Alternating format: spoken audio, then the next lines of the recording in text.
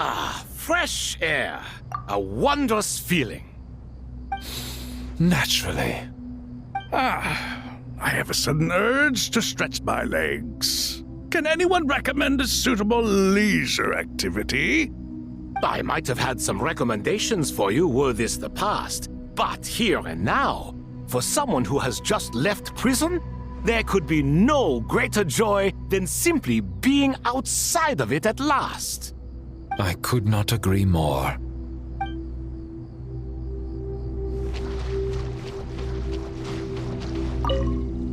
As I thought, the so-called 7 pillars of King Deshret are as underwhelming as ever. What do you mean? Not a fan of the boys' club? As men, as individuals, and even as gods, they are entirely undeserving of my attention. Al-Akhmar once commanded me to select a king from among the people, so naturally my eyes will open only for one who is worthy. Ugh. Can we talk about something else? It all sounds pretty complicated, and I haven't read that many storybooks. You think this is a mere story? Well, many would also say that the journey you shared with your father is not but a tale. My life, your life, they are nothing but stories. Little girl, it appears that you really have grown. In the past, you would have flown into a blind rage at my words, but now you are unperturbed. Oh, it's nothing. I just feel like you're right. Getting all pissed at someone for telling the truth is pointless. It only makes me look petty. This alone is proof enough of your growth. You're doing well, my dear girl. You're becoming ever stronger. Strong enough to defend the people and things you hold dear. You think so? I hope you're right.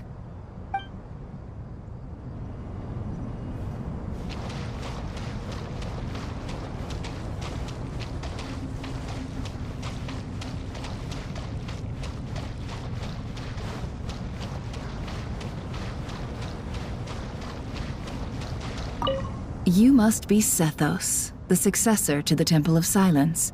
Hello. Yep, that's me. Nefer, right? That's what I heard the others calling you. Judging by your outfit, I'm guessing you come from the desert too? That's right. Started off in the desert, went to the rainforest, then went from there to Nodcry, where I work as an intel broker. Huh. Well, this is interesting. You don't seem to talk about yourself all that much. Yet here you are, volunteering your life story to me. However abridged. Maybe I'm looking to make some new friends. I like making friends too. I'm easier to talk to than Sino and a little more streetwise than Tainari. Which is why you came over this way, giving me the chance to strike up a conversation with you. Was I that obvious? I think you did fine. You were mindful of my attitude and hoped to lure me in through sentiment. Lure you in isn't exactly how I'd put it. I see it more as an invitation. An invitation to what? To put down your luggage. Lay down your burdens. To return to your homeland. And be truly welcome in the place you once felt so estranged from. You're a more interesting heir to Bamun than I was expecting. Since you're familiar with my grandfather, I'll assume you're aware of our situation. I'd like to make friends with you. And I think you'd be a great asset to us. Not to mention the power you and I both hold. Originally belonged to the same organization. Aha, there we go. Now we're getting somewhere.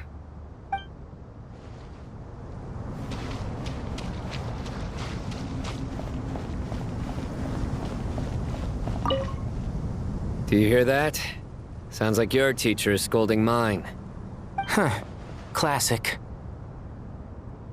Did you see her? She's a former Vahumana student who dropped out of the academia and went to Nodcry to work as an intel broker. There's more to her than meets the eye. How can you tell? Do the Matra have information on her? Some, but nothing telling. I'm basing it on the fact that she seems to be an expert liar. She can fool many with her words. A sixth sense for liars after investigating so many of them, I take it? Yep. What about you? What do you make of her? A little earlier, in the corner, I noticed she gave some supplies to Jet and had her deliver them to the main group. She's meticulous and highly observant. Besides, what was it you said? Making it to the top is no easy feat in any profession. Anyone who's at the top of their game has to have some sort of edge over others. It's true, but she's not the only one at the top of her game. I also am, and so are you. Sure, but what's to guarantee she won't overhear us talking about her? Don't worry, I have my methods. Sethos is distracting her. Ah, I see.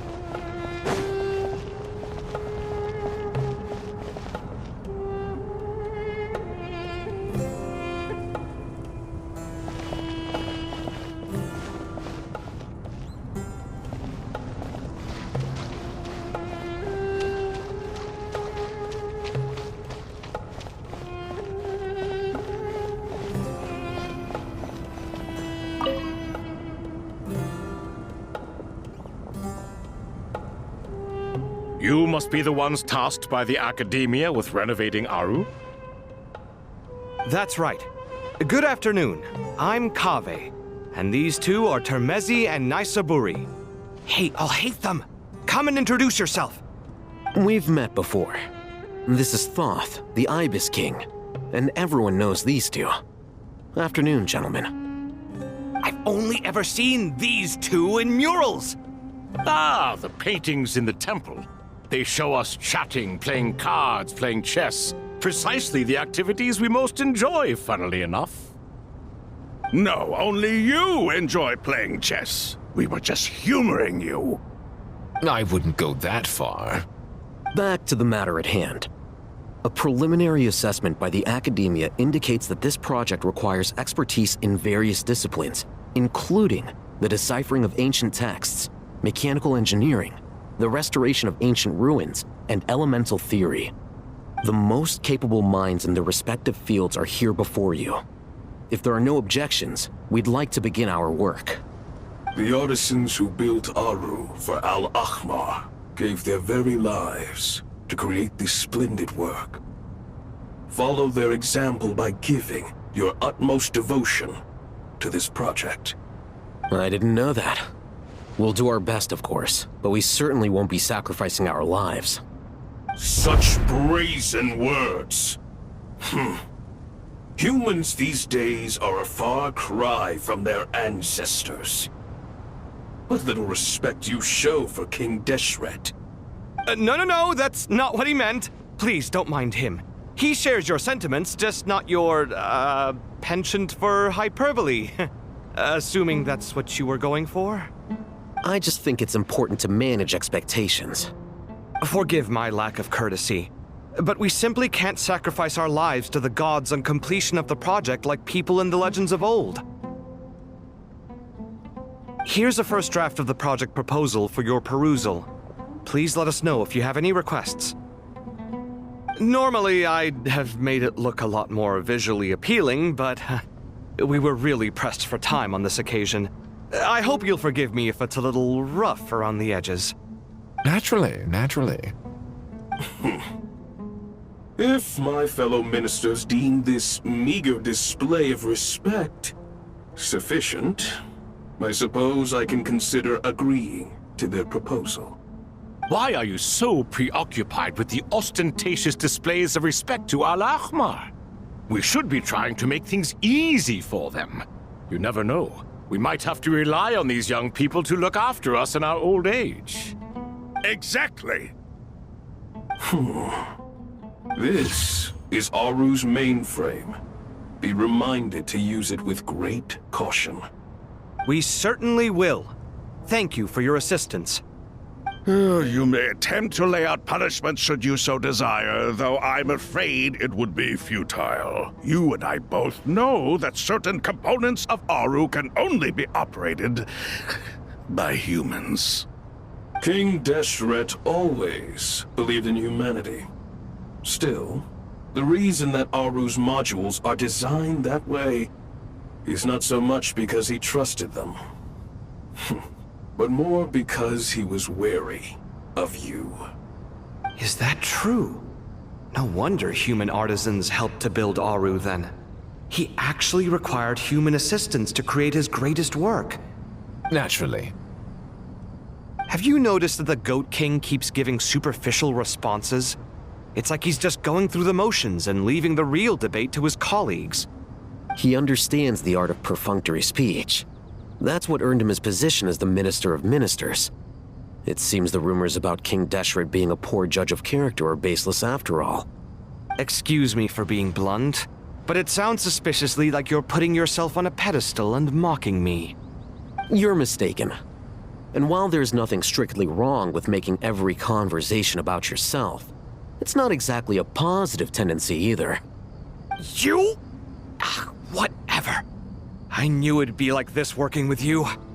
All right, let me past. I need to look at this console. It's your job to activate it after all. Let's begin.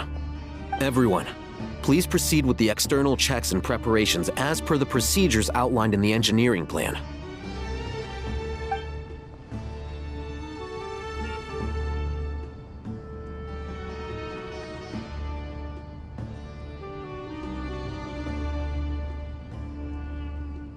Hello there, youngsters. Whoa, the Ibis King came to life! What do you mean, came to life? I've been alive the whole time! You did say we could start our research, right? Are you having second thoughts now? I've reviewed the proposal. The work you're planning to carry out on this grand device is ambitious in its scope. You have ample confidence in your abilities, I take it? I wouldn't say I'm feeling hugely confident, but given how bad things are, I'd rather at least try something than sit around waiting to die. You are the top scholars of your day.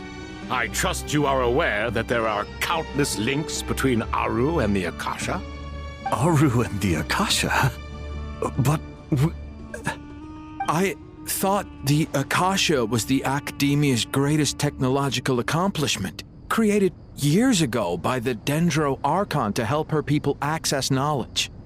And you too? Do you not know either? You've read the instruction manual, right? You tell them. An instruction manual? The Akasha has an instruction manual? The Dendro Archon is a kind and thoughtful god indeed. It used to sit on a shelf in the corner at the House of Dana. Not the most popular read. If the manual is to be believed, Aru was in fact the original inspiration for the Akasha system. What? But there are so few records about Aru anywhere. And practically none of the scientific expeditions into the desert had anything to do with it. Ah, but this is something you could not possibly have known. You may have heard many stories about the desert, but what is the most important aspect of history? Consider this a quiz. Anyone from Vahumana present? I'm from Vahumana. It's, well, veracity. Precisely. And a large part of veracity is the chronological order in which events occur. I may as well tell you. In the beginning, Nabu Malikata, the goddess of flowers, descended upon Sumeru. The glory of the heaven was within her. She brought life, oases, and knowledge to this land. Then she created the Jinn, enlightened them, and ordered them to serve her. 2 other gods also walked upon this land where wisdom flowed in abundance, and the 3 met beneath the great green trees. It was the first and greatest alliance. We should speak with reverence of this covenant between the 3, which transcended both time and life. For they promised that in Sumeru, wisdom would be shared with all. All the great changes in Sumeru's history began with the goddess of flowers. For King Deshret's sake, she pried into the secrets of Celestia, and for this was burned to ashes by the flames of wrath. So grieved was King Deshret by her passing that he lost all interest in state affairs and devoted himself instead to the knowledge that she had brought back. It was after learning of the technology from that floating island in the sky that he first conceived of Aru. And so, the Akasha was inspired by Aru, while the basis for Aru itself came from Celestia's technology. Well, if the 2 share a common technological origin, then connecting one system to the other is an entirely feasible idea. Unbelievable. Have you no reverence at all for celestial technology? No, I do, but there's no time for that. The schedule is too tight. Blame it on the deadline. Perhaps you could try coming up with our cutoff dates. You know what it's like having to turn around 5 different drafts in one day? I wouldn't wish it on my worst enemy. Yeah, also, Sir Ibis King, you don't plan on getting directly involved at all, do you?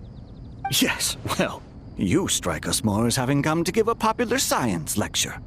Or, wait, does this count as more of a first-hand witness statement? Neither. Anyway, this sounds like far too much work for me. Still, if Aru is so powerful, why didn't King Deshret use it for more ambitious ends? Because it was never fully completed. King Deshret had grand plans, but he perished before they could come to fruition. In the beginning, his wish was to create something that could rival the very world itself. The Lord of Flowers sacrificed everything for that ambition. What he desired, she bestowed, and thus was knowledge brought into the world. Her courage and sacrifice had to be honored with the most splendid of monuments, or King Deshret would surely have deemed it a grave injustice. And that monument, built from knowledge and technology, etched with a sacrificial and courageous love, even in its unfinished form, it deserves to be treasured. At that time, King Deshret said the following to the Lord of Dendro. "Since we share an eternal covenant, I shall never be your enemy. Hence, the fruit of wisdom from the heavens is not to be devoured. Remember, it is not that I lack the power to become the enemy of wisdom. Yet you and she have taught me much and shown me kindness. For this, I cherish you both." In the end, Aru was only used to store a portion of the souls. It was but a primitive form of the masterwork the king had envisaged. His final hope for Aru was to return to the past, when she yet lived. So the point you're making is, King Deshret was both powerful and ambitious, and he only ceased his imperious ways out of affection for the goddess of flowers and the Dendro Archon. You could see this as an act of mercy, but you could also see it as the sentiments that lay between these three gods placing constraints on him. This was, after all, the foundation of the alliance between them. This explains why Aru was both a prison and a monument, and why the answer to the three questions was time. You have to be careful who you get involved with, or you invite all manner of misfortune. This is as true for gods as it is for humans. Love is the same. It is both a prison and a monument. All right, let us pause the story here for now. Seeing as you've been so diligent, I'll offer a little help. Who's in charge again? Is it you two? Ah, yes, me and him. Now then, close your eyes. Wisdom hides in the space between the tangible and the intangible. It is to convey the incommunicable through the simplest of mediums. By the power of King Deshret, I shall grant you a glimpse into the unseen secrets that lie at the threshold of existence.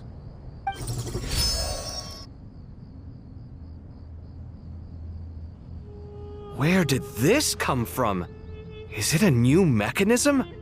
It looks more like some form of externalized information. You've rendered it visible?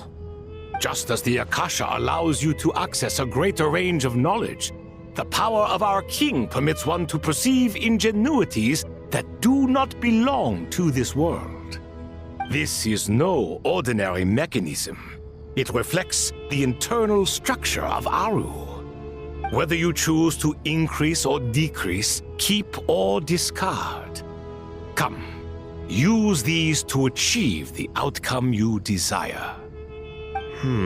Looks mechanical to me. Better let me handle it just in case. But wait, how do I get up there? Turn around. So that's where the elevator is.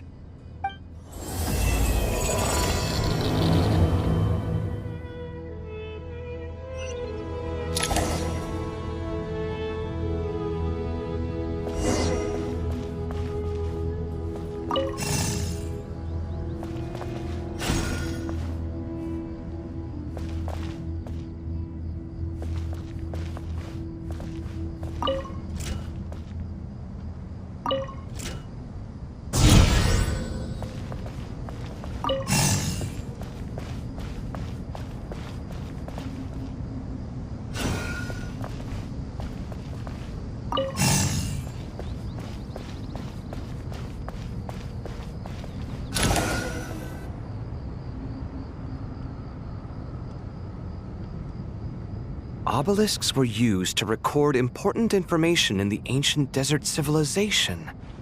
Hey, Al-Haytham, there's some writing here I'll need you to decipher. I've sent it to your screen. Do you see it? Got it. It's a little blurry, but I should manage. Take a look and tell me what it says. Oh, and I'll send any other similar text directly to you from now on. Let's start with this one. It's a variant of an older script. Herein lie verses written for the Yellow Sands. Looks like cultural information from the age of King Deshret. If so, I suggest you delete it. Words thrown together merely for fun. I had no idea Aru kept a record of this. Well, as long as you're certain that this is strictly private information, that's fine. It is unimportant. All right, well, I guess I'll start now.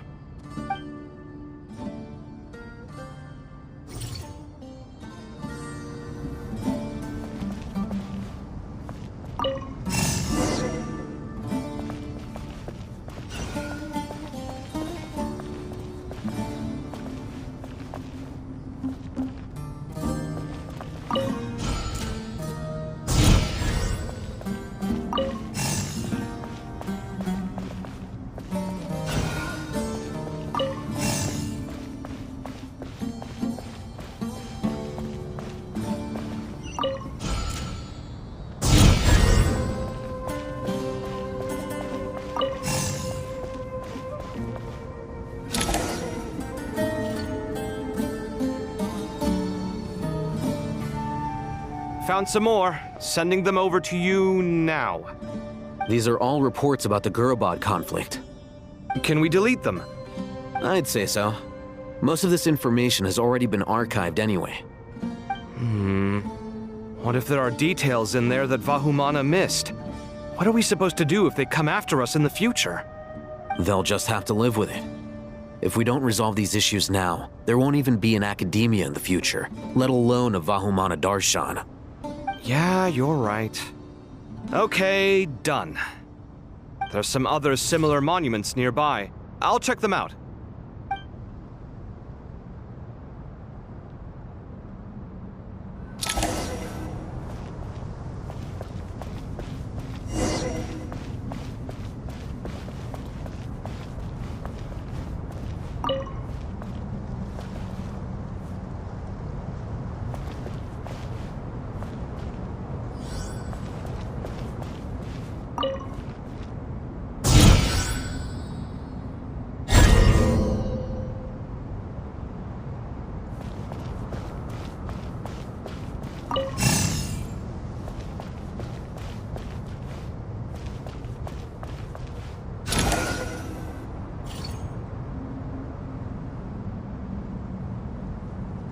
Another monument. Hold on.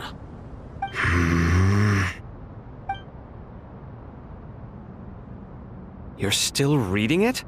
How long is it? It records the development and governance of the Oasis civilization. Most of it concerns the Jinn, but it also contains records left by the artisans who built Aru. Is it important? Some of it. There was no way for me to read the whole thing in its entirety, so I had to rely on my intuition to pick the parts worth keeping.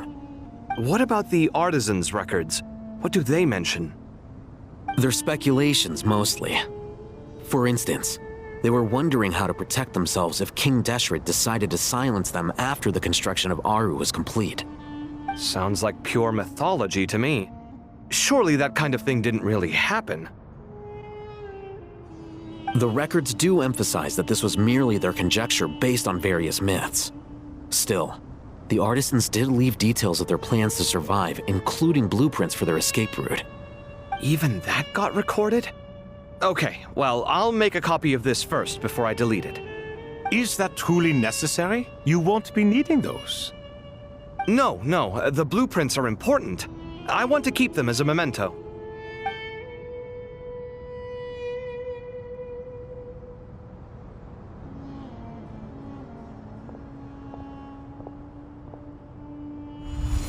I think that should just about do it. It meets the requirements of the contingency plans, so we should be good. I gotta say, it's the strangest feeling, this cross between reality and the intangible. It's like drifting between life and death, or in and out of a dream, using my own hands to manipulate illusions that are forever out of reach. Chasing dreams in the most literal sense. Definitely a novel experience. What happens if my spirit just floats away? That won't happen. Anyway, I wouldn't celebrate just yet if I were you. There's likely to be a phase 2 of this project. All right. I'd better keep my wits about me then.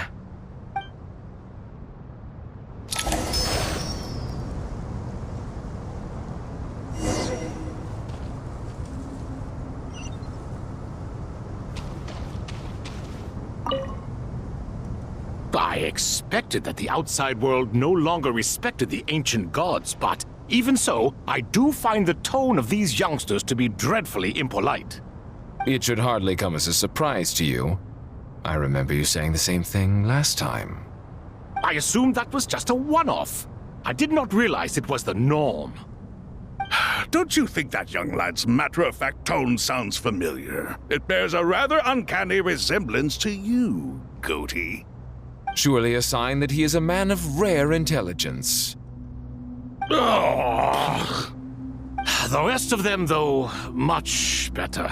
The blonde-haired one, for instance. So sincere. That's the kind of kid I can respect.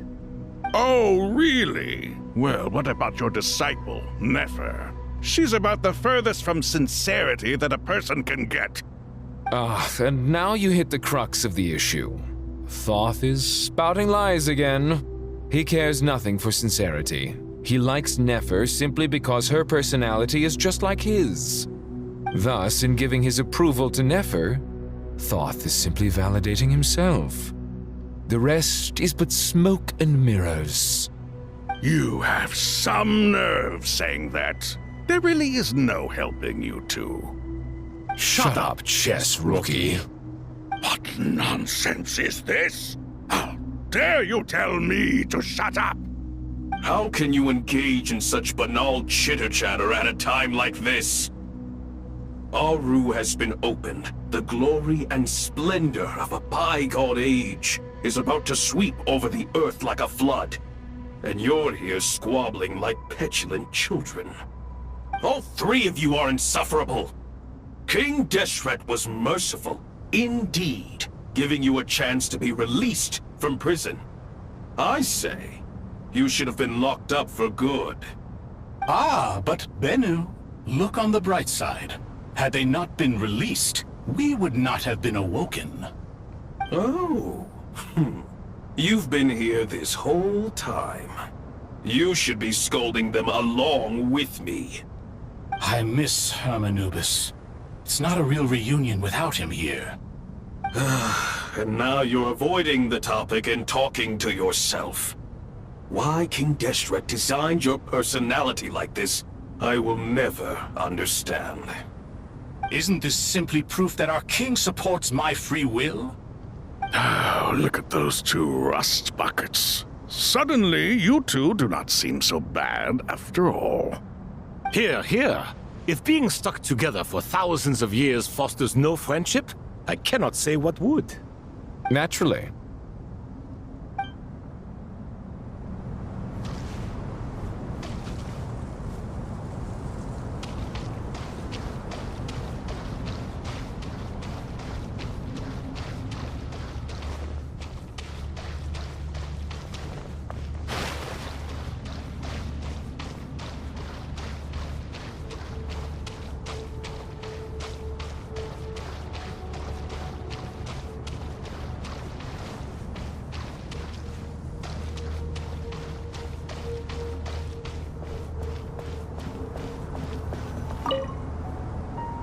How's it going?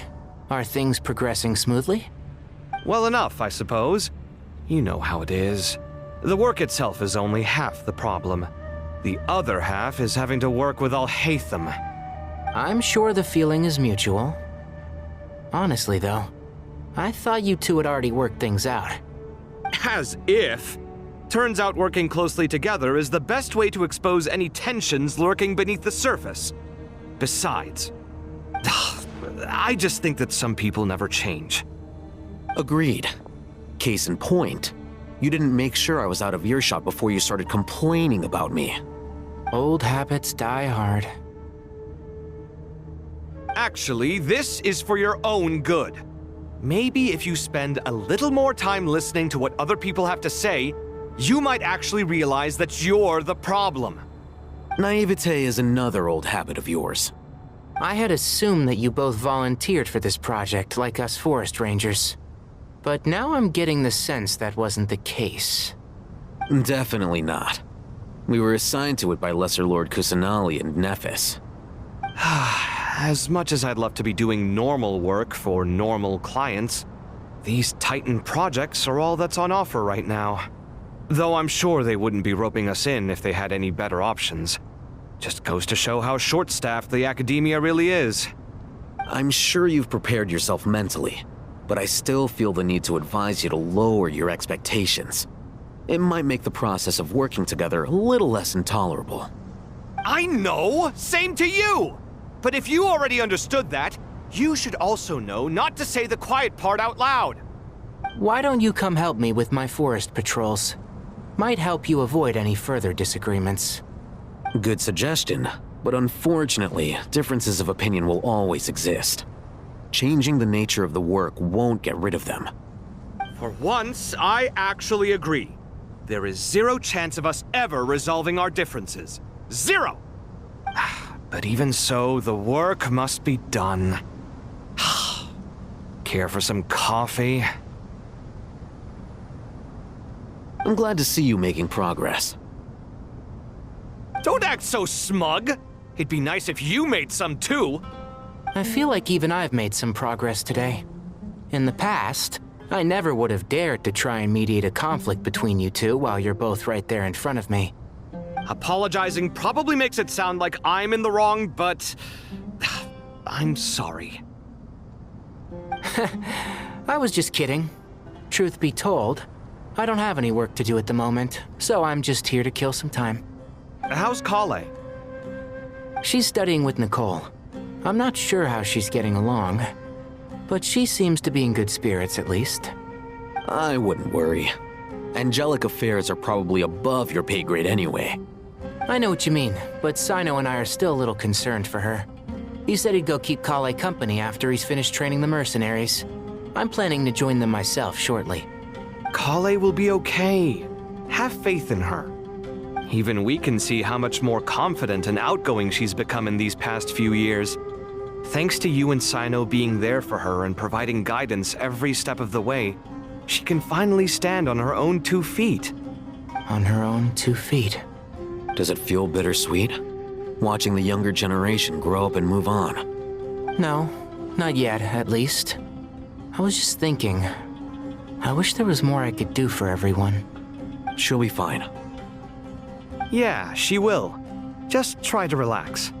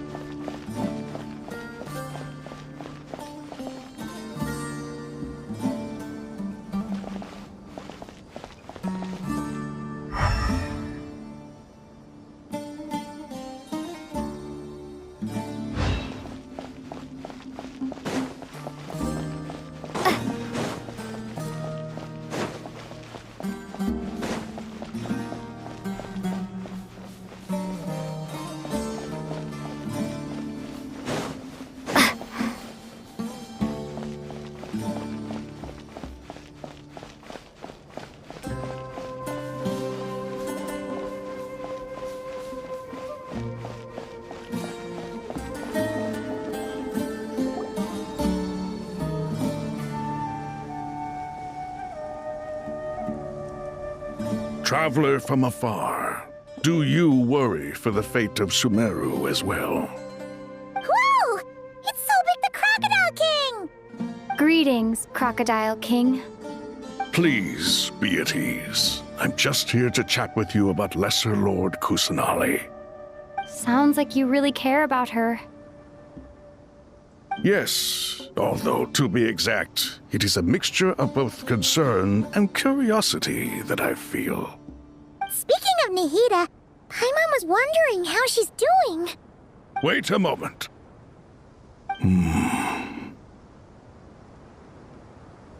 What is it? I tried calling out to a pep, but there was no response. This can only mean that she is focusing all her energy on taking care of Lesser Lord Kusanali. All the gods who served King Deshret seemed super surprised to hear that a pep agreed to help Nahida. Guessing she made a bad impression on you or something. Are you aware of the history between her and our king?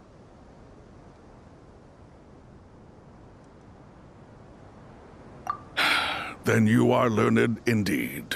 I'm glad to know that Sumeru has the support of someone like you. At the end of his life, King Deshret tricked the Dendro Dragon into swallowing him whole, leaving her to bear the torment of his sins. The Dendro Dragon despised King Deshret, yet he outwitted her. Rather than bringing disaster to the land, he chose to deceive her and thereby ensure his annihilation. An act that surely displays his love for humanity. The Dendro Dragon stands for the glory of a bygone era. She hated Al-Ahmar and what he represented. All the gods, all the power they wielded. And so, her willingness to help the Dendro Archon through this crisis comes as a great surprise indeed. It makes one wonder whether, perhaps, the Dendro Archon assisted her in the past. Yep, Nahida did her a huge favor.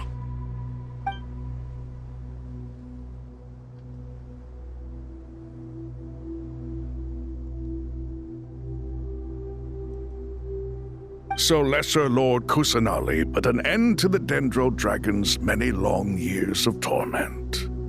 As much as she loathes the Seven, a pep knows kindness when she sees it. No wonder she was willing to make an exception. Yeah, that's the sense we got from dealing with her too. She is not incapable of coexisting with other living things. Rather, she actively chooses to avoid coexistence. And this despite the fact that she symbolizes life itself. How ironic. All of this being said, I wouldn't expect too much from her if I were you. Nothing will change her hatred towards humanity and gods. We'll keep that in mind. Anyway, how much longer do you think Nahida needs to stay with the pep? For all we know, the Fatui might still be in the desert. Just to be on the safe side, why don't we grab anyone who isn't busy right now and go look for her? I'm alright, Paimon. Huh? Was that Nahida's voice? It seems the treatment was effective.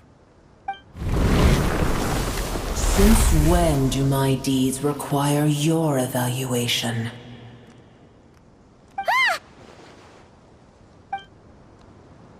Here will do just fine. I had no intention of taking you any further. One ought not expect greater generosity than they have earned. You always hide your kindness away like an oasis within a sandstorm. Only those who make it through the swirling winds can know just how beautiful that oasis is, and how much hope it brings. You dare appraise my being? No, I'm expressing my gratitude. I want to thank you for sharing your precious life force with me.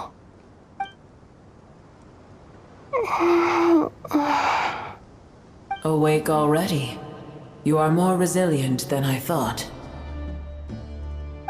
Pep. I feel much better. Thank you. Gods and their gratitude mean little to me. I would rather you give me your assurance that the situation with Irminsul and Sumeru's ley lines will be competently managed. If I suffer any ill effects from the ley lines, you as the god of this land, will be held responsible. And you would not enjoy being held to account by me. I understand what you require, but I would assume this task even if you did not demand it. Sumeru is my responsibility. I must resume my duties as soon as possible. A farcical notion. God of Sumeru, I hope you realize how unextraordinary your strength is. And yet, maybe it is precisely what defines me. A god of wisdom is not meant to rule by force. Then hold steady. We go forth. Well, I'll be. Is that a pep? Do my eyes deceive me? Of all places, the Dendro Dragon has decided to visit the mausoleum of King Deshret? I see that after all this time, El Ahmar's menagerie of ministers remain as vile as ever. It's a pleasure, Dendro Dragon. Had you arrived but a little sooner, you might have attended a meeting of the Seven Pillars. What a nauseating thought. You are not the first insects I have had the displeasure of dealing with today. A swarm of them tugged on my tail on my way over. Goodness knows what hovels they crawled from. Why do all the creatures of this world remain so lowly after all this time? What did you do with them? I cast them away. What would you have me do? Keep them as trinkets? Boer, this is where we shall part ways. To be clear, I do not wish to see you or anyone else here ever again, unless absolutely necessary. Then I wish you peace as you return to your dwelling place. It matters not to me. Simply refrain from bothering me again.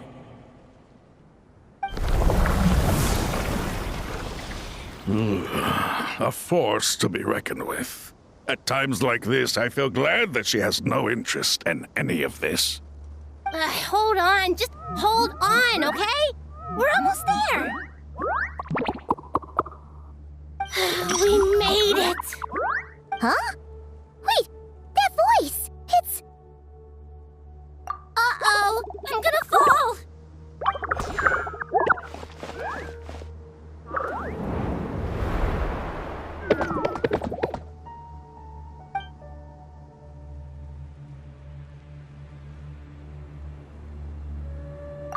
Well, that's a relief. A pair of safe hands indeed. The Dendro Archon's familiars. They are the last thing I expected to see here. Huh? Wait, what are the Aranara doing here? Don't you guys hate the desert? Obviously I was worried about the Dendro Archon. I've been supporting them with my Pari powers the whole way here. Oh, you seem pretty nervous. Is it because there are too many people around? Not just people. It's all these non-human beings, too. It's hard on them. I can't believe you made such a long and dangerous journey just for my sake. I appreciate your support so much. Thank you all. I'll have to ask everyone to wait while I help our new arrival settle in. Once I'm done, I'll gather everyone to discuss our next steps. Traveler, Paimon, shall we find a place for our friends to stay? Awesome! Let's go! Well, first I have some questions.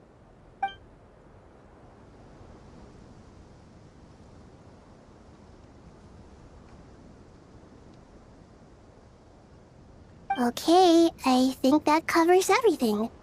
Thank you. We can get going now.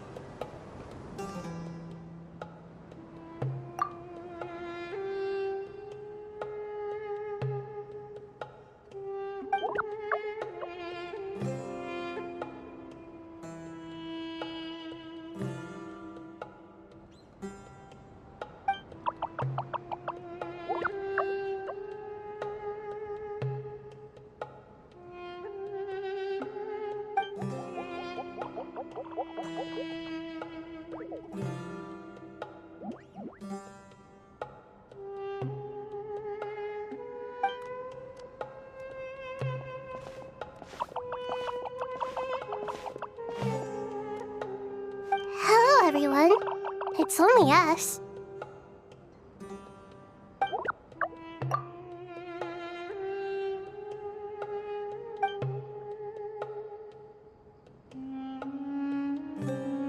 It must be very tough for you coming all the way out here, especially since you don't like the Voluka. Is everyone back in Purana doing well?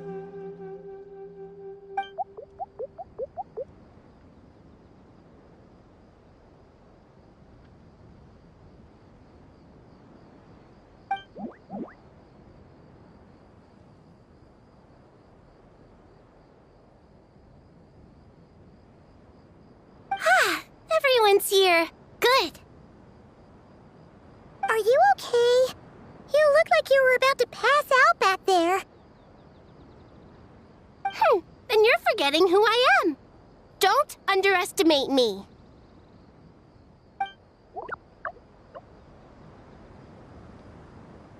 Red flag. Oh, excuse me. Are you comparing me to Paimon?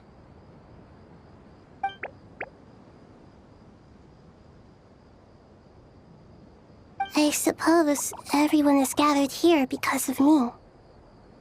As we can see, the situation is critical, and everyone is very busy with their various tasks, so...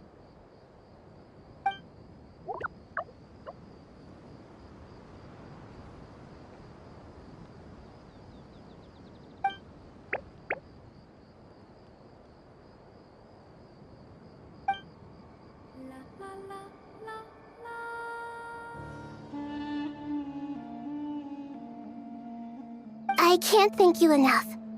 Right now, we're focused on restructuring Aru, processing excess information, and helping restore everyone's confidence. I'm sure you'll find it all very straightforward.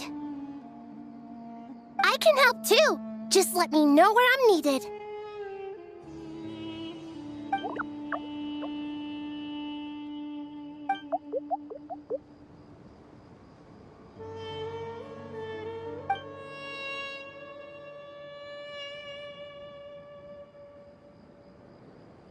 Up to no good?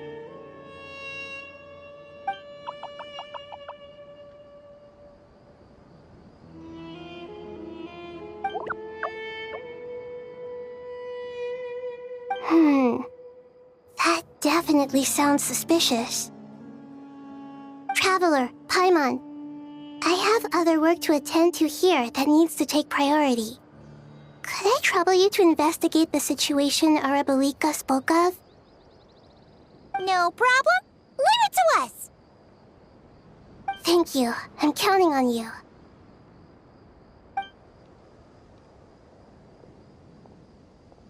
There's one other thing.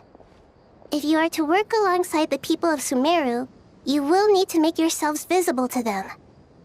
Is that acceptable to everyone?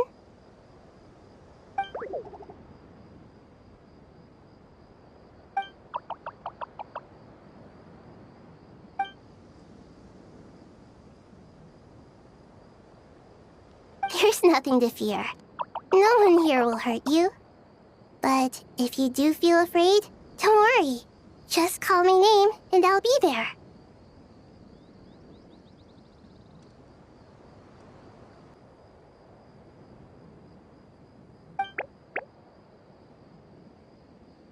Very well. Now, I shall bestow a small blessing upon you all. Whenever people see you and interact with you, from the moment their gaze meets yours, they will experience the most beautiful of dreams.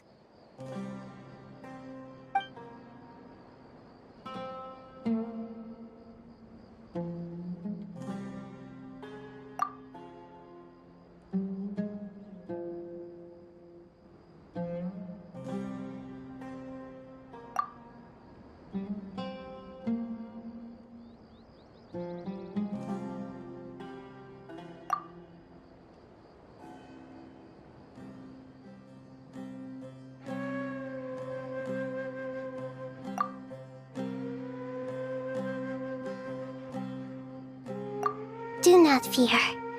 We will face it together. This too shall pass.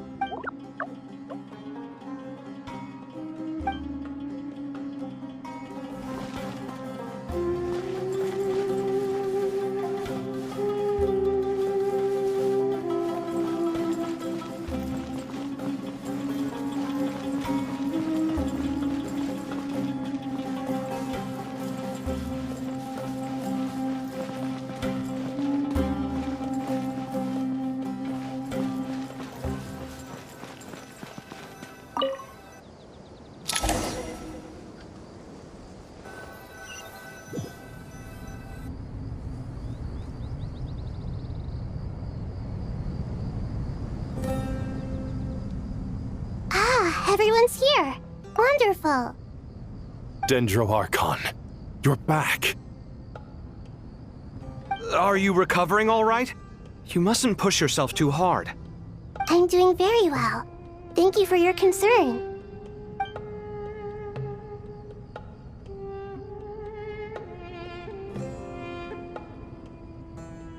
I see. Using the power of Aru to reboot the Akasha and gain access to Irminsul. It's a sound plan, although... I regret to be the bearer of bad news, but with the state that Irminsul is currently in, it's impossible to access via traditional means. Even the Akasha won't change that. Alas, we had feared this may be the case. What about non-traditional means? Non-traditional means? Are you saying... Desperate times call for new measures.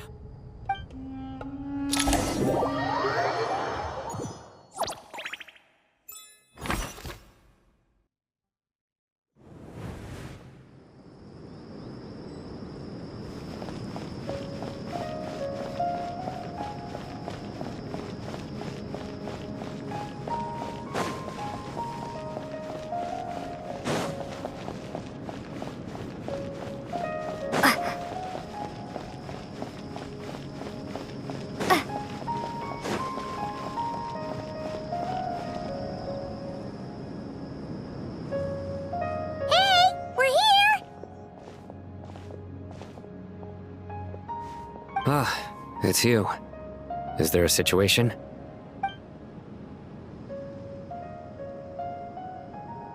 The Aranara have good intuition when it comes to people.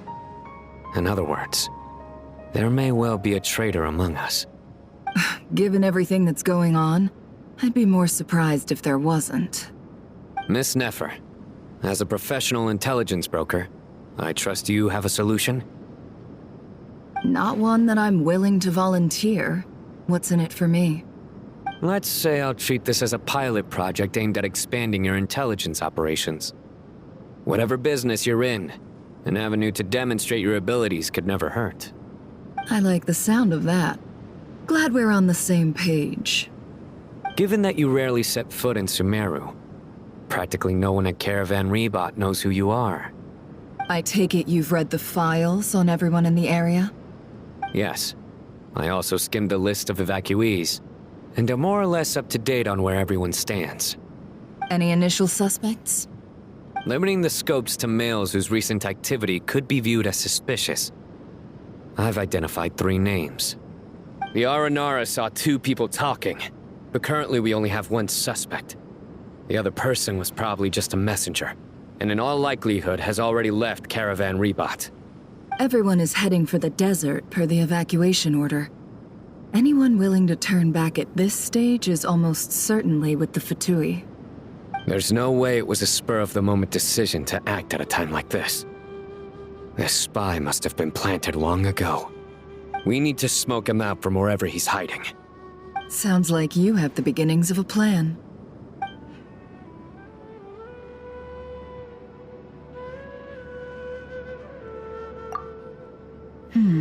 I see. Your suspicions are well-founded. I'd be watching him too if I were you. So far, we still lack solid evidence that he's been bribed. He hasn't made any recent purchases that would indicate he came into some cash. Then let's get closer to him to confirm before we make our move. I can handle it. I'm not based in Sumeru, so barely anyone at Caravan Rebot knows who I am. And you're certain you've never encountered this person in Nodcry? I'm certain. Besides, it's extremely rare for me to have had any direct contact with Sumeru mercenaries besides Jet. There's no way he could have seen my face before. Sino, stay out of sight and wait for my signal. If he raises any red flags, I'll bring him toward the main road. Understood. I'll take it from there. Excellent. Well, it's a pleasure working with you.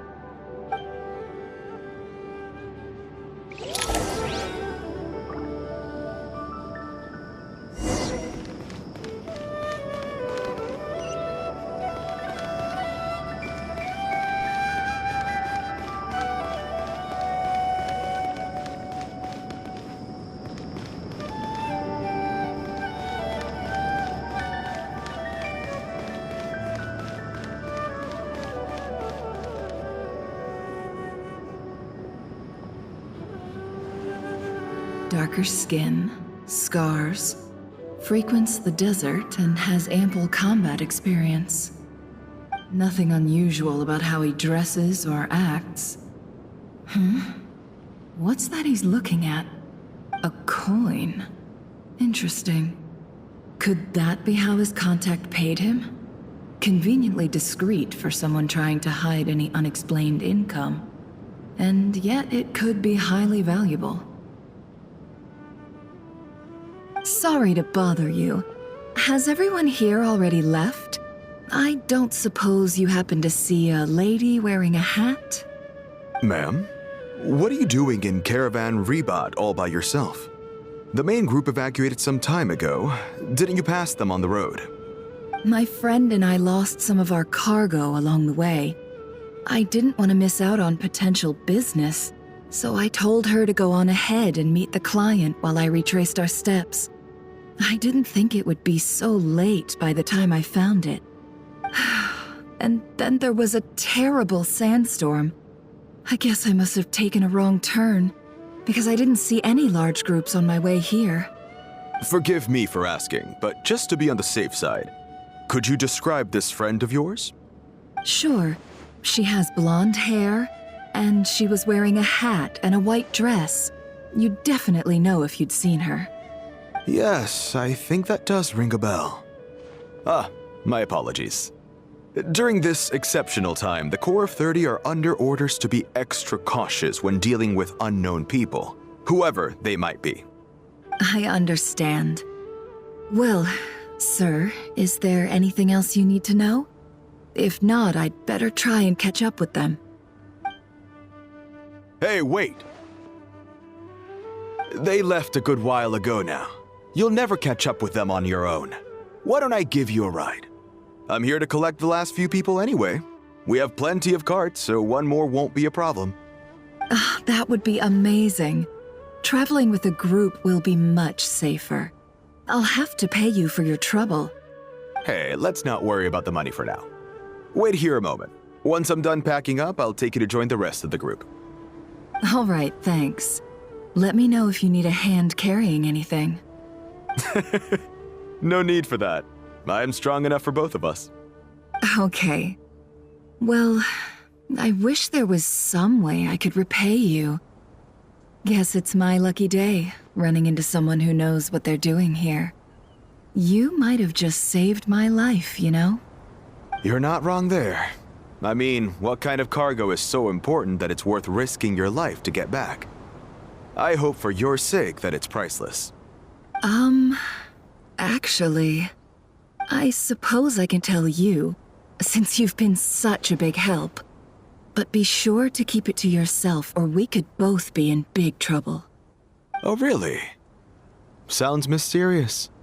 We're in the antiques business. You understand? Some of our goods aren't acquired through the most legitimate means. We have to be very discreet when we're selling them. That's why I had to go looking for the missing cargo alone. No wonder. Well, ma'am, in that case, it turns out that maybe there is something you could do for me. I'm all ears. But to be clear, our commission isn't cheap. Think carefully before you ask. We don't want to ruin our relationship before we even hit the road. I'm sure that won't be a problem. My issue is, I have something that's a little difficult to sell on as well. Take a look at this.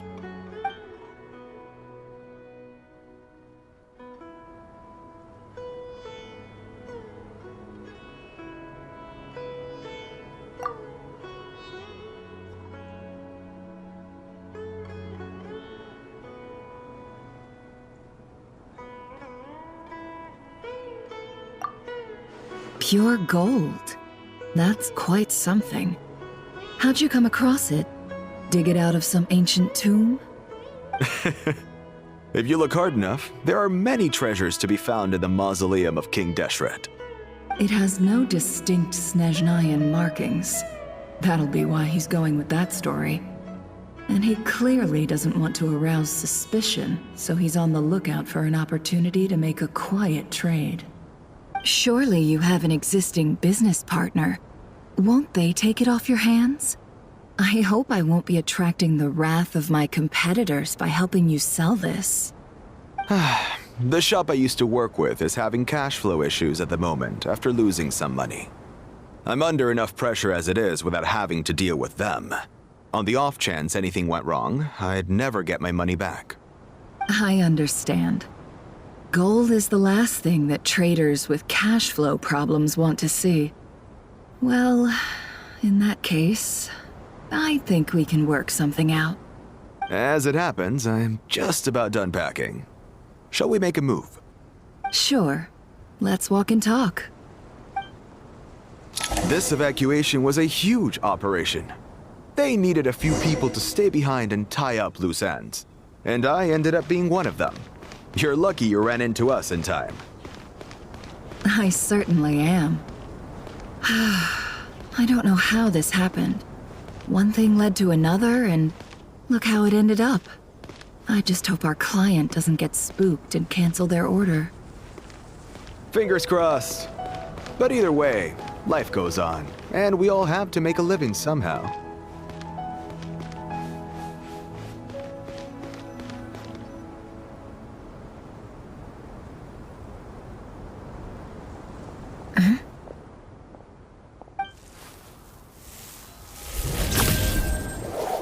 Hands where I can see them. General Mahamatra! No, wait! What are you doing?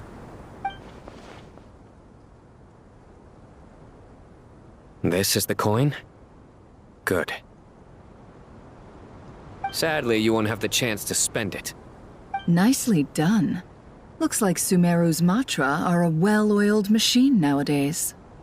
Unmarked gold coins are quite difficult to trace. Thanks to you, we have secured the evidence. Here's what's gonna happen.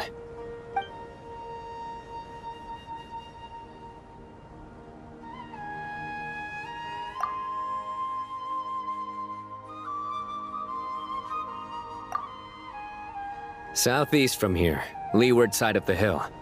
That's where he's meeting his contact. Great work.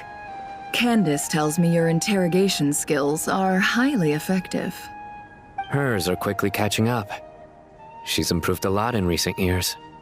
Looks like it's over to you for the next step. Because I'm quickest on my feet? Because you know how to trail a target. Plus, it'll be easier to monitor their activity from the air. Fine. I'll be quick. One more thing. The Traveler just brought a message from the Dendro Archon. Once you're done with this, we're to meet up at the mausoleum of King Deshret. Got it. Will do. Are you sure you'll be okay on your own? Gee, I don't know. Maybe you should come with me. Okay. Then Paimon's coming with you. Really? You do know this is a stealth operation, right? Meaning, you have to be quiet? Paimon? Are you sure about this? Well, Paimon at least wants to give it a shot. Like everyone says, if you never try, you'll never know. Besides, being the best guide into that has to count for something. This should be a piece of cake. Fine. Join me if you want. But be warned, if anything goes wrong, I'll have to gag you and shove you into a bush. No need! Paimon will be super careful. Promise! Good. Then what are we waiting for? Let's go. Ah! Coming! Coming!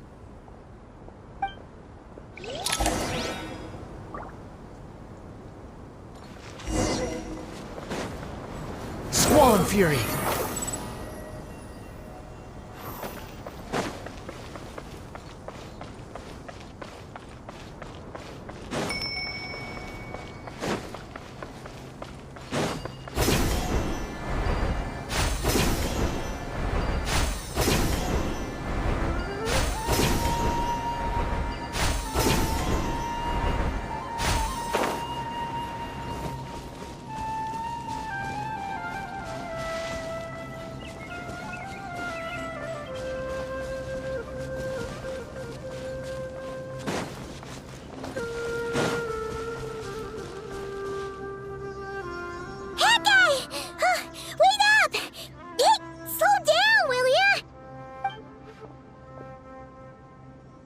We're here.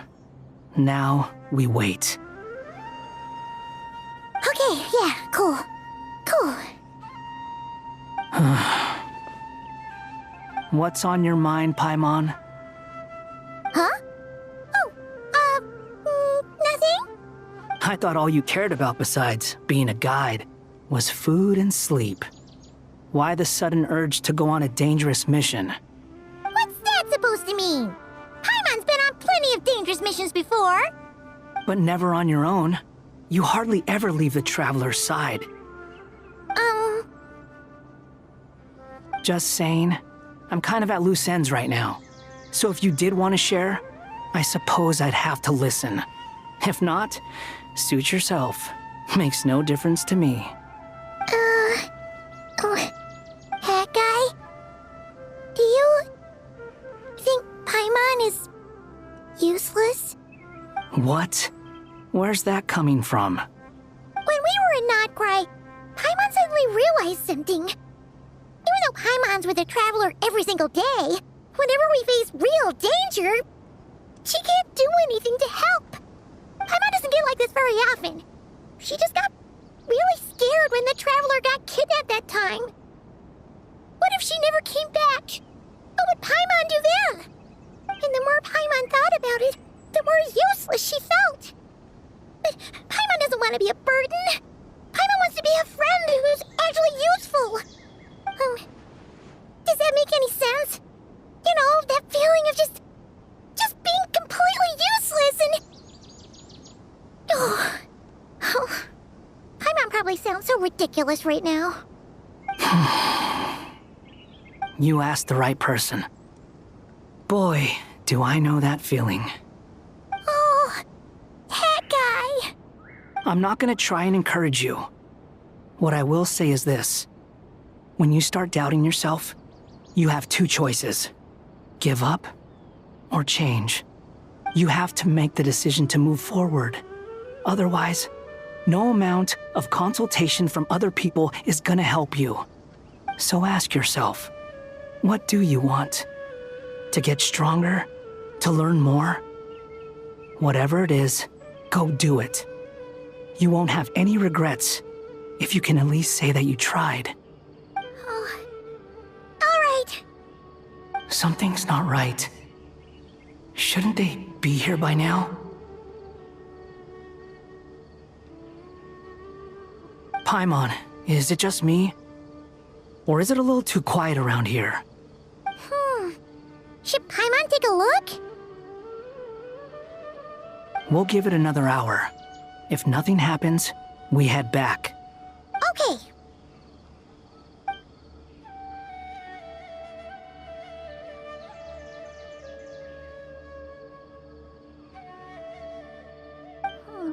How strange.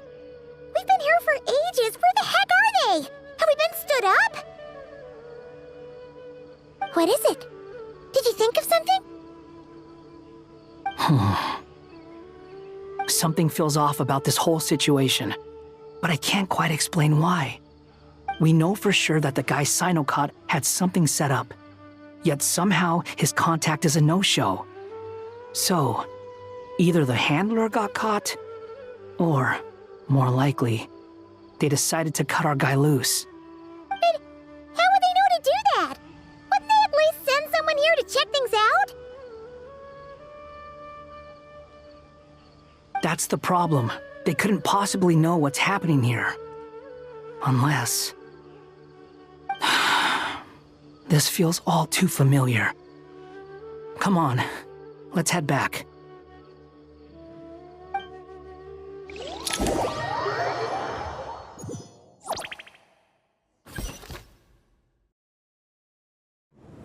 Even though this isn't a formal meeting, I'd still like to start by saying how grateful I am to each and every one of you.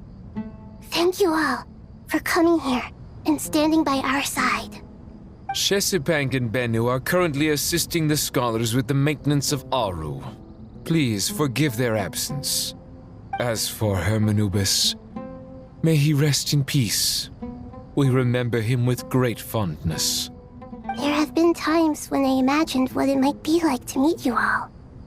Now that it's really happening, I feel quite emotional.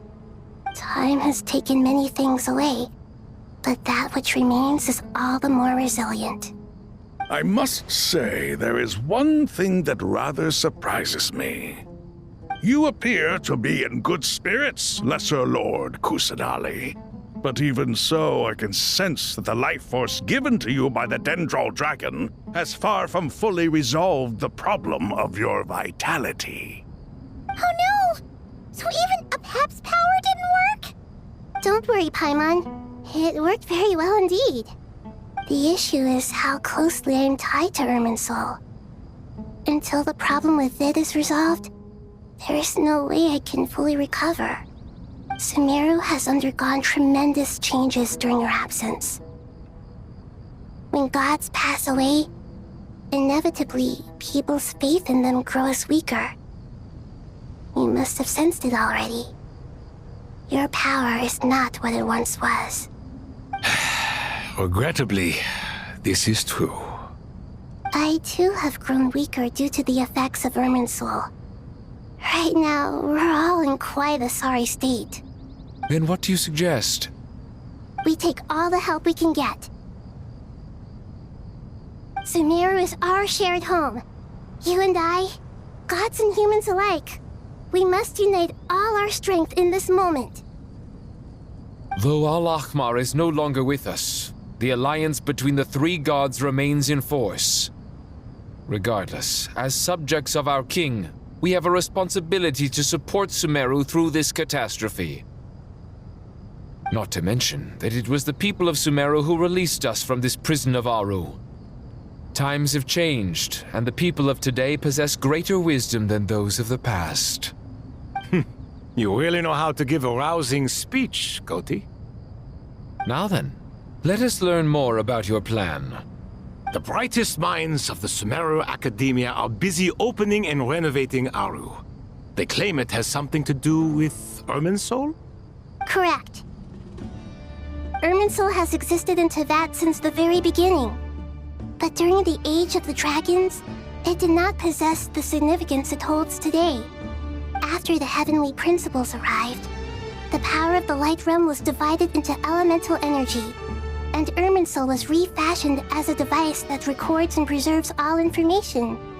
Since then, everything in this world has been inextricably linked to it. As the Dendral Archon, I have a duty to protect Irminsul. To Sumeru, it is both a national treasure and undeniably a major threat. Teyvat has seen many upheavals in the last few years. The most recent of these was a major crisis in Notcry, which forced Sumeru to be even more vigilant than usual. I made sure to monitor all the pathways through which an outsider could potentially transmit themselves into Irminsul. But despite my efforts, a major problem still arose within. I still believe that someone has actively invaded Irminsul. But rather than taking any of the pathways I referred to, the intruder chose instead to utilize the most direct route, and the only one that cannot be protected against, by entering Irminsul through death. I see what you mean. You cannot simply stop all deceased souls from returning to the ley lines because of a potential invasion that could occur at any time. That's right. As important as it is to guard against external threats, I couldn't allow myself to stop the souls of the departed from finding peace. Please, understand how difficult this predicament was for the Dendral Archon. Defense has never been an easy task. After Irminsul was invaded, my authority was quickly restricted. Soon after that, the tree began denying access to any connections. I'm sure you feel responsible, but you are not to blame. No one can predict every possible disaster. There will always be trials and tribulations for the world to endure. But the people of Sumeru should not have to endure this. We must find a way to break through the lockdown and connect to Irminsul. And this is why you need Aru. Yes. The only thing in Sumeru capable of rivaling Irminsul in terms of overall function and performance is Al-Ahmar's legacy, Aru. All I managed to do before falling into a coma was make some minor adjustments to Irminsul.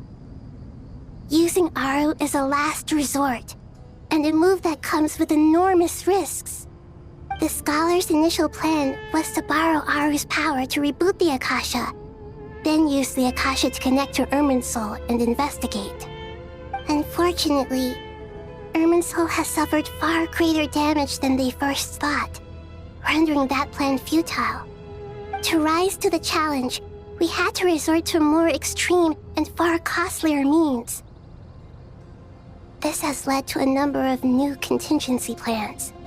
To reclaim Irminsul, our brightest scholars have made further modifications to Aru with multiple goals in mind. I thank you all for giving them your blessing in this endeavor. Human wisdom has clearly improved over the millennia.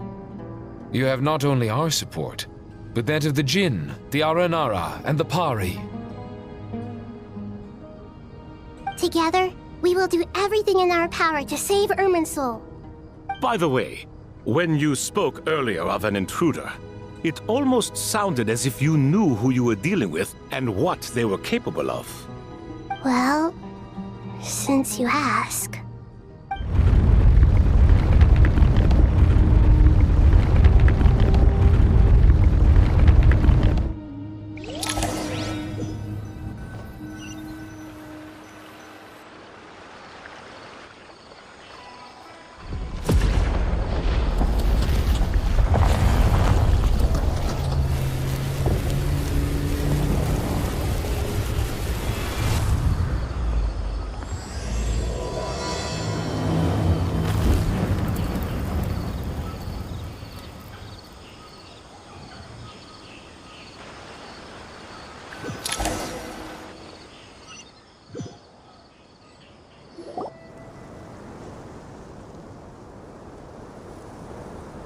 Master Tainari! What is that? Is this Irminsul? How did this happen? What's going on inside? Luckily, we managed to evacuate everyone. What in the world was that? That was terrifying!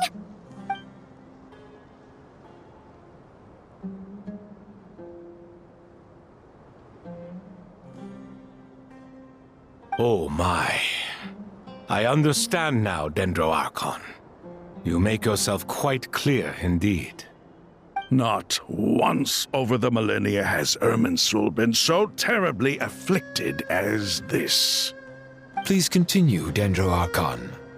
Irminsul's root system is what comprises the ley lines. In the past, it has always been hidden away, going unseen by the general populace. But now, an evil intruder is making it reveal itself. It has become a tree of unbridled greed. A clear sign that a deranged experiment has advanced to a new stage. Blasphemy. From where I stand, an experiment in the name of blasphemy sounds rather improper. But if we are to honor Dottores' will, this is what we must do. The birth of this tree proves to me beyond doubt that this incident is connected to him. But to explain the situation in full, there is someone I need to tell you about.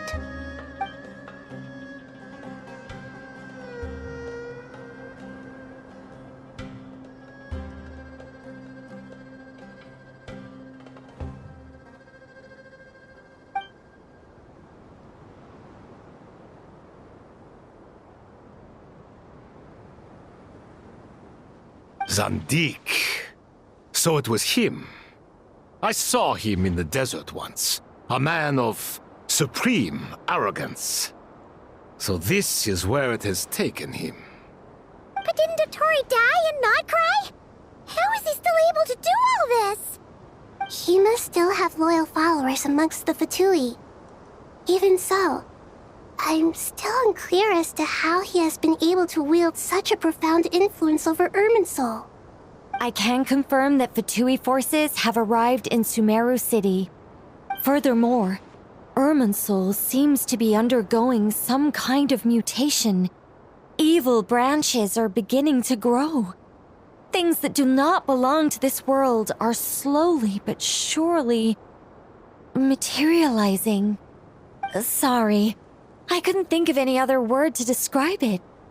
They don't seem to be fully formed physical entities yet, after all, but they are gradually becoming real.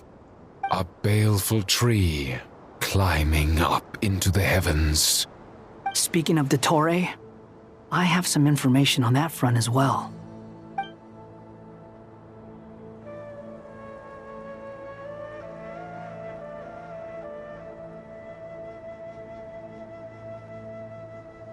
I didn't think it was wise to state this out in the open. But my theory is, the mole wasn't cut off after he was caught. They wrote him off from the beginning. You mean, the Fatui never intended to follow through with him? Then why plant a mole at all? It's hardly a conventional strategy, and the rationale behind it is pretty twisted. But as it happens, I know someone who works exactly this way. And when it comes down to it, his goals are very simple. He just wants to confuse people, so they can't figure out what he's up to. He's been a collaborator of Dottore's from the outset. That fact alone confirms that Dottore is involved with this somehow.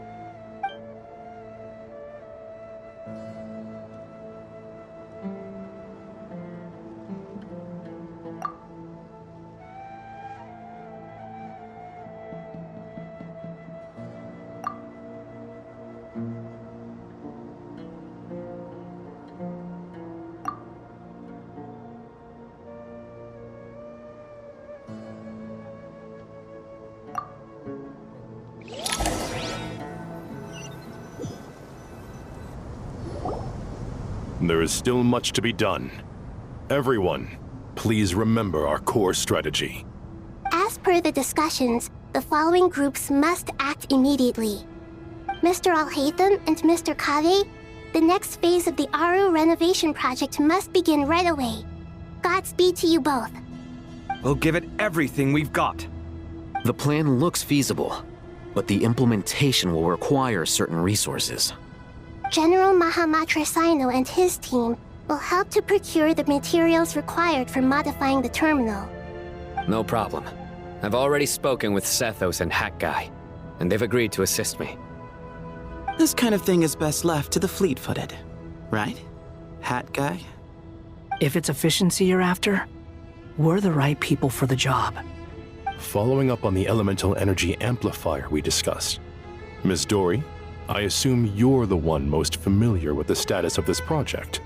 Aside from the Dendro Archon, of course. Yep, that's right. Leave it to Lord Sangama Bay. Got it. Well, I'd like Madame Farazan, Kale, and Nicole to support Dory on the technical side. You can count on us. Will do. Rest assured, I'll take good care of Kale. Dia, Candace, and Nefer, you'll be in charge of negotiating between the various parties. I trust you remember our goal. You bet. We can handle it. Good. I believe that covers everything. Tainari will provide ad hoc support as needed, if that's okay. Poor Tainari. Must be tough being Nephis' student. Getting bossed around all day, every day. Hey, don't try and drive a wedge between us, you old rascal. All it says to me is that Master Nephis has faith in everyone's abilities. While I'm nominally here as backup, I doubt there will be many situations where my help is needed.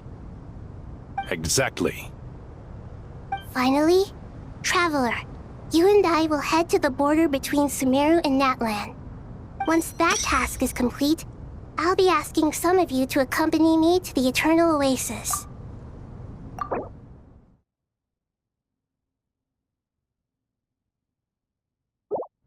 The Eternal Oasis? I thought that was just a legend. So it does exist after all. Regarding your trip to Natlan, under normal circumstances, a meeting between our two nations would be a far more formal affair. Unfortunately, Sumeru is all but completely cut off from the outside world at present. So regretfully, we won't be able to give the Pyro Archon Mawika the grand reception that she deserves. My apologies for the inconvenience. No point putting too much pressure on yourselves. That goes for everyone. Right. Especially you, Dendro Archon. I'm sure you're still feeling quite weak. Don't worry about me. The Dendro Dragon's life force will sustain me. Plus, we'll be there every step of the way. Nahida will be just fine. Yes, I believe in myself. And I believe in every one of you. Well, time to get going.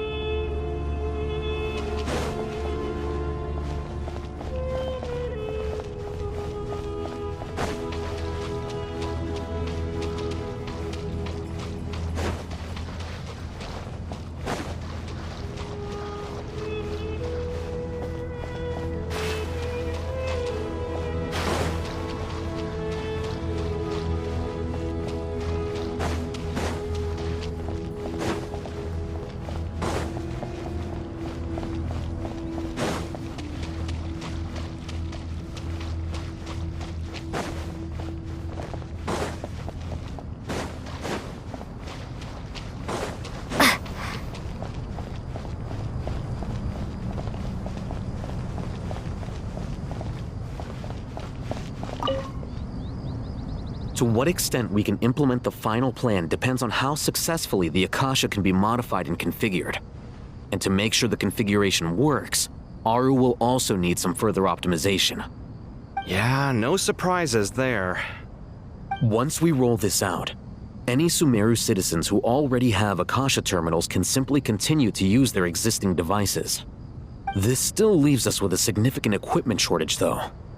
Many groups of people were never issued Akasha terminals, including mercenaries, the desert folk, and many others.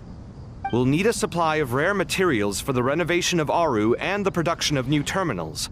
Right now, the best place to source these locally is from the primal constructs within King Deshret's mausoleum. Time is not on our side here.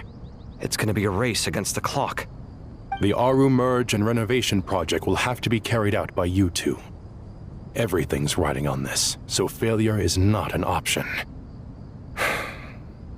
Best of luck to you both.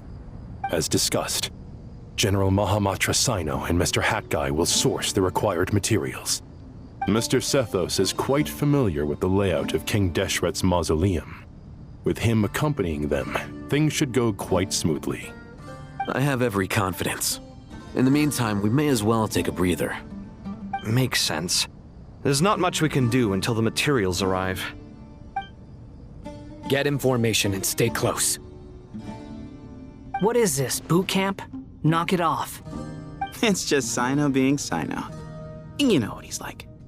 Everyone clear on our mission objective. Look at the excess primal constructs, dismantle them, and extract the required materials. And King Deshret's 7 pillars agreed to this? If they're just sitting there doing nothing, we might as well put them to use. Thoth's words, not mine.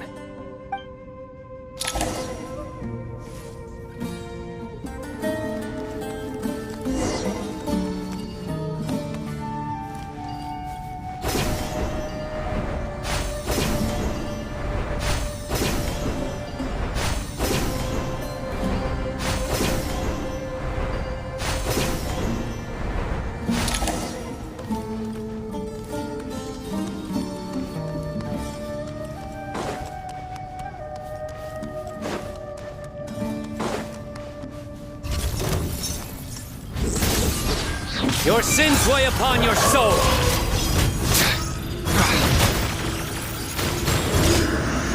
You stand condemned! Their penance is due!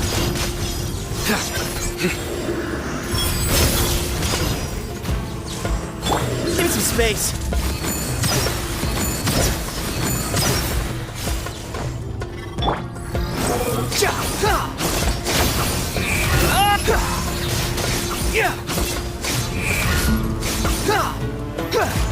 Wretched vermin!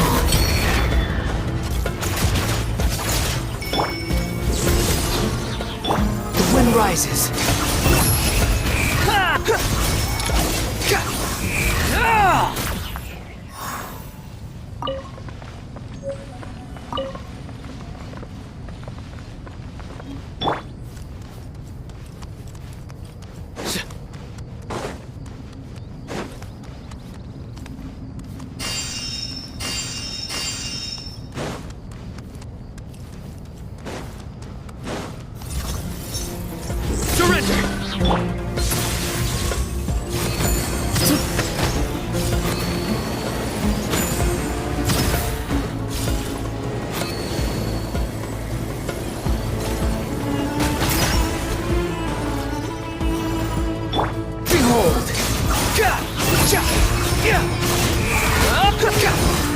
You're dead!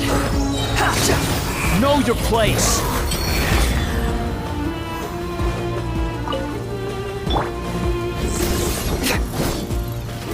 Through me, justice is served! You stand condemned! Your penance is due!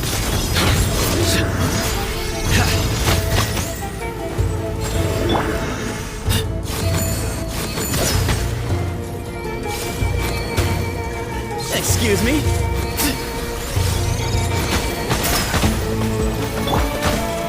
The wind rises.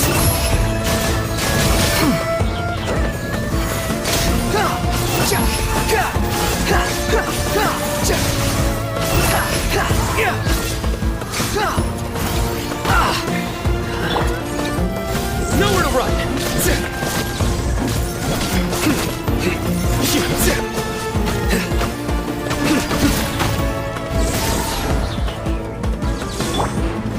Cry louder! Behold! These devices should still be usable even though they're broken down. Let's take them back for the others to review.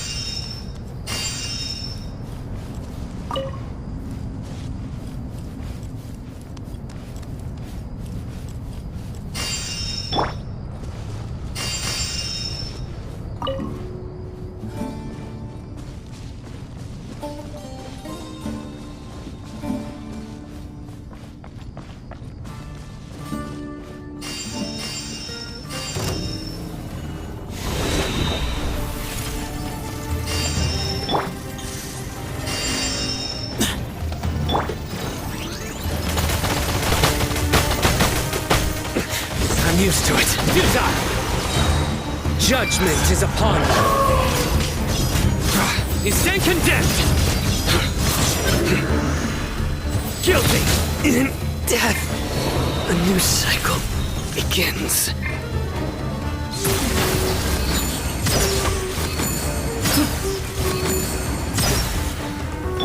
The wind rises.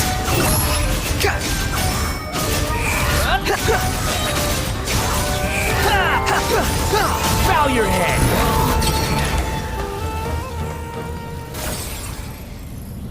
How many do we need again? Enough to make an Akasha terminal for everyone who doesn't own one.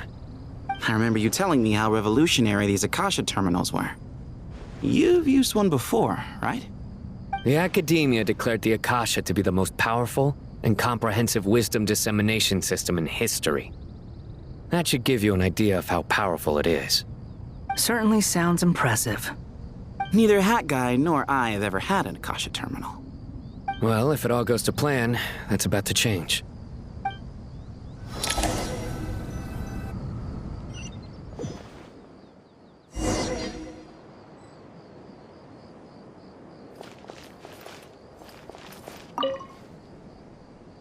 Oh, goody! Thank you so much for handling the delivery. What a long way it was.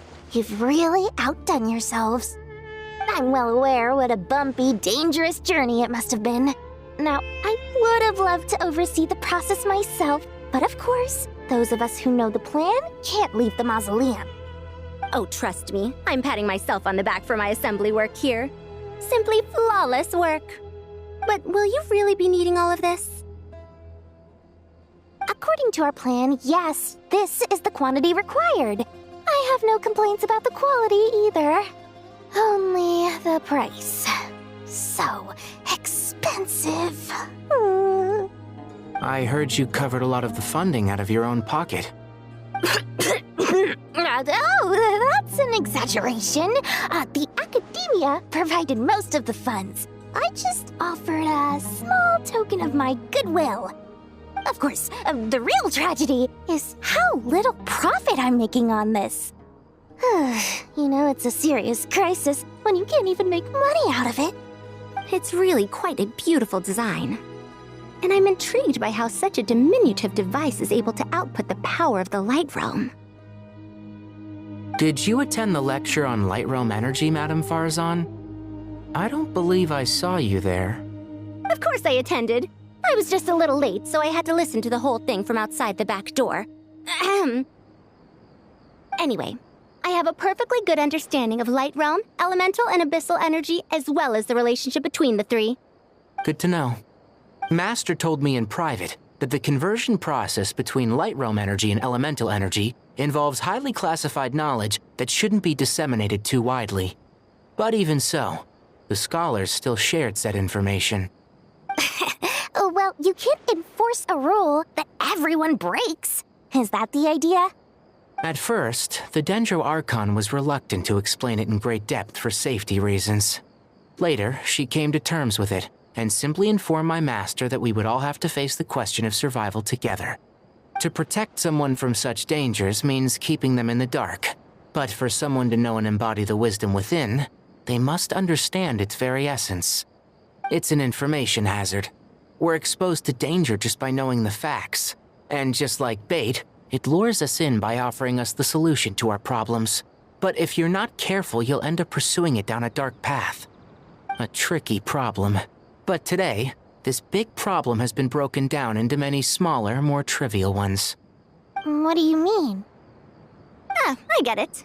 For instance, you and I share secret knowledge, while she and I take on the risks of life, death, and fate. Something like that? Hey, what? That is not what I call a trivial problem. Well, as they often say in Vahumana, an event that is monumental to the individual is negligible in the grand scheme of history. Generally, the fate of the individual is an insignificant affair. Being from Amorta, where the subject of our research tends to be a lot more personal, I have to disagree. It's hard to dismiss the individual as insignificant. In other words, the big problem of survival has been broken down into many small, interconnected factors, and each one of us represents one of those factors. When the same secret is shared with a group of people, the same fate binds them together. Most people would find this unimaginable, but to us scholars, this is the path that has always beckoned to us. Sharing knowledge is a good way to fight against fate. I will always believe in that. All right, I think that's everything. Thanks a lot. But don't go anywhere just yet. I'll still be needing you to calibrate the equipment.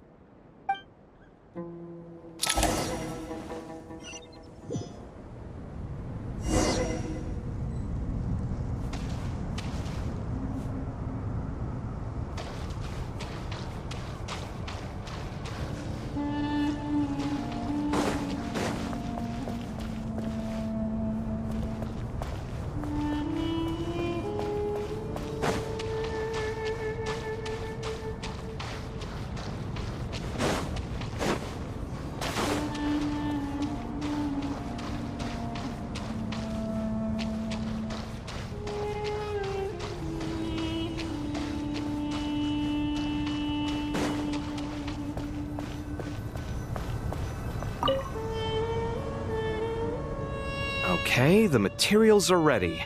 We can proceed with the next phase. Al-Haytham, how are you getting along? Most of the information in Aru is written in ancient desert scripts. Some of this is written in a tribal language, while other parts seem to be a variant of an Oasis script based on the glyph forms. Oh.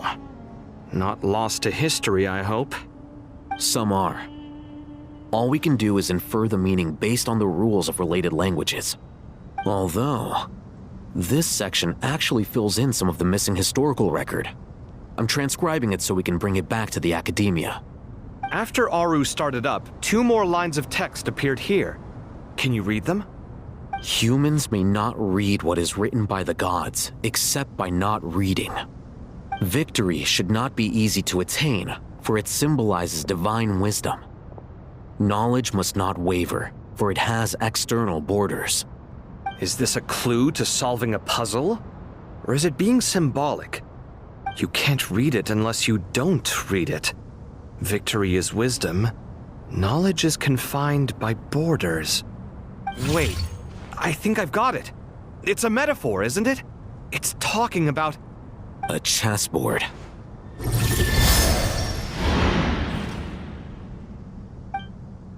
You were right. The youth of today are skilled at solving riddles.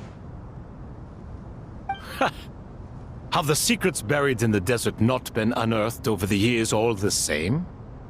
Since Aru is a place reachable through wisdom, this day was bound to come sooner or later. Oh, I've always been against overly cryptic sentences. Don't you get tired of reading and writing all that?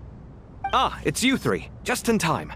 We've been delving deep into Aru, and now this board has appeared. I've heard this was how you'd while away your free hours. You must be quite the experts by now in that case. It is true. King Deshret's chess games are some of the most well-loved of all his wonderful creations. If you have ever been to Safhe Shatranj, you may well be familiar with the chess pieces you see here. Is this chessboard supposed to be another visualization of the interior of Aru, then? Naturally. Visitors, everything is ready. Only by completing the challenge on the board in accordance with the rules will you be permitted to overwrite Aru. 1 second. It's not dangerous, is it? Dangerous? Why, yes, of course. I should be the one to go, then. Wait for me here. Sounds like the self-confidence of our present company has rubbed off on you. Don't be ridiculous. I'm your upperclassman, and that means I have to look out for you. I appreciate the sentiment, but a game of chess typically requires 2 players. Besides, I'm sure they won't let things get out of hand. Keeping things relatively safe is in your best interest too, isn't it? Fair enough. I mean, you guys are controlling the difficulty, so please don't go too hard on us, all right? Ah, but Bennu said he wanted to put some respect into these whippersnappers. All right, all right. Thank you. Obviously, we'll still try to be careful. This doesn't seem like ordinary chess. Is the goal to defeat the opponent? No, you must enter the board and pass the trials we have placed there. Ready? Let's do it.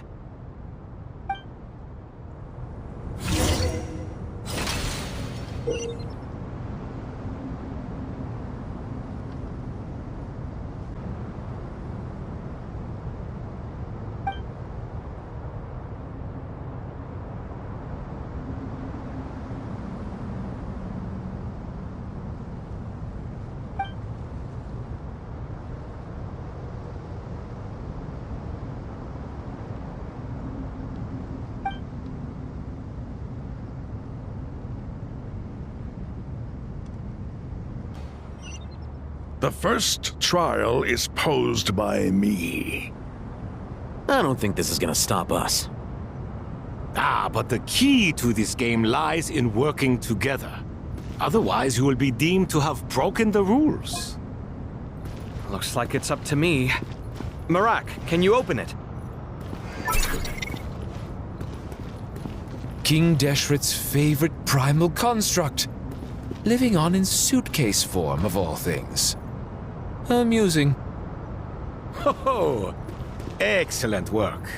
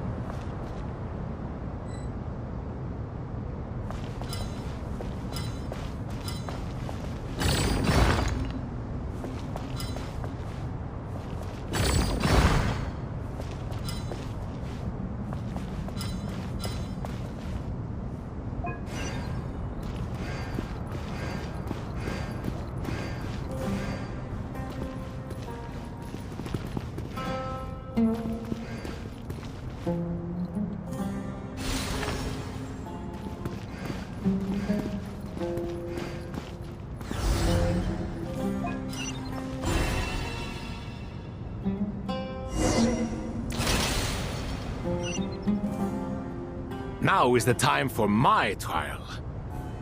Now, don't be nervous. I'll make it nice and easy for you. Really?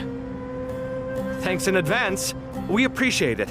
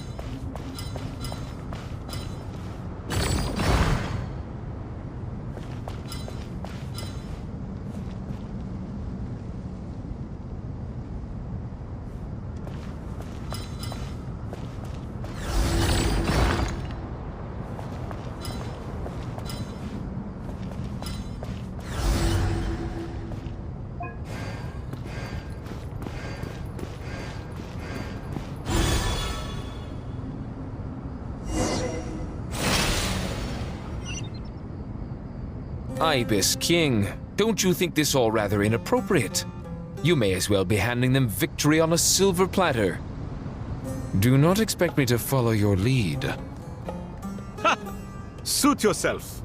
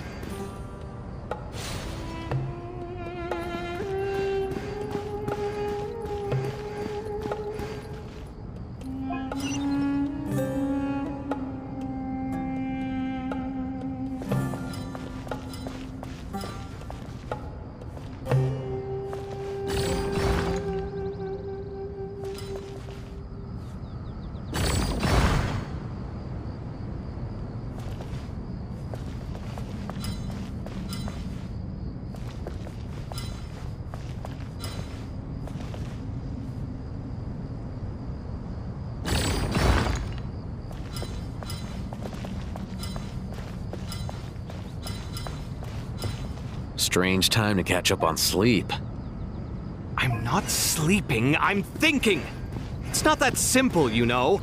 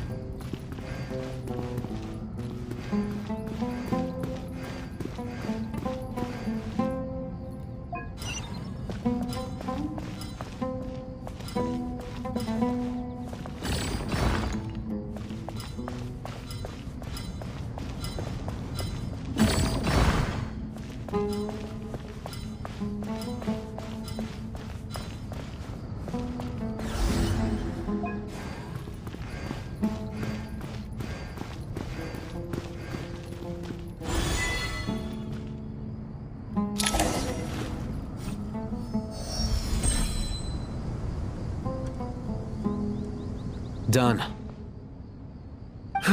Finally. It's over. But seriously, that was incredible! Standing on the chessboard felt completely different from standing on solid ground. And also... Oh, sorry. I'll save my thoughts for later. Thanks to the three of you for helping us out with this. Is it just me, or were you giving us quite a lot of guidance along the way? We made but a humble contribution. You lived up to our expectations. Bravo! Our aid was not given for naught. In addition to the existing functions, I'd like to ask you for another favor. Since Aru's interference shield can cover the entirety of the mausoleum, it should be possible to extend its range even further. Perhaps you can find a way. So, building upon the existing functions to... Ah! I'm with you! Imagine for a moment. What would the ideal outcome look like if this function were compatible with the devices? I agree. This is the best solution possible. Please, everyone, we beg you to help us. Me, oh my! Well, since you ask so very nicely, I suppose... Goti? Croco? What do you say? Naturally.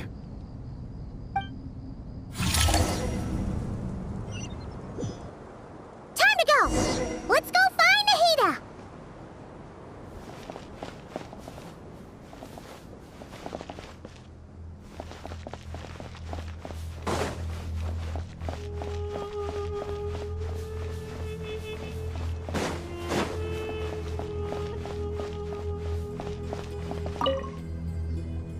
There you are.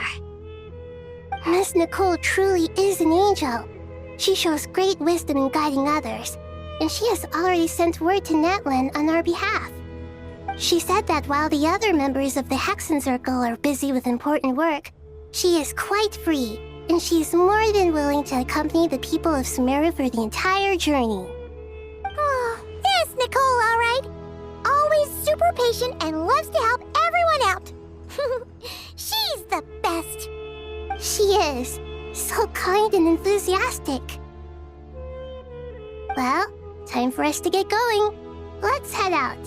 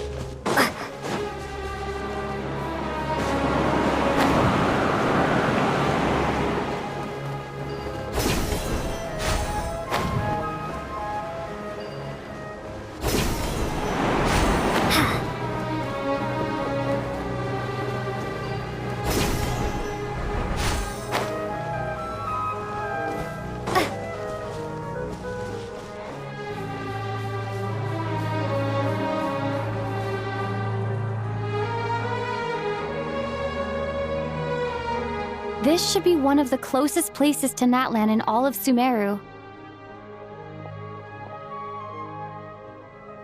There's the barrier Nicole and Nefer mentioned.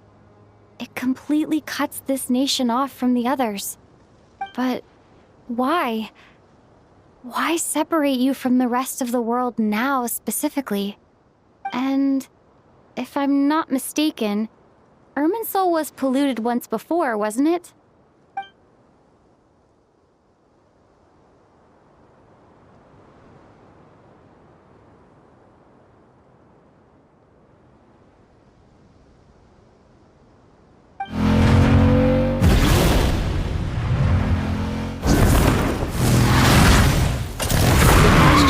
I'm wondering the same thing myself.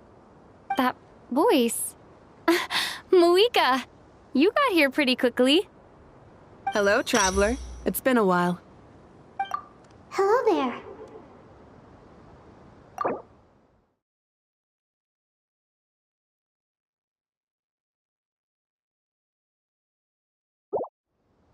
Hello, Dendro Archon. Moika, I apologize for asking you to meet at the border on such short notice. I also apologize for not being able to greet you in person. The form in which you see me now is one carried by the Traveler. The real me is inside the mausoleum of King Deshret, and I am reaching out to you with my mind from here. Irminsul has been infiltrated by the Doctor. We must be on our guard, as he can spy on information in the world from within the tree. Fortunately, there is no record of the Traveler in Irminsul, and you are still within Natlan's borders. My records will be preserved in the Night Kingdom, rather than the ley lines. As long as the Night Kingdom remains disconnected from the ley line cycle, the Doctor has no way of knowing my movements. Exactly. So by meeting each other in this way, the meeting essentially never happened. No wonder Paimon didn't come. You were concerned that her activity would be recorded by Irminsul. The Natlanese have heard about the situation in Sumeru. With the borders sealed off, merchants have been forced to stop their shipments. It's pretty serious, and you're the ones bearing the brunt of it. I'd like to address the question you raised at the beginning. I can offer a brief explanation, although it will sound rather cruel. I don't reach this conclusion gladly, but Irminsul predates the Heavenly Principles. It existed long ago, when the dragons of Natlan were at the height of their power. So even when the people of Sumeru became ill because of pollution, it was not a critical issue from the perspective of Irminsul itself.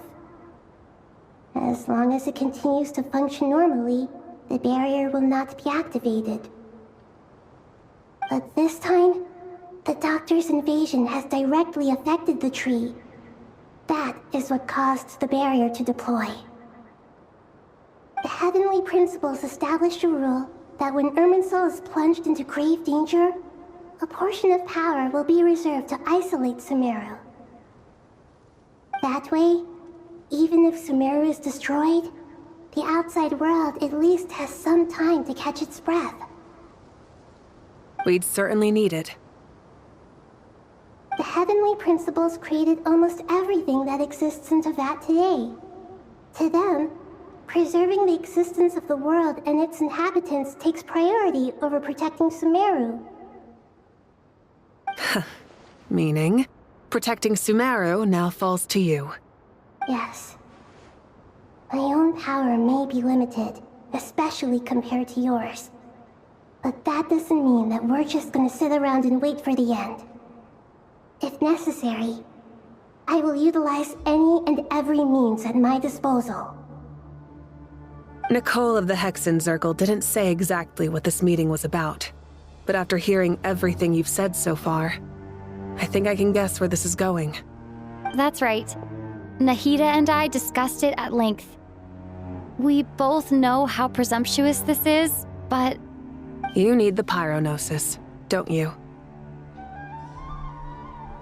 Yes, you guessed correctly. Originally, I only intended to borrow it, but the situation is far graver than I foresaw. So instead, what I ask of you is to please give the Pyrognosis to Sumeru. Why do you sound so nervous? There's no need to be shy. Surely a gnosis is pretty important to a god. I guess, but it's not as if losing it would suddenly render us powerless. But I'm sure you don't need me to tell you that. With all the nations you've traveled to, and all the gods you've met, you must have realized that by now. As far as I'm concerned, a gnosis is basically an elemental energy enhancer. But I don't usually use it. You know me. I like to think I'm pretty strong without it. Yeah. Not about to dispute that. So you see, you don't need to sweat it. Here, take the Pyrognosis. Uh-huh. Just like that? Uh-huh. Just like that. To tell the truth, I've always toyed with the idea of giving it to someone who needs it more than I do. I know you accompanied Nahida here to try and increase the chance of success.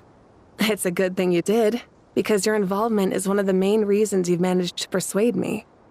Are you sure about this? Handing over your gnosis just because of me? I won't try to quantify it, but trust me. Handing over the gnosis to Tumaini is far from the craziest idea I could think of. Besides, even if you hadn't come here personally, I think I still would have agreed to Nahida's request. Irminsul doesn't just affect Sumeru. It impacts all of Teyvat. I know all too well how difficult it can be to protect the things you care about. So logically, morally, or however you want to cut it, helping you is the right thing to do.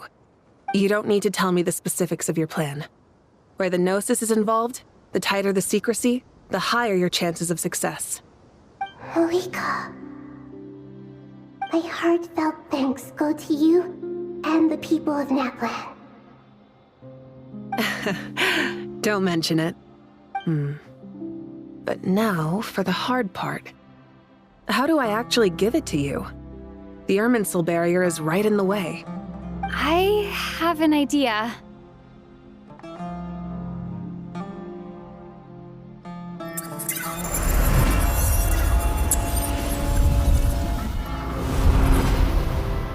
Just as I thought.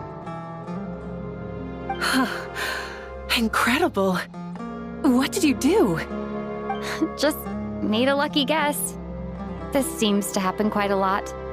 Things that apply to everyone else don't seem to apply to me. I figured the same might be true here. Irminsul usually produces effects based on the records it holds. Since the Traveler is a descender, Irminsul contains no records of her, and thus has no way to impede her. Is that right? You really are full of surprises. Catch. Whoa! Thank you, Moika. Thank you for trusting us with something so important. All right. No need to get so formal. It's not like we're strangers. Besides, there's still one problem. You might be able to pass through the barrier, but I don't know about the Gnosis. Any other surprises for us, Traveler? Let me try something. I have the Pyrognosis in my hand. It feels strangely ordinary, not particularly heavy. And yet, this tiny thing symbolizes the mighty authority of a god. I need to think hard about my memories of Pyro. My memories of journeying through Natlan. All those important experiences I've had. The Gnosis disappeared. Traveler, are you alright? I'm fine. The Pyrognosis disappeared into my body, just like phlogiston. Maybe it resonates with you because you've mastered the power of phlogiston. You might not be recorded in the ley lines, but You're still our Tumaini. Whew.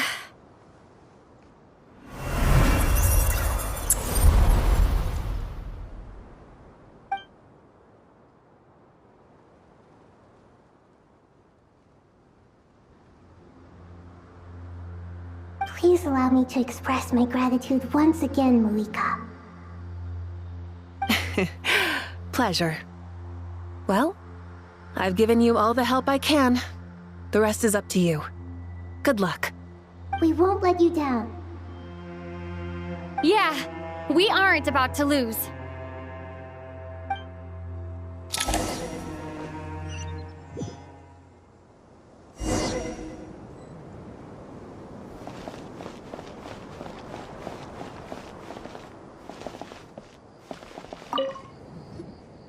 Traveler, Paimon, how are you feeling?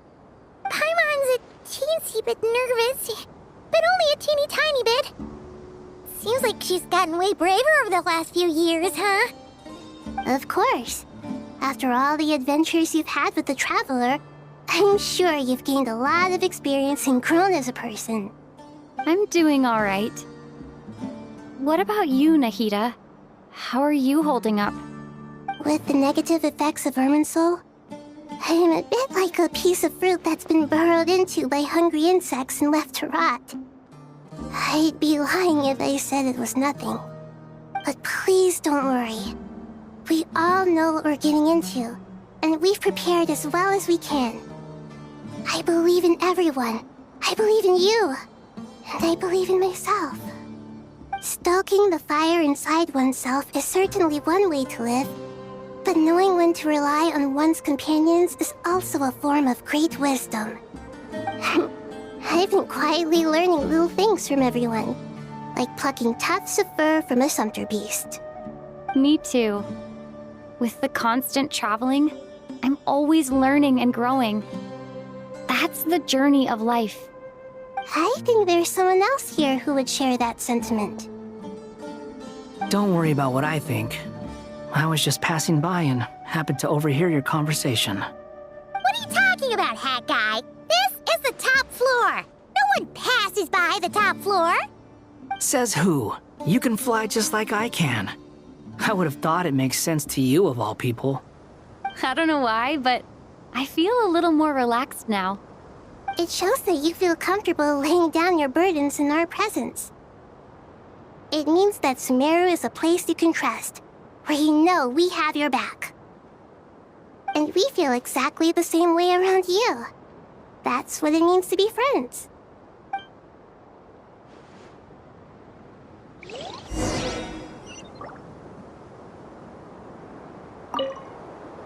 Feel free to mingle if you'd like some time to catch up with people. Just remember to get a good night's sleep when you're done. Tomorrow is a very important day.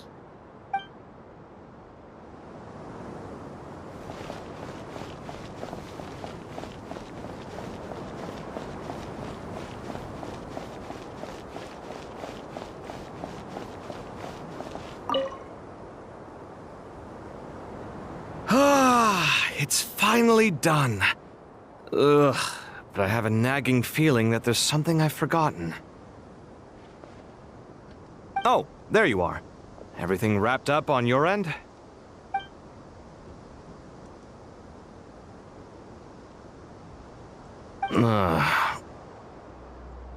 Okay, fair enough. That was a pointless question. We were working in tandem, after all. You must really be exhausted. Well, it's been a busy day for both of us. When work ends, you clock out. No looking back. Yeah, we're definitely due a break.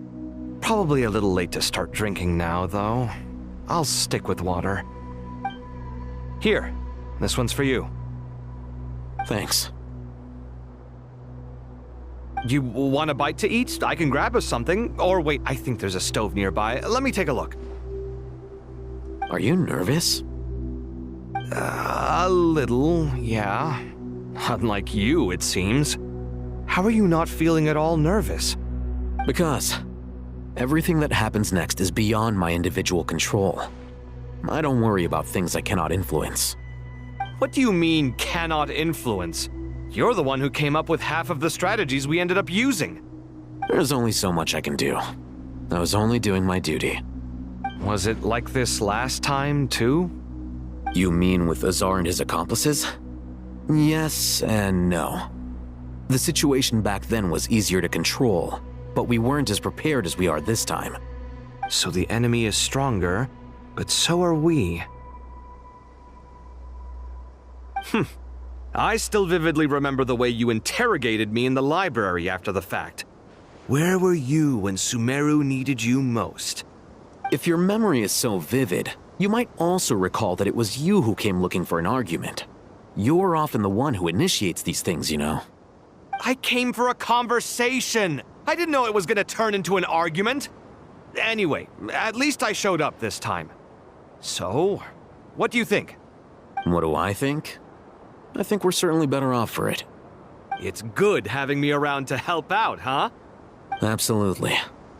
As a citizen of Sumeru, you displayed a remarkable sense of responsibility in the face of disaster. Certainly feels that way. I just shudder to think how the world would have ended up if we hadn't gotten control of the situation. So, do you think this is what impending disaster looks like? The sky is so clear, and there isn't a whiff of decay or destruction in the air. It's hard to imagine that the fall of humanity could happen on an ordinary day like this. Awful things happen all the time. Sometimes people can stop them, and sometimes they can't. What you and I have done is increase our chances of stopping this one. Lofty ideals may provide no defense at all against nihilism, but perhaps little decisions can. Oh, nothing. It's nothing. I hope everything works out tomorrow. It will. As long as we stick to the plan, our chances of success are good. It's really strange. You're my junior, yet you always seem to act more like an upperclassman than I do. I think it's mostly a matter of temperament. Ugh. Walked right into that one, didn't I?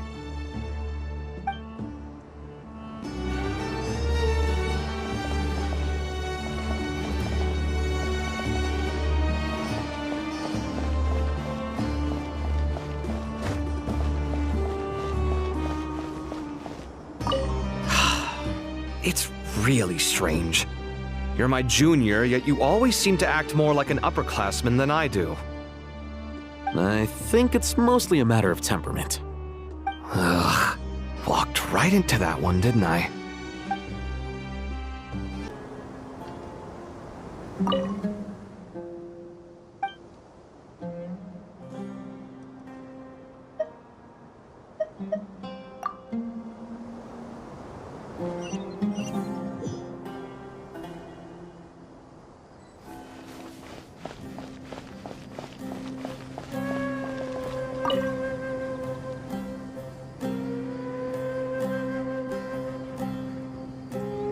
Look at the time. I should head back. I'm so sorry. I was in a hurry and didn't look where I was going. Are you all right? I'm fine. Wait, you're... Have we met? Not exactly. I think we may have crossed paths by the house of Dana before. Oh. You're Hat Guy! From Vahumana, right? You recognize me? The clue's in the name, Mr. Hat Guy. Fair point. It's getting pretty late. What's keeping you up? I could ask you the same question. If I'm not mistaken, all the workload for the Ratawa Histarshan wrapped up a good while ago. Well, I have something of a background in Satyavada life, so I was helping the Dendro Archon make some preparations. But I must have lost track of time. Did you find the experience enlightening at all? Honestly, it was tedious and uneventful at first. But eventually, I think I did sense some profound truths. But they also brought a lot of suffering with them. I was told that I even shed tears while I was meditating. though I have no idea why. Sorry. I hope I'm not scaring you. Not at all. It just proves you're very accomplished in your research. Good night. I wish you all the best for tomorrow. Thank you, sir. You too.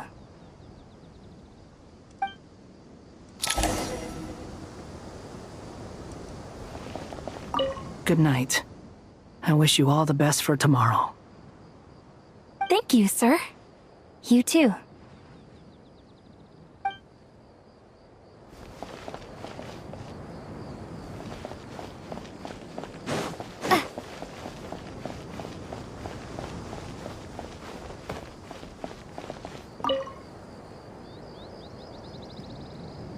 Too bad we've got a fight tomorrow. I could really do with a stiff drink. Let us pray instead. Prayer. How nostalgic. Lord Sangama Bay. Came to get some fresh air too, did ya? That's right. Actually, I was hoping I might run into you, Dia. I wanted to let you know that I've stocked up on that perfume you said you were so fond of. No, really? I'll take 2. Any chance of a friends and family discount? I knew you'd ask that. And I'm afraid to say that. Surprise! It's free of charge. That's very generous of you, Lord Sangama Bay. Does this mean you've made a fortune in Nodcry? Nope. Turns out it's not that easy to turn a profit there. I even ran some assorted losses.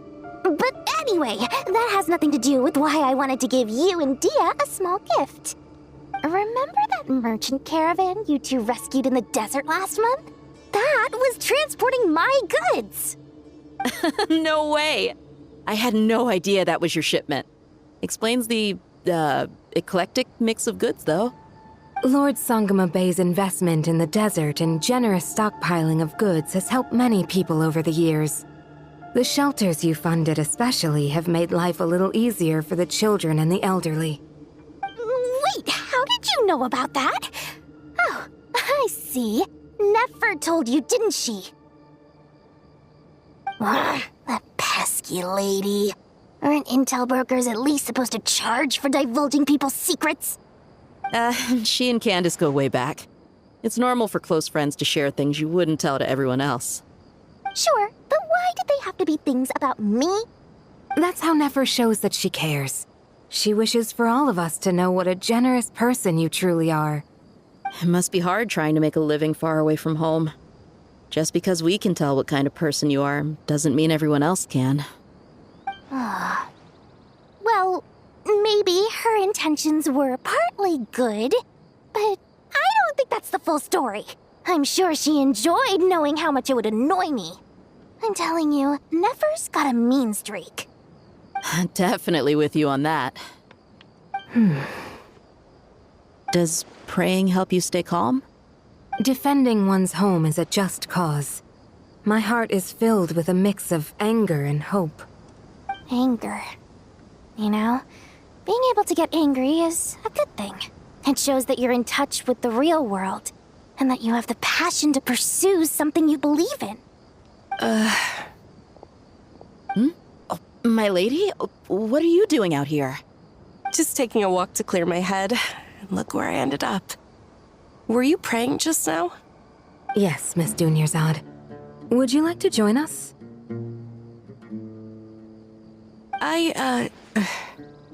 Come on, it's fine. She won't mind who you pray to. Oh, then sure. I remember you, Miss Dunyarzad. You visited my shop before. If I recall correctly, the god you worship is the Dendro Archon, correct? That's right. She is such a gentle and kind god. But to me, she is more than just a god I worship. I see her more as a friend. And so do many others. She's not some almighty god who reigns on high, but a genuine friend. Agreed. She's a wise teacher and a good friend. I spoke with several people during the evacuation. everyone's aware that tomorrow's battle is one that ordinary people can join too. A battle to fight for our friends and our homeland. Oh, it makes me glad. I can finally do something for those who protected me. You've grown so much since we first met. Oh, a compliment? Ooh, more please. Thank you. My lady, you've always been a remarkably strong and ambitious person. It's indisputable. And that's not just a compliment. It's a statement of fact. What are you praying for? Our beliefs may not be entirely the same, but we both wish for the same thing. I pray that everyone will rise to the challenges ahead and return safe and sound. I pray for the safe return of all my companions.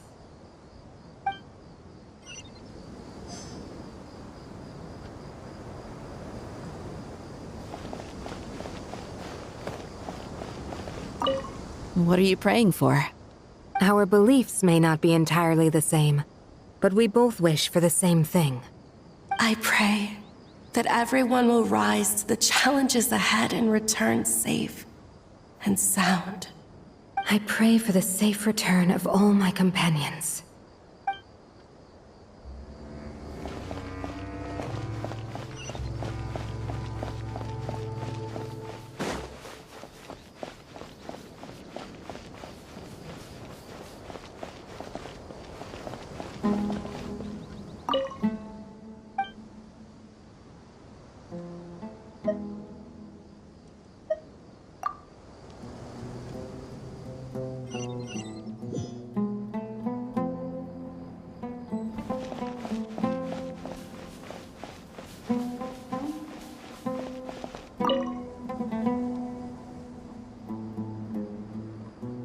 Something on your mind, Miss Nefer? Nothing in particular. It's just... right now, the future feels strange and unfamiliar. But the future has not yet arrived. How can you say how it feels? Some people know that there's an impending disaster. Others remain blissfully unaware. Each group is imagining an entirely different future while walking towards the same one. But when they get there, they'll still find they feel differently about it. People are shaped by their circumstances. Different circumstances create people with different perspectives. I've always found the perspective of the Vahumana Darshan to be a particularly incisive one. Even at the height of the crisis in Nodcry, people held diverging opinions. But things are different this time. Indeed. Regardless of faith, gender, wealth, skin color, or eye color, everyone in Sumeru knows what will happen tomorrow. The world has never been an especially fair place. Yet now, against all odds, a moment of unprecedented unity and equality is about to take place. It's fascinating. If only my father could have lived to see this era. Era. To me, that term represents a much greater span of time. It can be an unsettling word. I would even say I'm afraid of it. Do angels even feel fear? Yes, at least I do. I fear the gap that grows wider with each passing day, and the never-ending flow of time. Time renders all memories insignificant and reduces all splendor to nothing. But those memories are the one thing I do not want to lose. You're very human in that regard. If angels draw too close to humanity, our wings burn away in the bright flame of awareness, and we fall to the earth. After spending so long among humans, I have lost much of my former glory. Maybe that's a good thing. You're more human than some humans are. I've been talking to Kale a lot in recent days. We seem to be in completely opposite situations. I suppose that makes us good case studies for comparison. Case studies for who? Myself. I suppose. After comparing the two of us, I suddenly discovered that I desired more than before. It was a gentle, pleasant sensation. Just as most people pursue glory and miracles, I too am pursuing miracles of my own. Guiding humans to make the miracles in their hearts a reality. That is my miracle. It doesn't sound so bad, does it?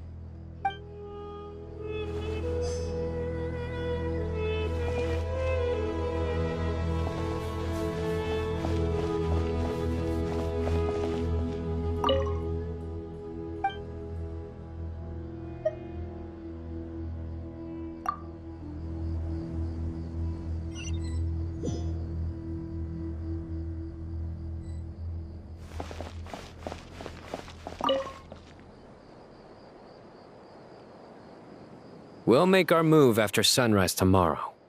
Good. Is everything ready? As much as possible. That'll be enough. Don't let the pressure get to you. We'll take things one step at a time. That's how we've always done it. Master Tainari! Mr. Saito! So this is where you were. I brought some juice and some water. Would you like some? I know how easily you get dehydrated in the desert, so you should definitely have some water. In which case, I'll have the juice. I gotta ask, though. Who's on juice-making duty at a time like this? Madame Farazan said she was feeling a little nervous, so I told her about the automatic juicer my friend invented. She took it right off me and started making carton after carton of juice. A juicer? Did Sucrose send that to you? Yeah. I hadn't had the chance to try it out before this incident occurred, but I couldn't bear to leave it behind in Gandharvaville. The juice is very sweet. I think so too. Kale, how are you feeling? Physically, I'm okay, but it just still feels strange to me. Why would a great power like this come to someone like me? I know the feeling well. That same question ran through my mind every day as a kid. At least now, you have someone who can relate to you. All the more reason that you should apply for Spontamod. Tainari fiercely opposes the idea, though. Those two things are completely unrelated. What are we all chatting about, Would anyone like any juice? Oh, you have some already. I had some earlier, ma'am. Maybe give the extra to someone else? Very well, very well. I shall be off then. There's this enormous power, and then there's little old you. You feel like there's no connection between the two. And that sense of dissonance is difficult to get used to. Yeah. But after all this time, I can't believe this stuff still gets to me sometimes. Makes me feel a little childish. Kale, just because we normally keep the conversation light doesn't mean we can't discuss deeper issues. I don't think it's childish at all. You were the victim of a terrible crime. It's normal to struggle with the fallout from it. You have absolutely nothing to be ashamed of. My professor once told me that no incident can be considered truly resolved until the victim says it's over. Your rage and your pain are completely justified. Thanks. Miss Nicole said that the same god remains which were once used to inflict so much pain upon me have now become a weapon with which I can protect everyone. It's like my own personal kind of evolution. Every innocent person who's been hurt needs time to realize that it wasn't their fault. I was the same. But it's all about to be over. Tomorrow, it ends for good.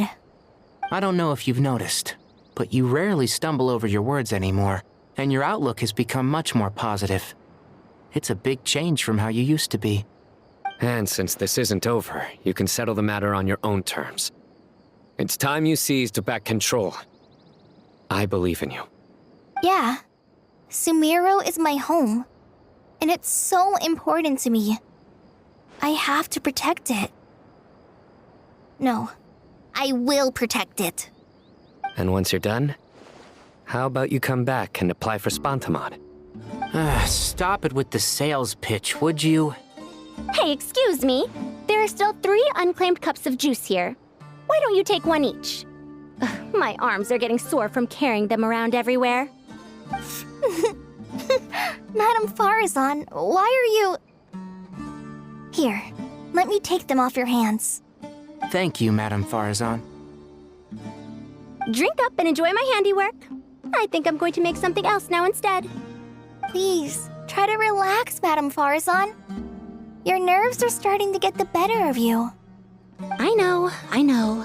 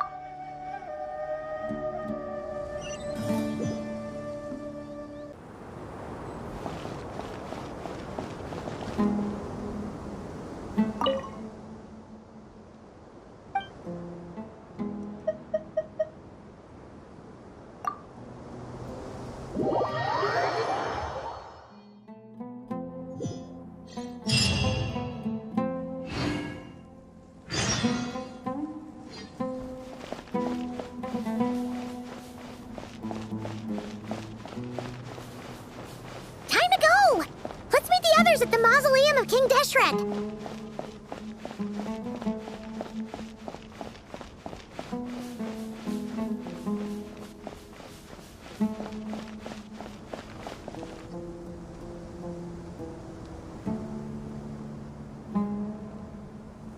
I have not felt this way in a long time. Standing up high, gazing out at the rolling dunes. One cannot know what freedom truly means without first losing it. The golden slumber truly lives up to its name as a dreamland. Though desert sands exist there too, no mirage, no matter how glorious, can compare to true beauty. Dendro Archon, what is on your mind? I was wondering, whose counsel I should seek on the questions in my heart. What kind of questions? So many. More than can be put into words. As I once said to a friend, we look, we see, and we comprehend. But the question still troubles us. What are the many disasters that this world faces, but the sum of all irresolvable questions? The biggest question you should be asking is how to seize victory. Yes. Although, I would express it differently. I must not fail. And so the question I am most curious about now is whether the path to victory will be an arduous one. What we declare to be a young sapling, we may, in fact, find to be a towering tree, if we would only cast aside our ignorance and look beyond the veil of time to see her true form.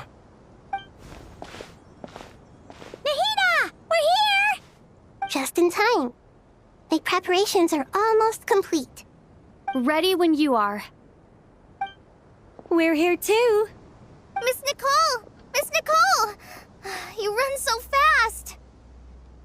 I thought I'd get a lot of exercise as a forest ranger, but I can barely keep up with you.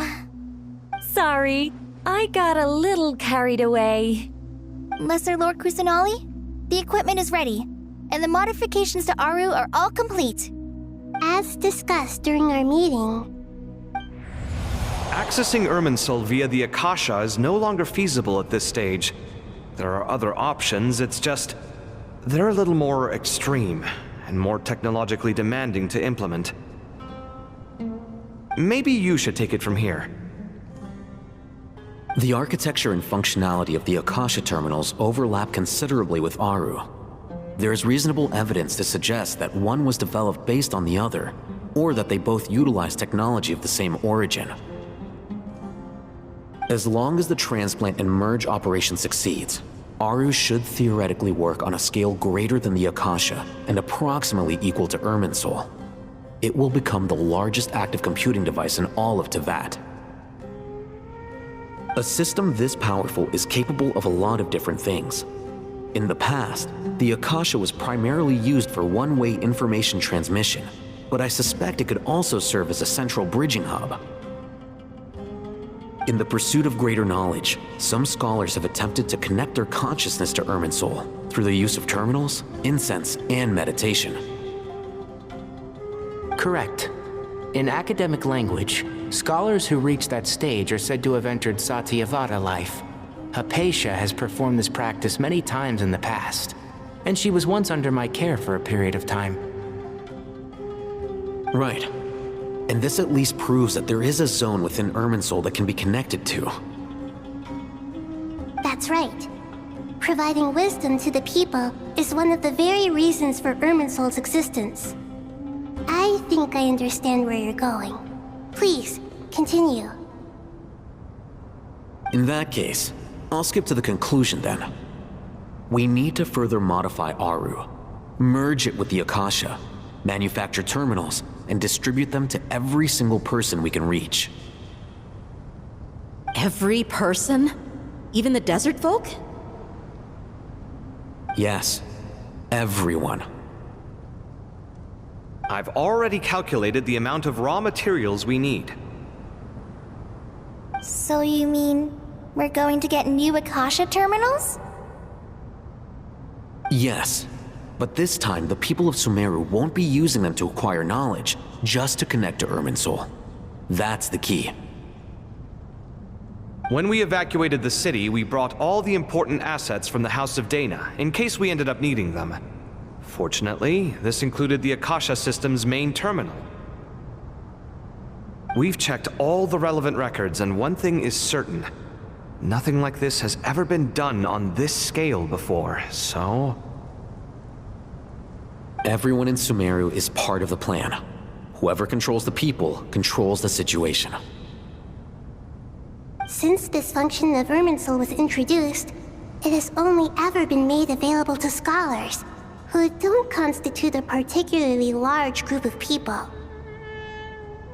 But by expanding the scale to include all the people of Sumeru, all the individual connections will stack up to create a significant load on the system. Under normal circumstances, Irminsul would be able to cope with the additional load. But with it already being under strain from other activities, its remaining capacity is limited. Thus, it might be possible to shut it down completely by overloading it.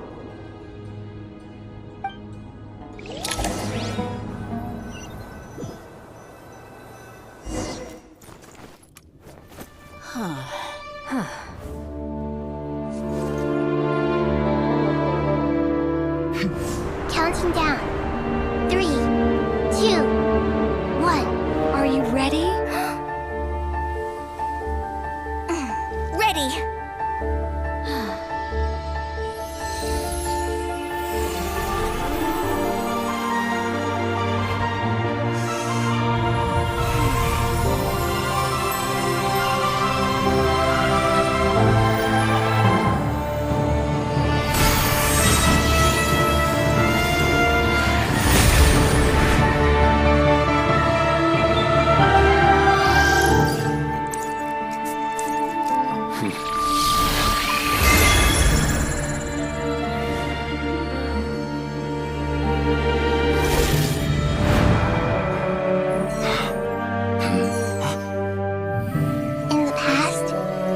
People sought knowledge, they turned to the Tree of Wisdom.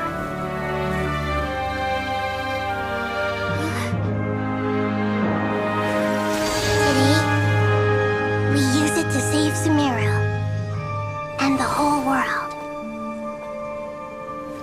These boughs that nurtured learning must not become tools for destroying the world.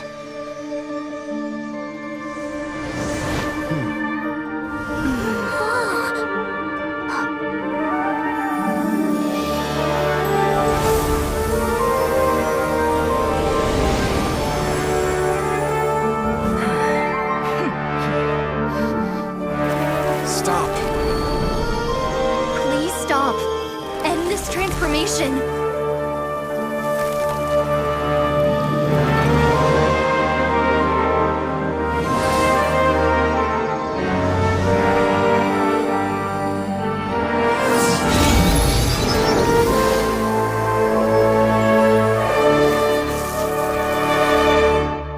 You would shut down Irminsul just to stop me? You fools. I have all the time in the world.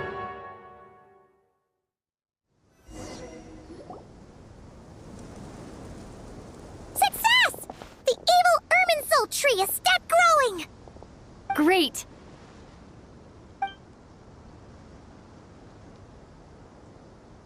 What a display of true courage! The courage to think and the courage to act! I never thought I would witness the shutdown of Irminsul with my own eyes. Perhaps this is human wisdom in action? Indeed, only humans could do such a thing. Gods are few and far between. What was once created for spreading knowledge is now used for another purpose. A rather ingenious plan. I am grateful to you three for your help. Only thanks to you were we able to extend Aru's interference capabilities to cover all terminals. Now, nobody who wears a terminal will have their activity accurately tracked by Irminsul. No matter how many eyes Dotori possesses, he will not be able to see us clearly. Now for the next step. I will need the help of your supreme powers once again. How might we be of service, Lord of Dendro? I need to reach the Eternal Oasis immediately. Right now? In that case, Ibis King, would you agree that this is a fine opportunity to dust off our old tricks? Never. I assume you have that chess set with you? You mean the one you gave to me as a gift? Asking for it back, are you? How could I? You misjudge me.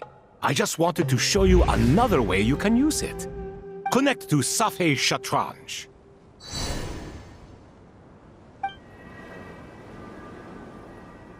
Safei Shatranj? You mean that place in the desert?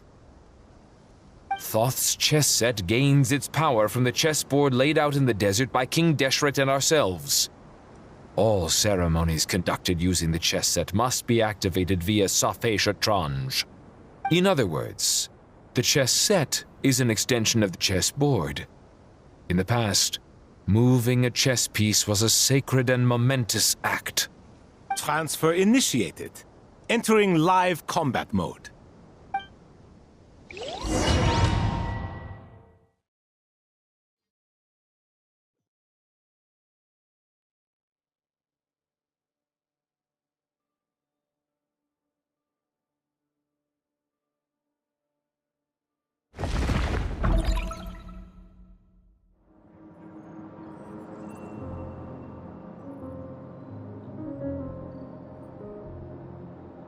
We haven't heard a single word from our spy in the desert. I'm afraid he might have been captured. Never mind. But we spent years turning him. And a lot of Mora. Nothing comes for free in this world, but the loss is not without its purpose. For a small price, we have wasted a precious amount of the limited time they have. Quite a bargain, if you ask me.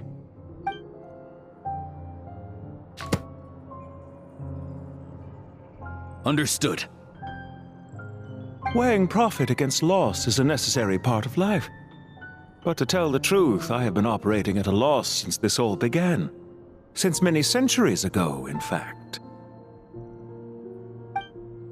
For instance, why would a banker act as the executor of a will? If you hadn't deposited your personal belongings at Northland Bank, I would have no reason to be here right now.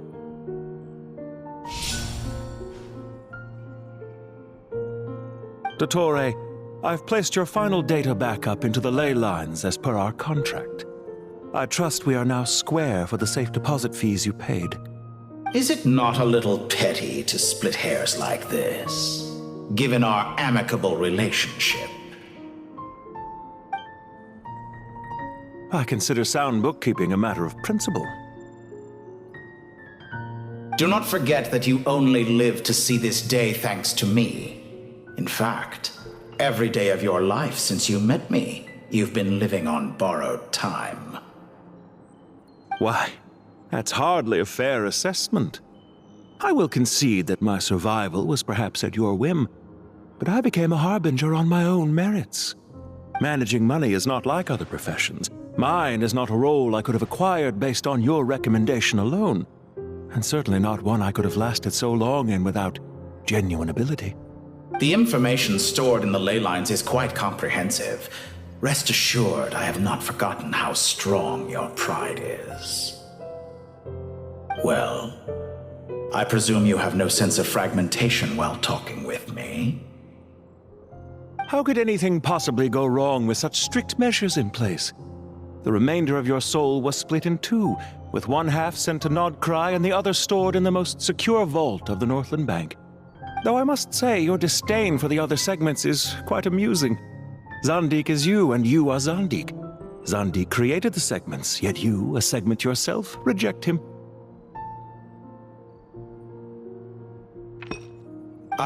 That is, Zandik, created segments of various ages in his later years. To achieve this, he had to freeze time and part with a portion of his soul. But as constructive as it sounds, it erases my uniqueness. If each segment is equally me, then by the same token, none of them are truly me. A soul living forever in the past inevitably holds different views than he did in his later years. The same thing that completes me also restricts me. You too might ask yourself which stage of your life you want to be preserved at. The day your business failed? Or the day you were framed by a gang and sold off to a medical lab as a test subject? We needn't dredge up the past. This undesirable plan was eventually scrapped. Lesser Lord Kusanali was quite right. I needed an opportunity to eliminate myself. And after that, I concluded that there was no more effective plan than directly splitting the soul. Once the soul is transferred out, you will find that creating a physical body is far simpler than creating a puppet. The other half of your soul suffered a crushing defeat in Nodcry, you know. And yet in the process, I obtained the information I always wanted, did I not? Because now we finally know where the best testing ground truly lies. I once thought your ultimate goal was to ascend to godhood. But as it turns out, that was merely one of your experiments. Experiments take many forms.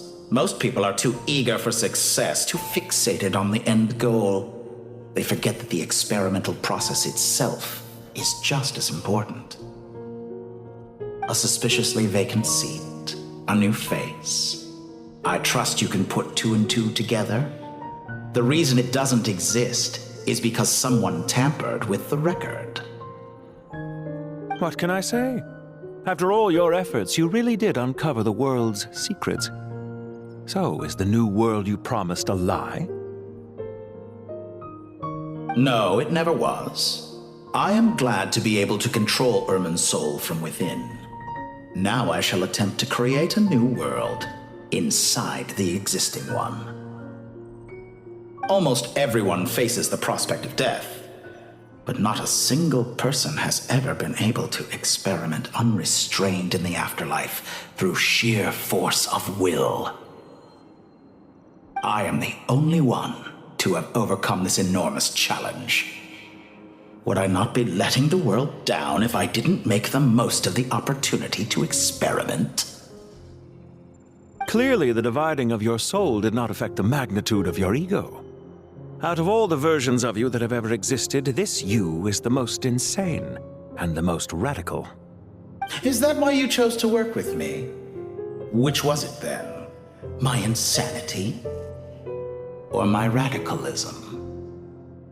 Could I call myself a venture capitalist without a suitably ambitious plan to invest in? Yours happened to fit the bill quite perfectly. Well then, I must say, while I am surprised enough that you showed up at all, what surprises me more is that you chose to present yourself as my former subordinate, and not as the banker Pantalone. Why make things harder than they need to be? Exposing my true identity in a situation like this would only serve to destroy diplomatic relations between Snezhnaya and Sumeru. I daren't imagine the consequences. Showing up in the name of the original antagonist gives you the recognition you rightly deserve, while also being sensitive to Snezhnaya's predicament. It was an easy win. As for why I'm here, if you're suggesting that your credit is in the negative, I won't argue with that. Many people say that about you. I'd argue that a significant factor in your willingness to cooperate is the fact that you have but a few years of life left after my death. Living and dying together has a way of binding two parties together rather closely. Is it not true that a relationship should be judged by both the positive and negative returns it yields? So some of what I said actually made it into your head after all. It's true that I hope you don't die too soon, but don't you find that a strange thing for me to say? After all, you've already had quite a long life, especially for a human being. Let's not pretend that you're any more innocent than I am. Are we not the same in this regard? We both despise the existing laws of this world, and neither of us enjoy being under anyone else's control. Is it really so greedy to want the world to operate by a new set of rules? Of course not, my dear friend. And as I've said before, mutual interest is the foundation for the most reliable of relationships. You can attest to that. I just hope there never comes a day when I have to work too hard to prove that. Regrader, sir. People have been spotted approaching Sumeru City. How strange. Despite your access to Irminsol's data, it appears the soldiers noticed before you did. They must have found a workaround. Well, Dottore, I trust you know what this means. The fact is... They're coming. They'll breach the city gates any moment now. But even so, I would say Irminsol is a wonderfully convenient thing on the whole. If you do manage to create a new world, perhaps you could plant one outside my office, too. I'll consider it. What do you need me to do? Stall them? The experiment will take time.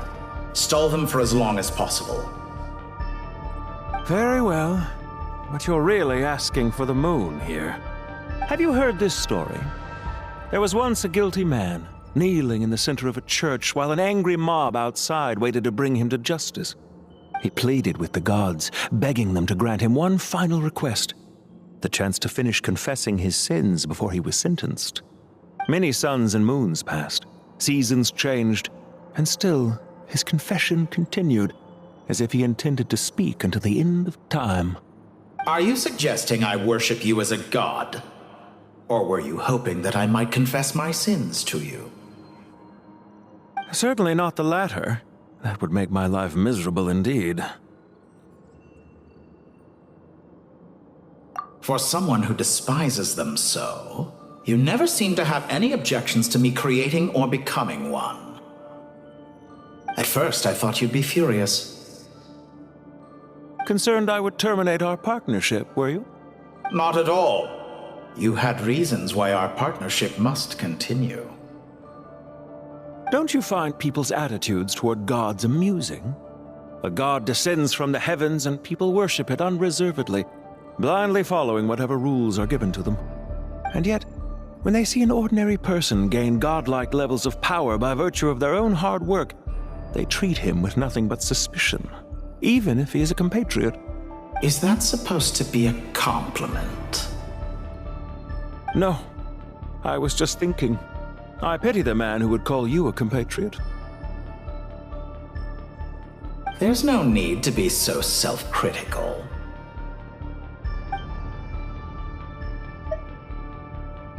I know it's a little late in the day to be asking this, but how have you been keeping? I'm flattered that you would take the time out of your busy schedule to consider my well-being, Doctor. The part of your soul that went to Notcry caused quite a stir, sending our organization back to the drawing board on numerous fronts. It was quite a headache for everyone involved. Dear me, I must have caused you no end of trouble. You certainly did. I had the rare honor of being summoned before the Tsaritsa with Pulcinella to answer for myself. A terrifying ordeal. Don't worry, I pulled through. At most, it's a public relations nightmare. I made sure of that. Now I'm curious. How did you explain yourself? Oh, it was quite simple. I just pinned the blame on someone who wasn't there to defend himself. I could hardly be expected to defy the demands of someone as insistent as the Second Harbinger, now could I? How you slander me. You know full well that I am perfectly amenable to reason. There's no question that you are partly to blame for the ruin of my reputation over the years.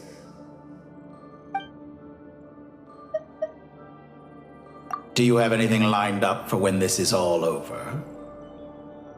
Hard to say.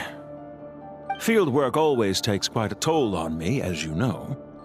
Once I'm back at Snezhnaya, I'll start with a well-earned cigarette. Why are you so eager to ruin your lungs after I went to the trouble of replacing them for you? If you have an issue with it, feel free to try to stop me.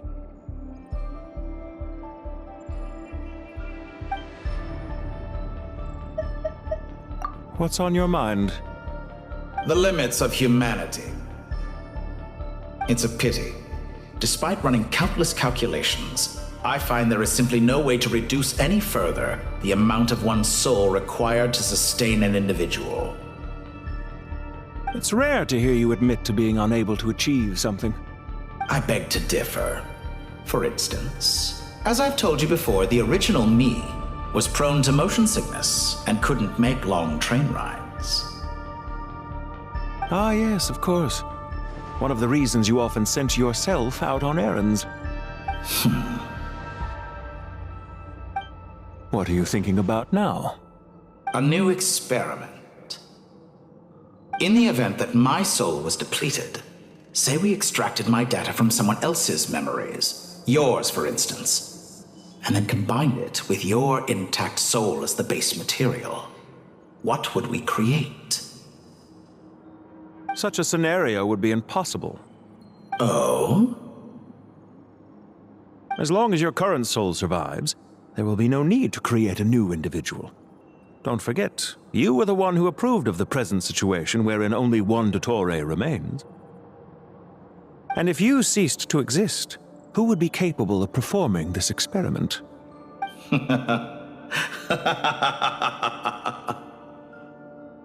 Since the day I met you, you've always excelled at talking your way out of a quandary.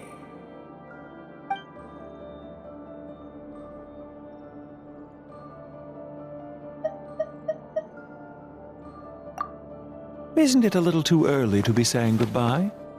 Not that I wish to keep you from your business, of course. Very well. Let's leave the conversation there for now.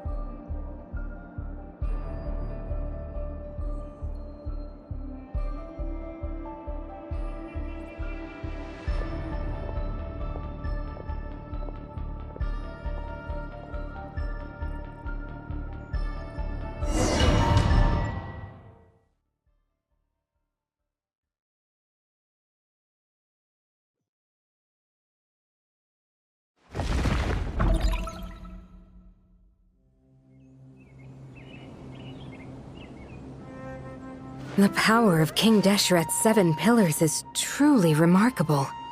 With just a chessboard, you can move an entire unit across the material plane. Yeah, sets us up for a much easier fight. Really makes my day. The last time we stormed the city, it involved a lot more running around. I wonder how many people can say they stormed a city twice in their lifetime. I was just thinking that. I've definitely had more than my fair share of unusual experiences in my life. This is my first time here, actually. We never usually leave Gandharvaville.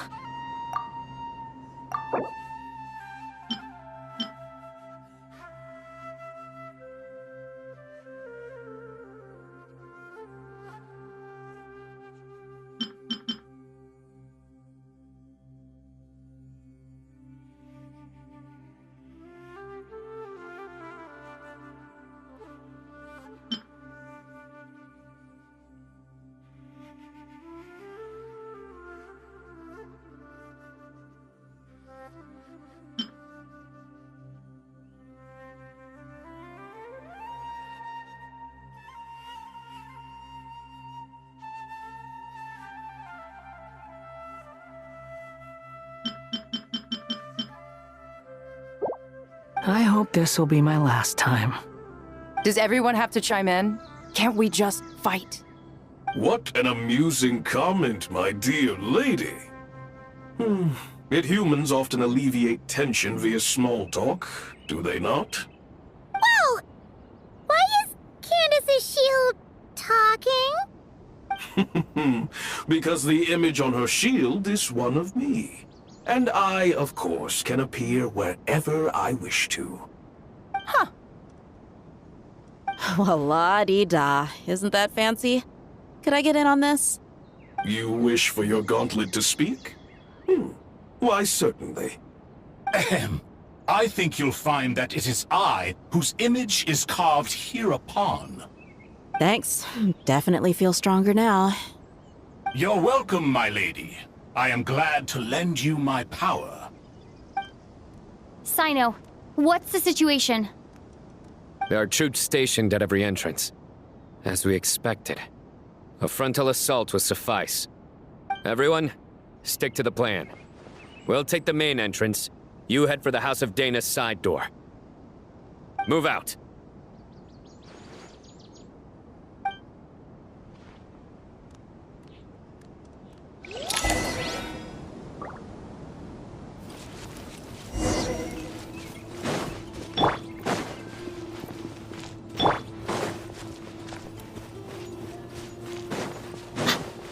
Out of my way! Take this! Watch out! Get lost! Thank you, Jed. You gotta be more careful. If you're not ready to put your life on the line, you can't be certain of defeating your opponent. She's right. Keep your wits about you, Rana.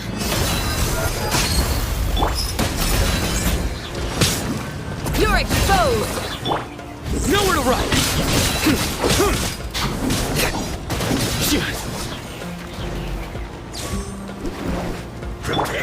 You asked for it! So soon! Look alive!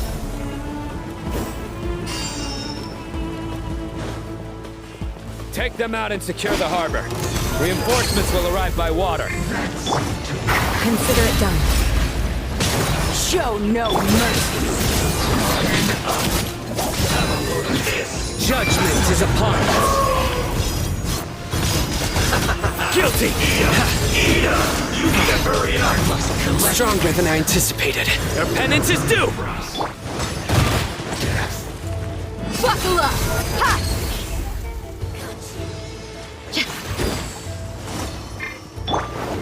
Grant us your blessing! Yield! Nowhere to run! Gloves off! Winter shall be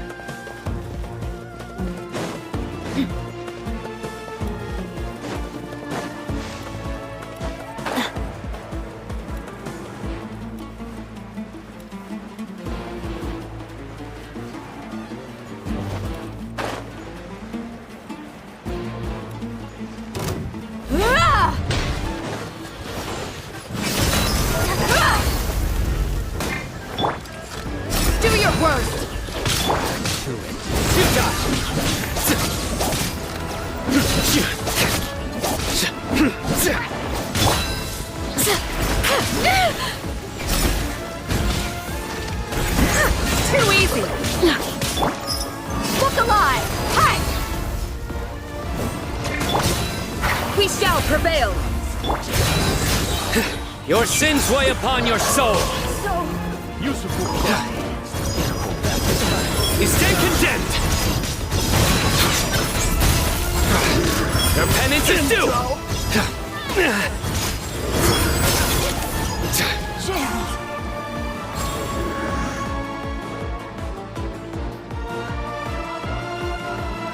Waterway secured.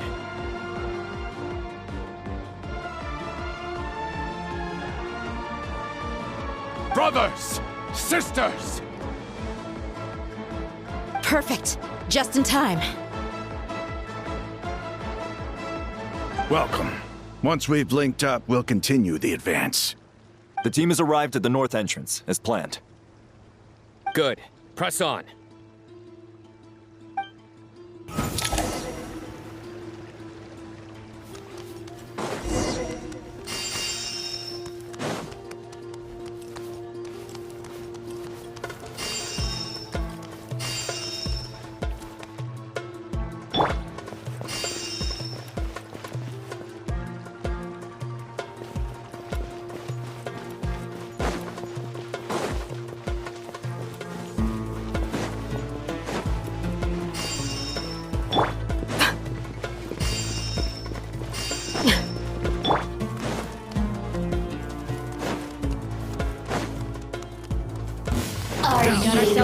Here to play with me. Let's get it on! Let me amuse myself.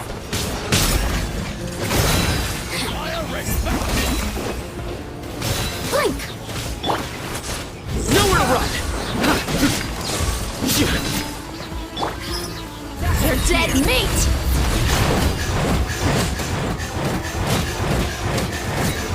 Over here.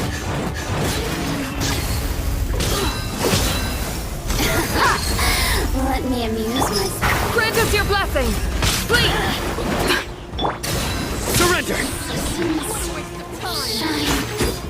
Judgment is upon you!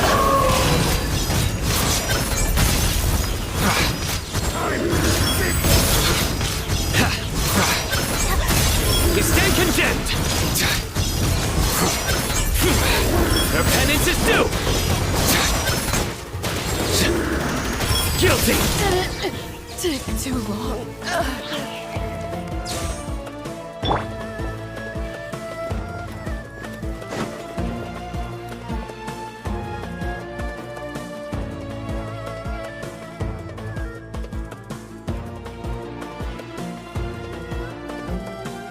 Look out! It's an ambush! Finally. We need to hurry. Take the middle road now. Mahamatra Sino, area clear. Don't relax just yet. More Fatui approaching from the right.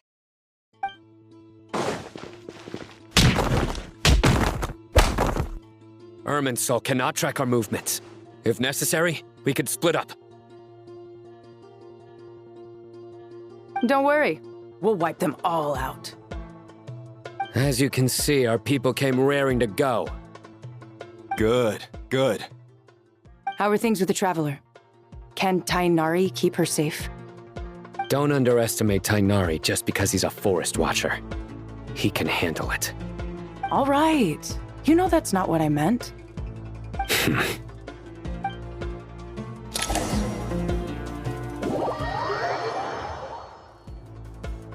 Sino and the reinforcements have drawn the Fatui's fire away. It's our turn. By using a cluster leaf of cultivation, we can pass through certain terrain silently. Good luck with that. We'll just fly up there. Huh? Oh, yeah. I forgot she could fly. Ready? Ready.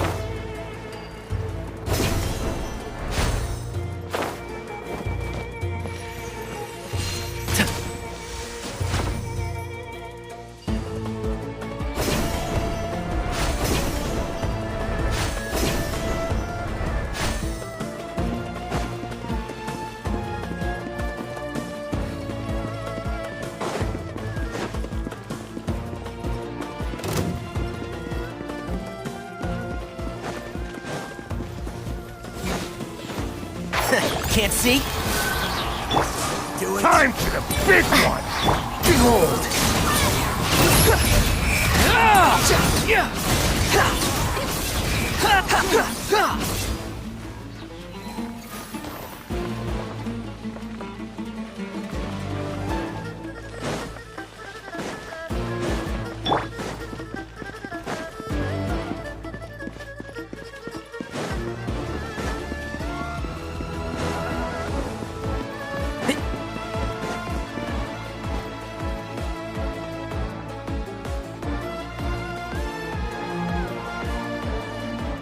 Fatui soldiers up ahead.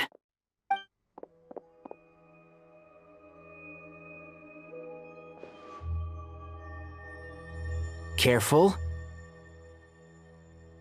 Prepare for battle.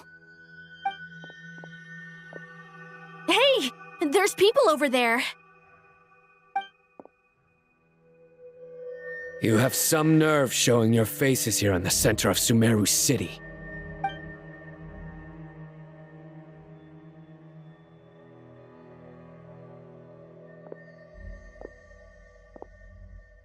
You're right on schedule. Well, this guy sure as heck isn't your average Fatui sergeant. They've stationed quite a few people nearby. It definitely looks like they were waiting for us. But something feels off. Everything about this guy feels too deliberate. I highly doubt he's just a subordinate of Dottores. And he's no mere sergeant. Whatever his rank is, it's high. Much higher than we thought. So you've been waiting for us. But it looks like you're geared up for a conversation, rather than a battle. Very clever, General Mahamatra Sino. I know you're the one in charge of this siege, and I look forward to making a deal with you. A siege? Sumeru City belongs to us! Historically, yes. But things can always change. We have quite a sizable force with us, you know. For instance... There's a Fatui ambush at the north gate. Can you handle him? We can for now. Yes, I'm quite sure both sides can hold their ground for the time being. The battle has not yet reached its climax. But what happens next? Do you enjoy watching bloodshed? Surely some of those here are people you count as friends. Once a war begins, some people must die. I doubt you wish that fate upon anyone you know. Wait a second. It's a trick. He's not even there. Silence! He disappeared.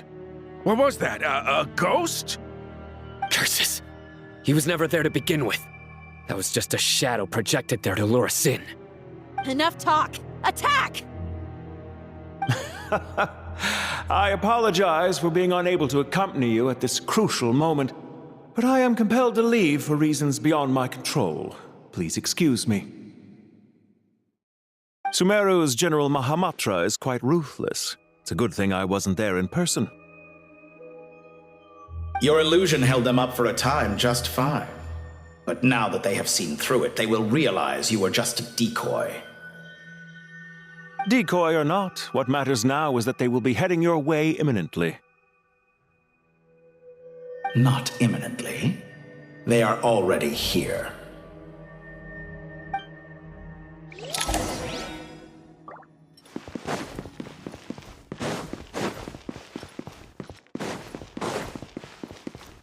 Keep up.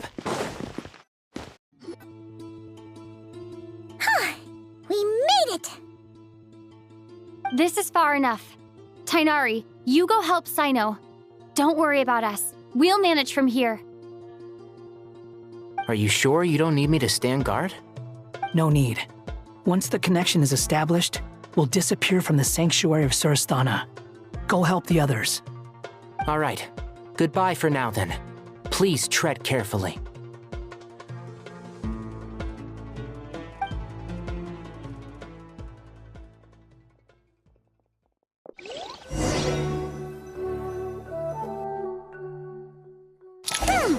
Now where's the interface Nahida mentioned? Come on, Found it. It's over here.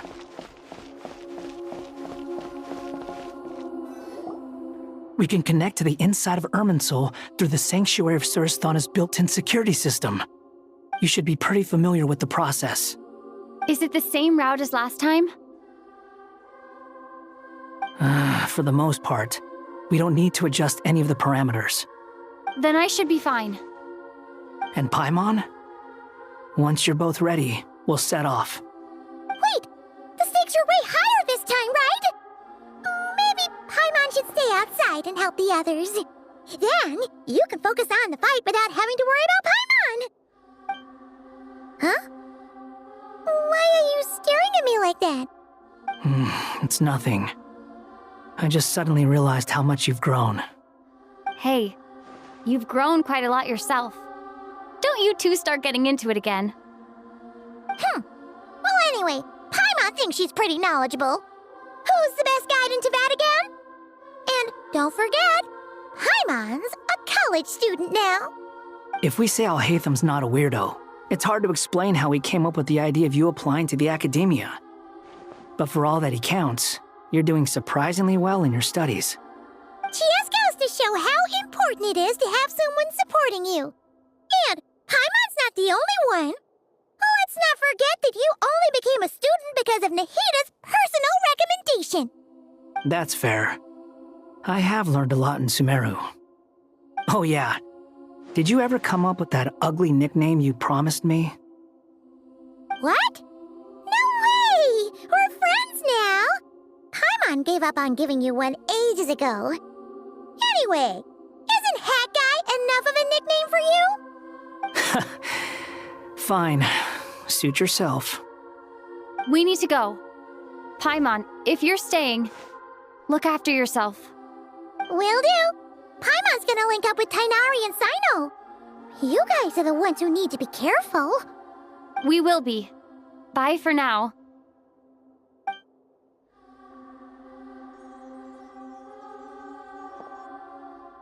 Initiating connection.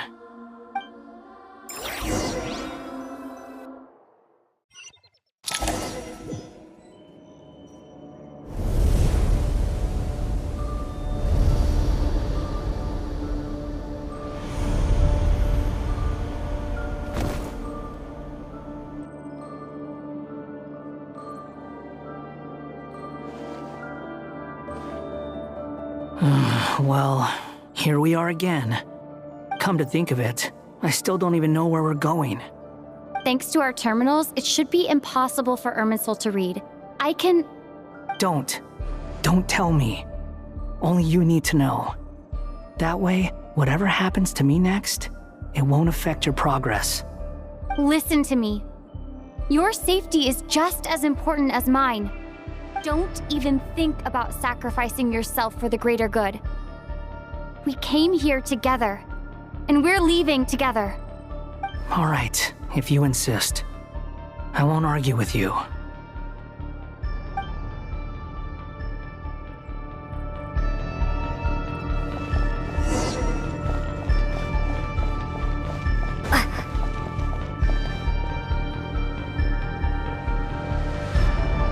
This place looks so different from how I remember. It's unrecognizable. It's a complete mess, like someone's turned the place upside down. Must be Dottoro's doing.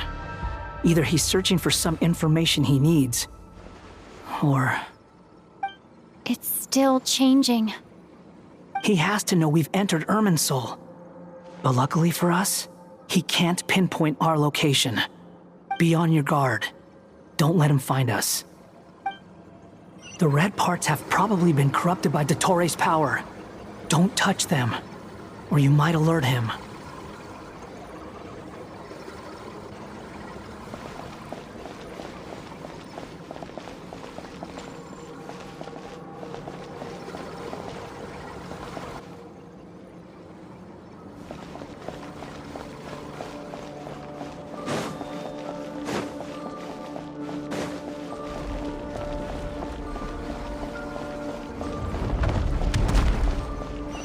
He's looking for us. Tread carefully. That wall could be a problem. Fortunately, it looks breakable. Give it a shot.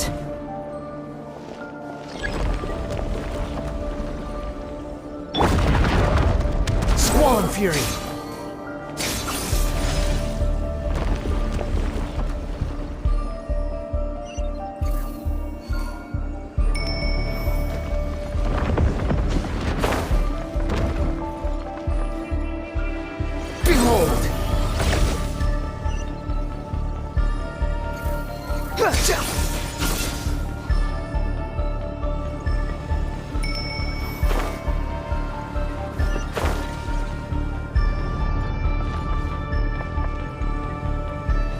Rises.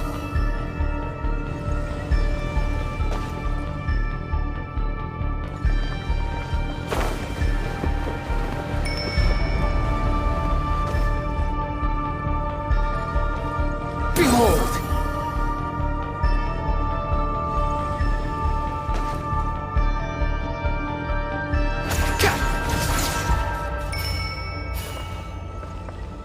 The wind rises upon the gale.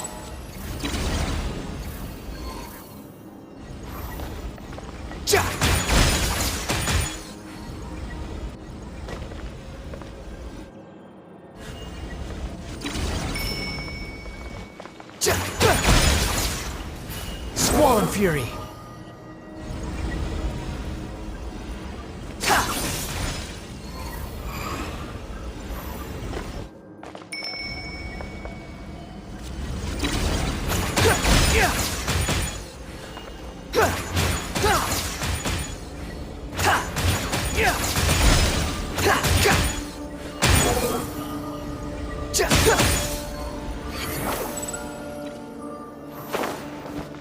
The same old trick again? Are you kidding me? Let's handle it just like we did before. This cheap trick isn't gonna stop us.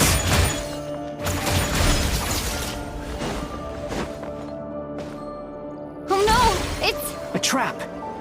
Is that why he was using the same trick over and over again? To get us to lower our guard?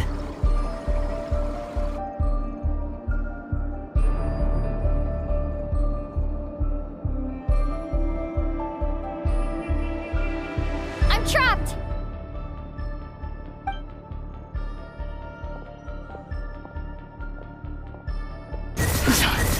Why won't this thing budge? Hello? Hello? Can you hear me? Nicole? Is that you? Yes, it's me. I'm monitoring your progress from inside the Eternal Oasis, and I have to say, this terminal is simply marvelous. It makes tracking you so much easier.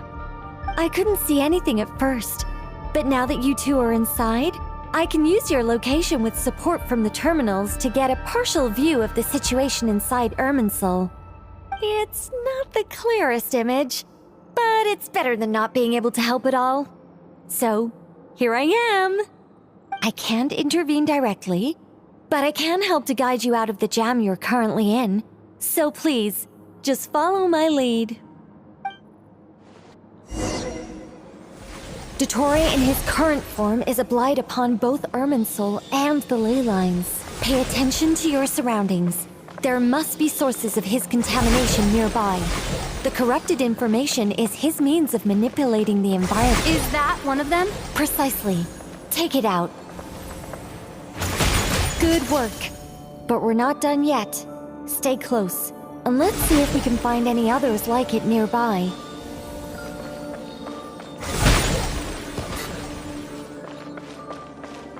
The wind rises.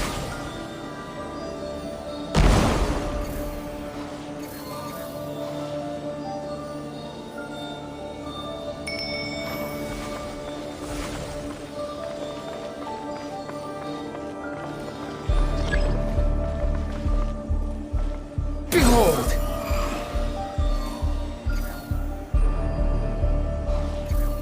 This must be another one. Agreed. Now... Wait! Watch out! It's Dottore. I think he's found us.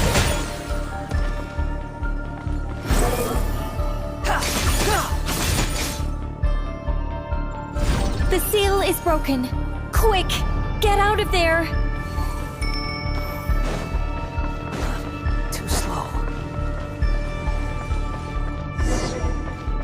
And where exactly do you think you can run to? Wait, what is that? Pursuers. That's gotta be it. Run! Don't let that thing touch you. Dodge that attack.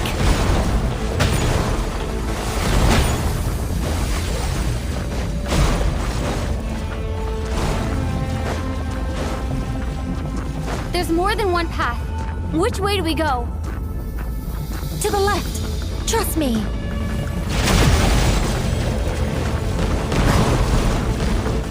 Fleeing like vermin. What a pathetic sight. Hey! Watch yourselves. Stay focused. There's a cliff ahead! Jump! More of those corruption sources. Destroy them as you did before, and open the exit as quickly as possible. They're relentless. Is he trying to wear us down? You'll just have to destroy these too. Too slow. I think the pursuit is over. Hard to say. Stay alert.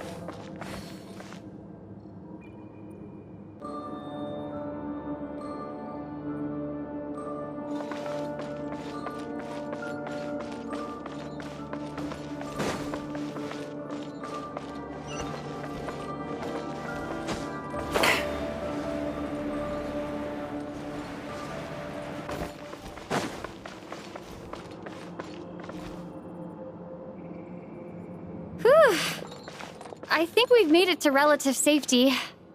Phew, goodness. That was tough. You doing okay? I'll be fine. Don't worry. Take a short rest, and then... Nicole? Nicole! The connection's been cut. But that means... Look at you supporting one another. How very touching.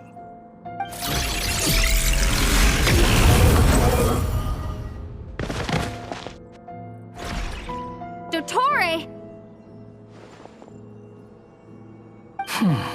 Took you long enough to find us. You're more useless than I thought. Oh, really? I think I deserve a little more credit for my methods than that.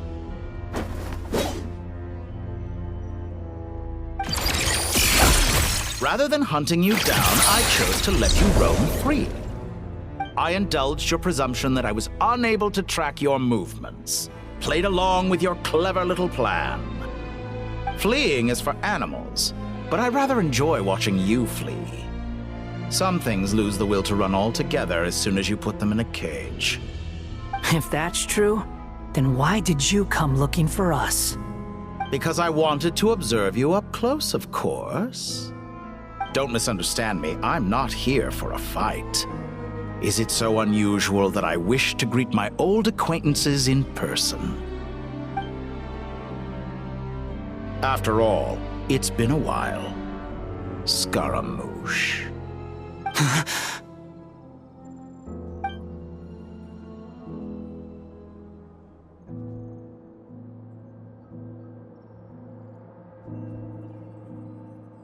Why are you so afraid? I have done nothing unprecedented in discovering the truth. Nor did I go to any great lengths to uncover your story. You made a bold series of moves in deciding to erase yourself. And with the power of this great chronicling device called Irmin's Soul, you were able to achieve something quite remarkable. Once most people form an opinion about someone, it tends to imprison their mind. Yet you managed to erase every trace of your existence. A novel take on death indeed. However, this meant that you stood out to me all the more when I saw you in Nobcry. I didn't even have to go looking for you. Just the sight of you was enough for me to intuit the truth. For someone in my position, connecting the dots was a trivial affair. It would have been more surprising if I hadn't managed to piece it together. You seem very pleased with yourself for figuring it out. I'm sure you'd even be more delighted to learn the full extent of your crimes. That would hardly be necessary. Besides, isn't there something that concerns you more right now? Something that fills you with dread? Let me put your mind at ease. I have no intention whatsoever of restoring any of the records you deleted. For one thing, it would be exceptionally difficult. But more to the point, I doubt that the prospect of losing your current life is all that frightening to you. Because in your case, the cruelest twist of fate is that you'll never again have the chance to make up for any of your mistakes. Isn't it? Dottore?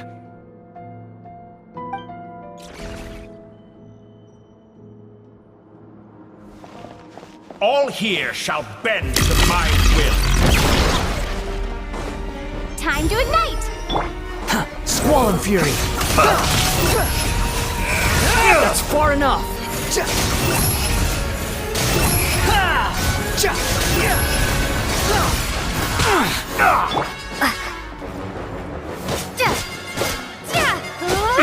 Blazing light! I'm afraid you'll need to do better than that to take me down. I expected you to have grown stronger. Ah, how foolish of me. I forgot that you lack any means to increase your power. You will pay for everything you've done. Oh, will I now?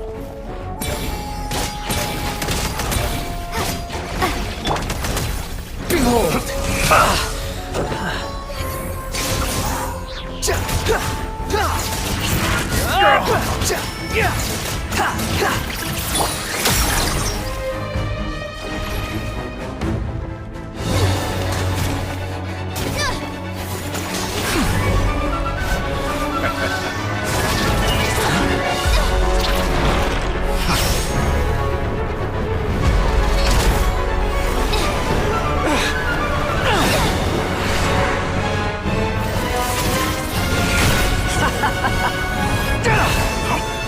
Does the prospect of death amuse you? I could ask you the same question! I'll distract Dottore. You focus on the mission. Got it.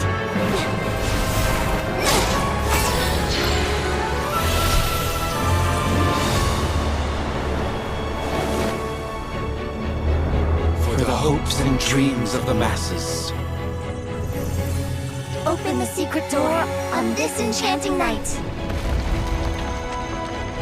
May wisdom's light eradicate ignorance and darkness, and hereby fulfill our ancient vow. Commence data extraction.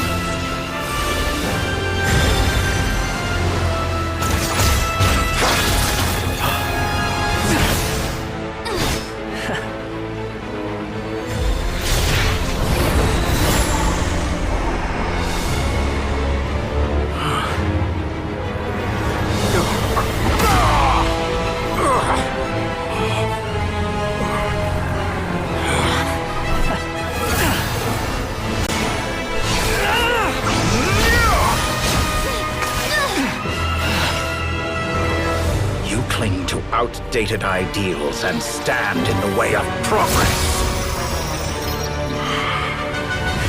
You will pay for interfering with the grandest experiment of all time.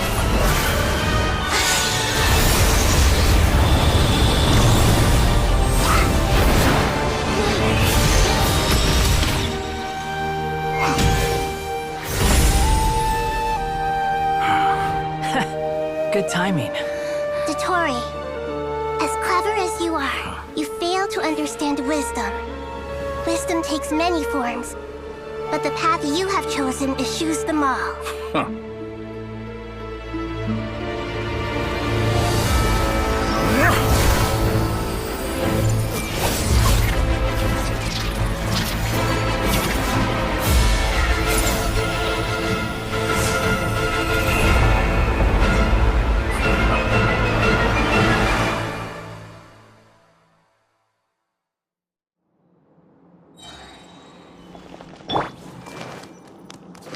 Hey! My strength is fading! Since you are within Irminsul, it stands to reason that any power you wield comes from it. You're extracting the information from Irminsul just to strip me of my power.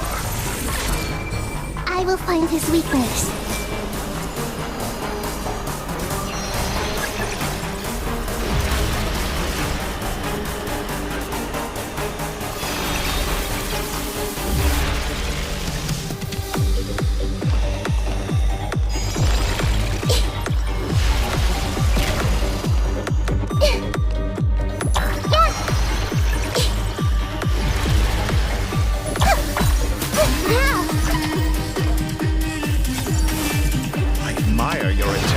Introduce a new variable, but it's nowhere near enough.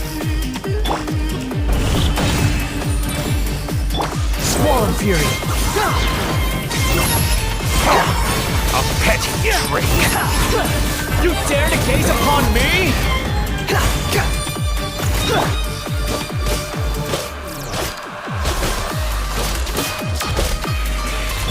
Let's leave her a little. The wind rises.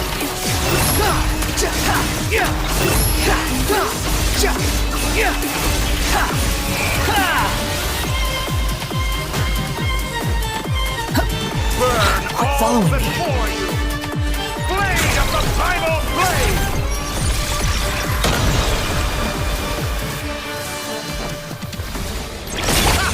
You won't destroy. You're so close. Just hold on a little longer. I'll hold him up. Traveler, Hat Guy, the rest is up to you. We certainly have a knack for surprising each other, don't we? I'm just getting started.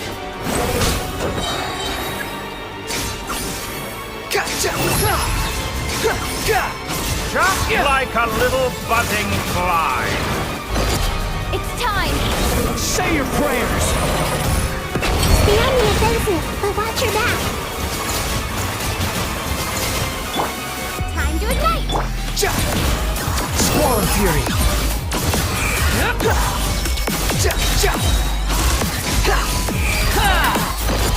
It's time! Say your prayers!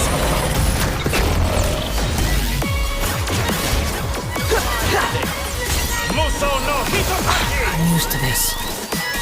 The wind rises.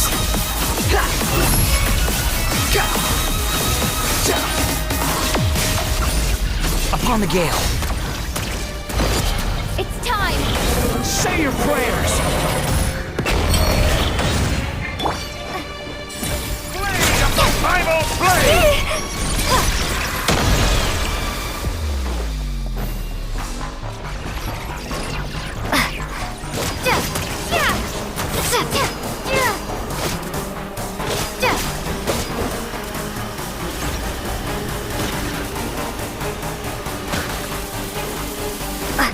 Let's try Blazing light! Muso no Hitotaki!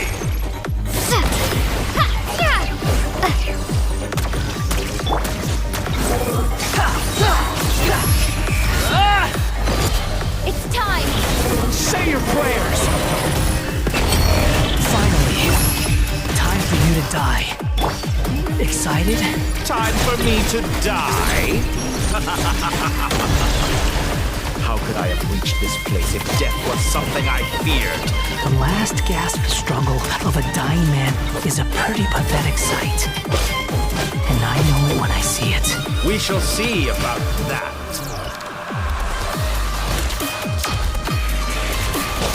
Time to ignite! Muso no Hitotaki! It's time! Say your prayers!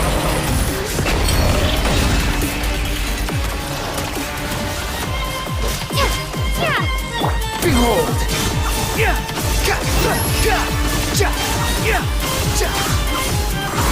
Burn all before you! It's time! Say your prayers!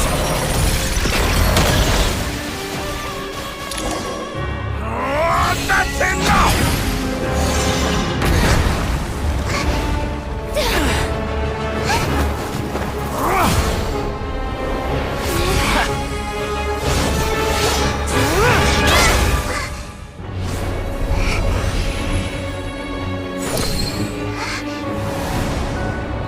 It's all yours. Do with it as you see fit.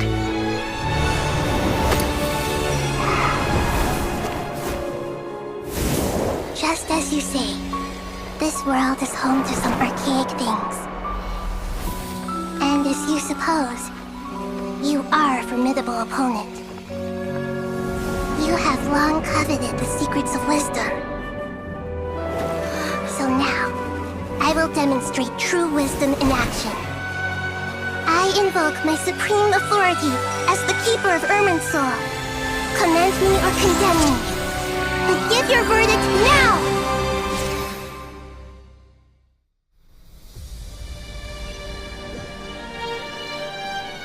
Blessed One of Wisdom, Mahakusaladhama, are you certain that you wish to exercise your authority to destroy Irminsul?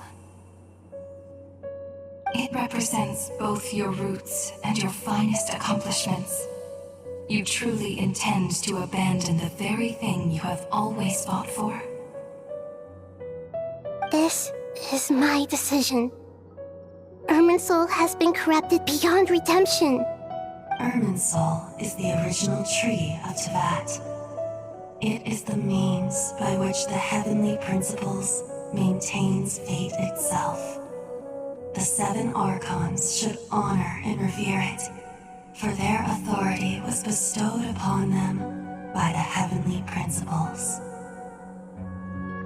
It is precisely because I honor and revere it that I fight for the humanity it exists to protect.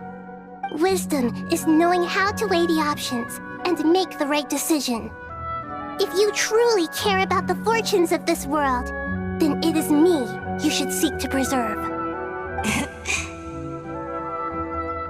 Planting a seed begins the chain of cause and effect.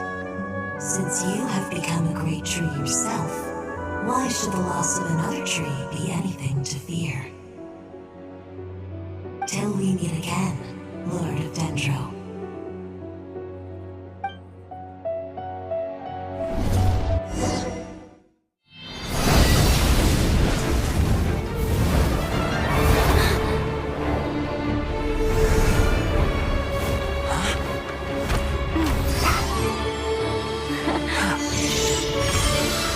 The first flame. The pure, cleansing fire.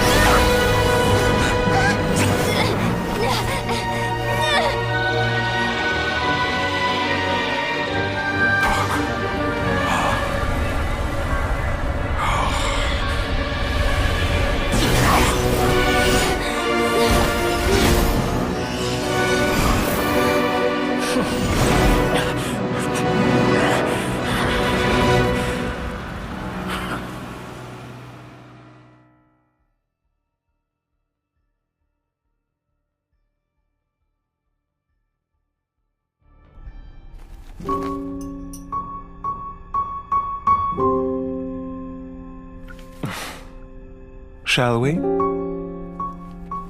Where were we? I was suggesting that you needn't perform when signing a contract. You're only sitting here because your bank demanded an evaluation of the trustee. So you told a story about a young scholar from a merchant family in Sumeru? I told a compelling tale, didn't I? The post-expulsion story is far more captivating. The human experiments or the elixir of immortality? The part where you die. Ah, yes. My favorite part. The 35-year-old Segment thought of himself as Dottore, reserving the name Zandik for the original specimen. Of all the Segments, he was the most selfish. After his expulsion, Dottore searched for a new direction. He joined the Fatui, studied Elazar in great depth, secured resources. He was rather fortunate in his career. Zondik turned to Conrian technology and successfully created his segments. But this was not immortality.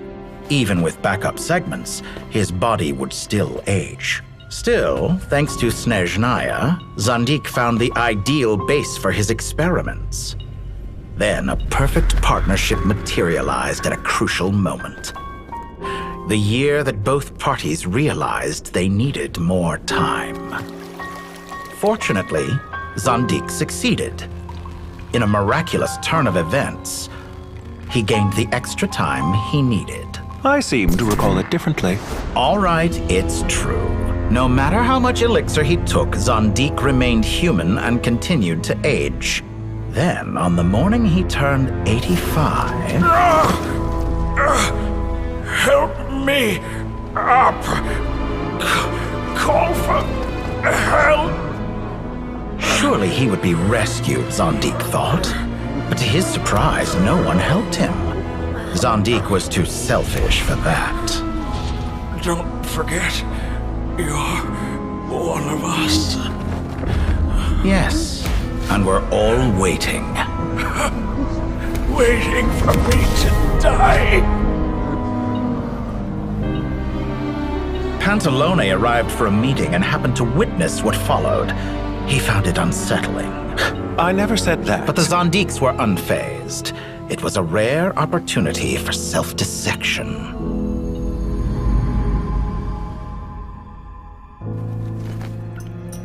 What does all that have to do with you depositing your data at Northland Bank? It has made me cherish my time in this world all the more. Fair enough. So you do have a sense of self-preservation.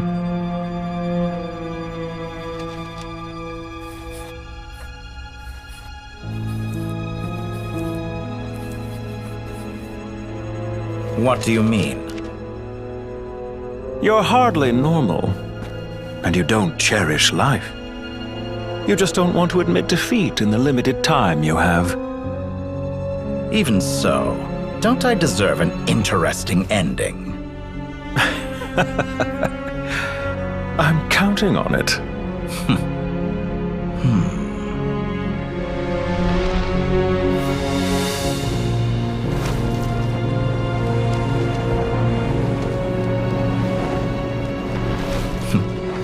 If nothing else, I expect my funeral will be a grand affair indeed.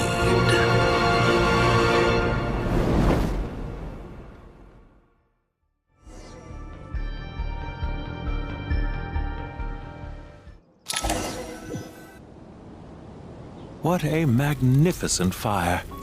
In Snezhnaya, we light fires to ward off the cold. Fire, it seems, is antithetical to ideas such as cold, frozen, and unchanging. Perhaps it has always been that way. From the beginning, fire has been used to drive away wild beasts and warm the body and mind. You could say it's a form of treatment. One that cures the human heart of mortal fear. Mortal fear? Something you haven't been acquainted with in a long time, by the sounds of it. Whereas you, I'm sure, must know the feeling quite well indeed. I remember when we first discussed the elixir of immortality, you claimed that extending your lifespan was about buying more time. But was that really the truth? You fear the prospect of dying a wretched end in this world, don't you? Of course I do. I'm only human, after all. And while you may have forgotten it, you cannot deny that you too were once human, Dottore. I do not believe that there is no such fear in your heart. Perhaps you are right. But I abandoned it long ago and devoted myself to my experiments. I have felt no fear since. From the very beginning, I never thought you could win this game. But still you came. Contract in hand. To honor our agreement. Because I am a reputable partner. And as we have discussed, experiments are about more than results alone. The process is equally important. I have come here and completed my creation, and I do not regret my decision. I'm afraid your journey ends here. After I die, there will be no one to make the elixir of immortality, and your remaining stock will only last a few more years. How then will you prove that you didn't perish in this incident alongside everyone else? When I feel optimistic about market environments, I never forcibly adjust them. They have their own direction. And I myself am one such environment. I have been quite particular about many things in my life. But where the manner of my death is concerned, I choose not to be. You make yourself sound so magnanimous. Oh, but I am. And I hope you will be too. It may have been a long time since anyone told you this, Dottore, but I recognize that you are a truly rare talent. Ha! I can see it. The experiment in blasphemy that I've been performing all this time. It has been a long process, and I do not care about the results as much as people might imagine. If the very goal of your experiment was to explore infinite possibilities, then there was never any reason for it to end. Indeed. Yet now, the experiment has officially drawn to a close. What should I call you? Zandik? Or do you prefer Dottore? Suit yourself. Goodbye, Feofan. This time, that's what it truly is. And don't I know it? Goodbye, Zandik.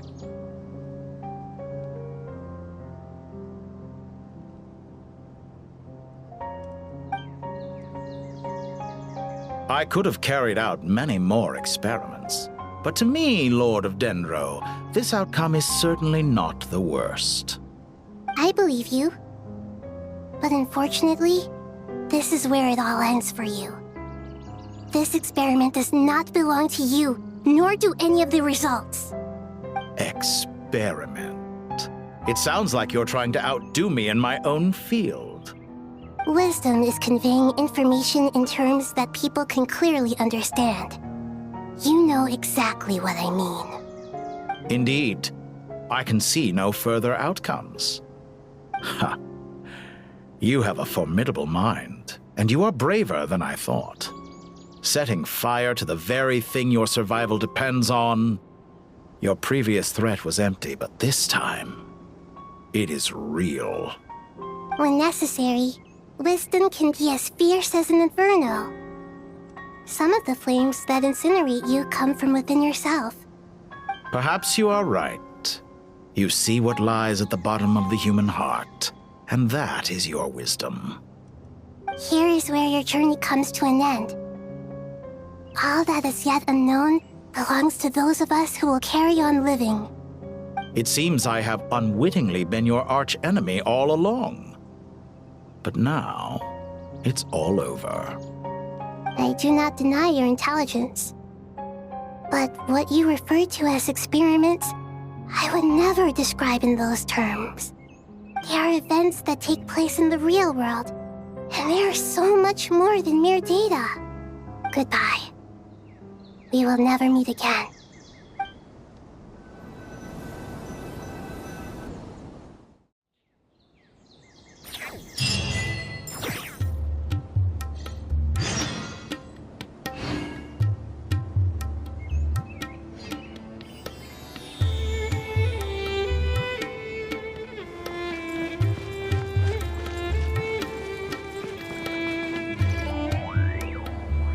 Well, that's the last of them. Everyone on the list is already back where they should be. It was a long, hard road, but we finally finished escorting everyone back. I just pray that we'll never need to leave again. I hope we can stay here forever in this peaceful paradise of our own choosing. Paradise. In the annals of the Temple of Silence, that word carries great significance. It represents the hopes and desires of the gods. Their longing for a place to rest. I wouldn't think gods need such a place. People always think they're the only ones who can lose their homes. They forget that gods too need a place to reside. As the Goat King once said, A god without his people shall cease to exist. Gods need their believers every bit as much as their believers need them.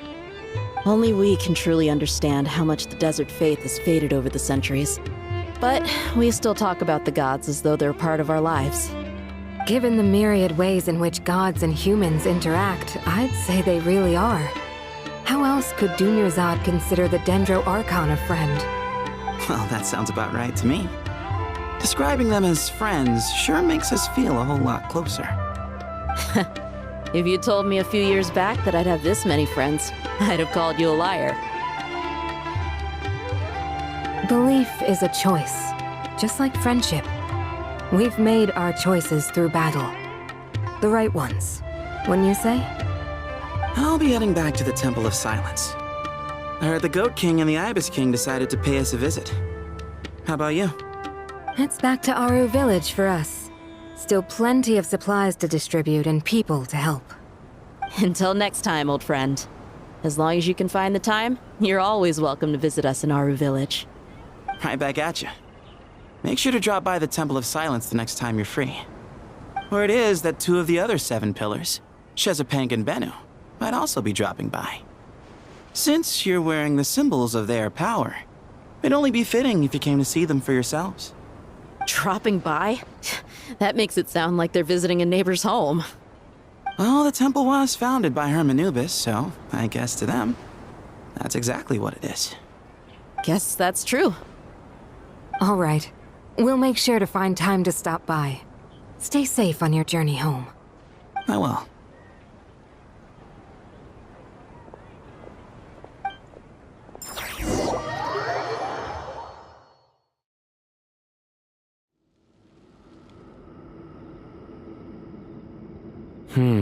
You do have a point. See?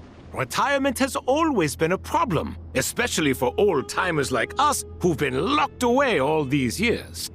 You finally step out into the light, and bam! You're face to face with a whole different world. Naturally. What do you think, Layla? Huh? Why would you think to ask me?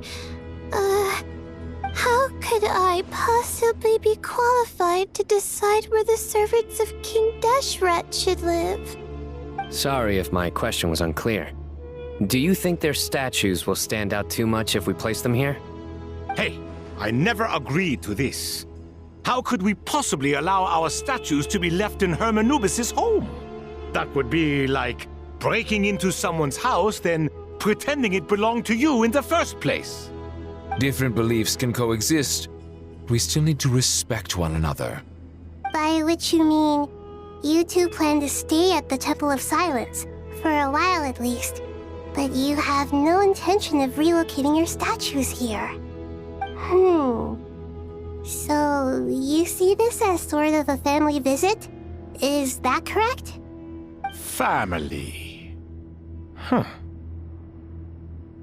You could say that. In a sense, Hermanubis would view this as his home. Just look at this place. Magnificent, is it not? The sad truth is, in the past, all 3 of us invested so much into misguided ventures.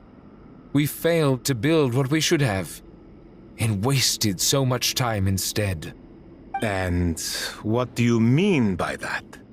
I mean that for the most part, time spent associating with the likes of Sobek, and, let's say, Thoth, might reasonably be considered wasted. Why does that not surprise me? Go on. Anyway, given how much time we'll all be spending together, I'd say that the bonds we built will end up proving to have been a sound investment. Once Sethos, the current leader of the Temple of Silence, returns, you can discuss the matter of staying here with him. But judging by the expressions of everyone here, I imagine you'll receive a very warm welcome. This sacred ground houses untold knowledge, after all. What better place for the servants of King Deshret to appear in the mortal world? How about we share a meal together first? I imagine it's been many years since you last tasted fresh food. Oh, that sounds wonderful! After so many hundreds of years, I can only surmise that desert cuisine has become a lot more varied. Are we having a get-together? If you'd like, I can help prepare some food. After all, Lord Thoth, you helped me so much in the desert, and I still haven't properly thanked you. Oh, my, that would be wonderful. I'm touched that you still remember. How the times have changed. To the people of today, it seems the Ibis King has become a kind and passionate god. And you, Mr. Herreshoff? What kind of god do you wish to be? To be honest, I haven't given it much thought. How about you, Dendro Archon? Do you have any hopes for your future? Me? I'm very happy with my current life. Forgive my bluntness, but you do not seem to derive your authority from majesty and might, like Lord Al-Ahmar. Clearly your approach has its advantages, but also its dangers, don't you think? I do, but projecting a majestic front doesn't really suit me. Besides, my relationship with others isn't simply one of a god and her people. Not putting on airs might earn you more adoration. Exactly. Besides, I really like parties where everyone brings their own food and we all come together to share. You should join us. I'm sure you'll find it fun. Last time when we got together for a picnic near the Avidia Forest, it was quite the occasion. Seeing as you're already here, how about we hold the next one in the desert? Can we do that? Wouldn't Tainari have to transport a ton of drinking water? Don't worry, I can help out. Layla, would you like to join us next time? Me? Sure. The more the merrier. That way we... Don't take this the wrong way. I just think you should know. When it comes to passing the time, chess is more our thing. In that case, Dendro Archon, what do you say? If I were to compete against you, I can't say with certainty I'd win, but I certainly wouldn't mind giving it a shot. Where's Sobek? I'm sure he'd be good for a few rounds. Cards, cards, cards! I'll always prefer chess. I wonder what variant of chess we're talking here. Mr. Thoth, is there some sort of astrological significance to this game? Oh, I'm glad you brought that up. As long as the leader of the Temple of Silence agrees, we can search Hermanubis' place for books to teach you how to play.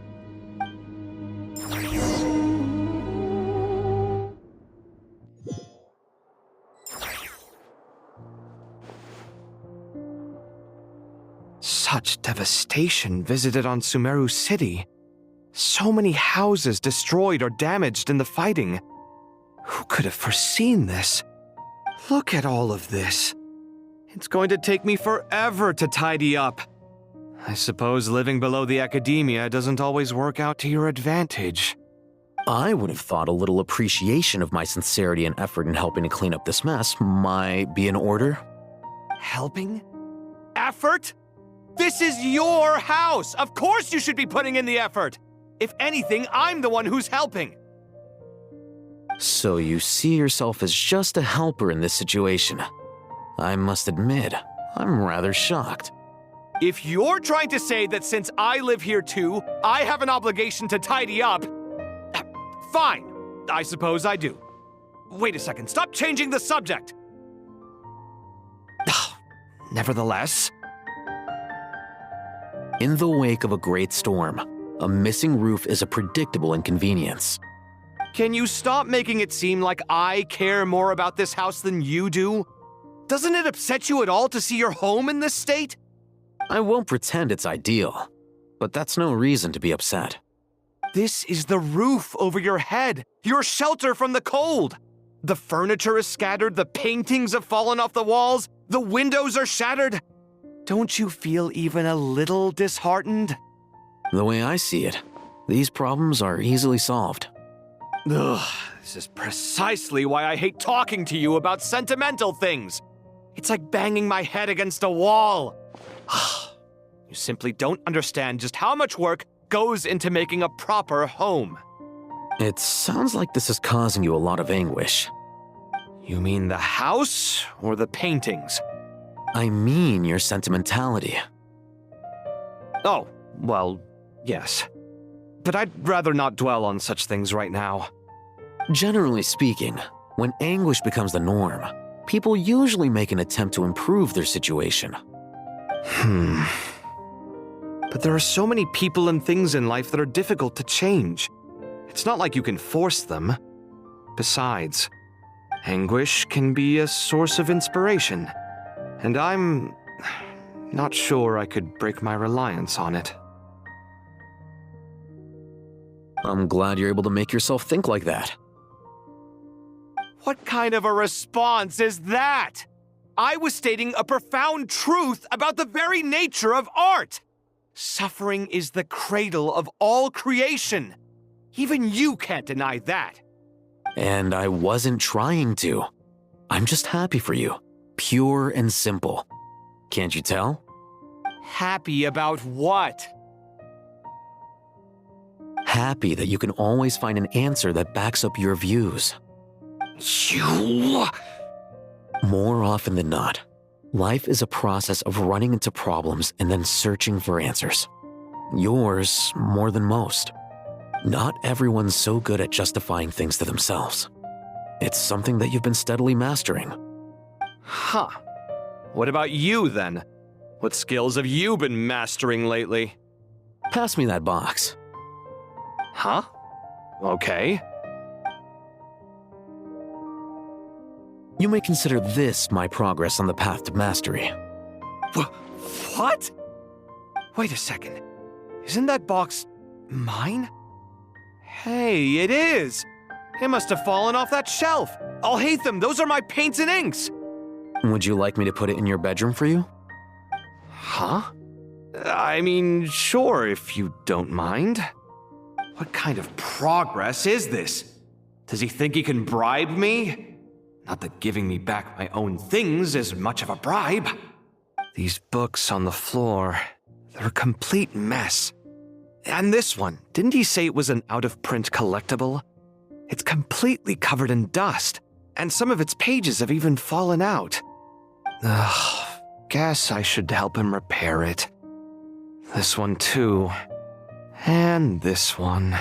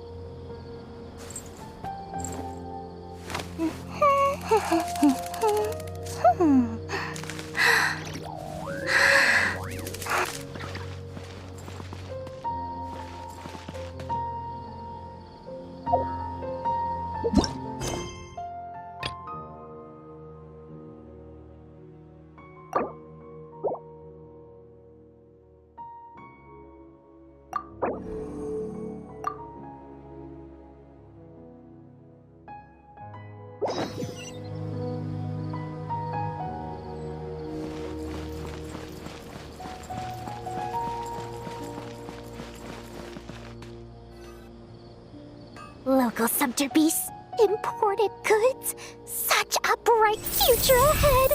I can picture the Mora just rolling in.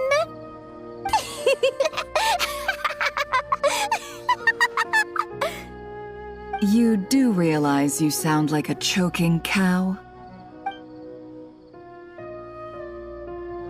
It's called being imposing. Can't you feel it? Are you not intimidated? Oh, I'm positively shaking in my sandals. What commands do you have for me, oh mighty Lord Sangamabe? You've got a lot of nerve, Nefer. You went and told Candace and the others everything, didn't you? Seriously, do you have any idea how differently they see me now? Surely that's a good thing. I presume they're more disposed to actually like you now. maybe even view you as a friend. You traded my secret for sympathy! Thanks to you, I've lost every last shred of my mercantile majesty. How am I supposed to make anyone think I'm a big, scary investor now? The dark days of Lord Sangama Bay are behind you. Why not take this chance to make a few honest friends?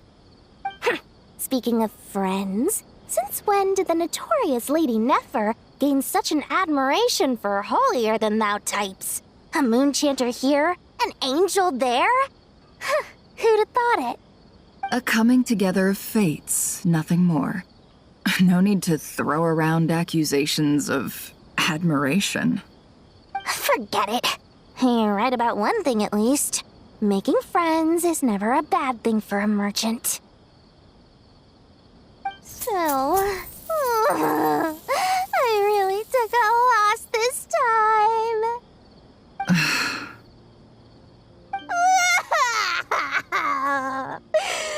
What are you looking at? I'm trying to see if you're really crying or if those are just crocodile tears. A little birdie told me that when Lord Sangama Bay makes money, the tears flow from the center of her eyes. But when she loses it, they flow from the corners. Which is it this time? Ugh, you are so annoying. I'm not talking to you anymore. Nefer, thank goodness you're here. I've been looking everywhere for you. Huh? Well. If it isn't the House of Dana's very own librarian. What can I offer you today, Miss Katayun? Oh, no, I'm not here to buy. I'm here to bring Lady Nefer a book, and a fascinating one at that. We agreed to meet at the entrance to the mausoleum of King Deshret. One more thing, I bought this copy with my own money. It's not borrowed. Reasoning knows not time of day, but suspense always follows a blizzard. That's quite the mouthful. Huh? Isn't that the one that... It was all the rage for a while. People throughout the city were clamoring to get their hands on a copy. The names inside were all circled. Everyone thought it was a riddle. Don't bring up that book in my presence. I don't even want to hear its name. That thing was nothing but a scam. Surprisingly enough, I've actually heard of this book, though it doesn't seem of much consequence. So, what truth lies behind it? You're from the Vahumana and you're asking me what the truth is? I'd say the actual truth was about the least important part of the whole episode.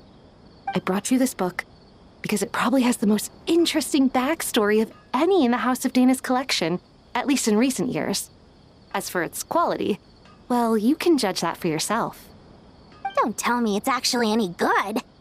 You may not know this, Lord Sangama Bay, but Lady Nefer has a fondness for books with... how should I put this? Mixed reviews? No eye for good literature, huh? Perhaps she feels that bad books hide interesting secrets? But I shouldn't put words in her mouth. It's probably fair to say she prefers the conversations that books can spark over the substance of the books themselves. Suits my style as an intel broker, wouldn't you say? Very interesting, thank you. I'll return it to you once I'm done reading. And as it happens, I have something for you, too. Incense?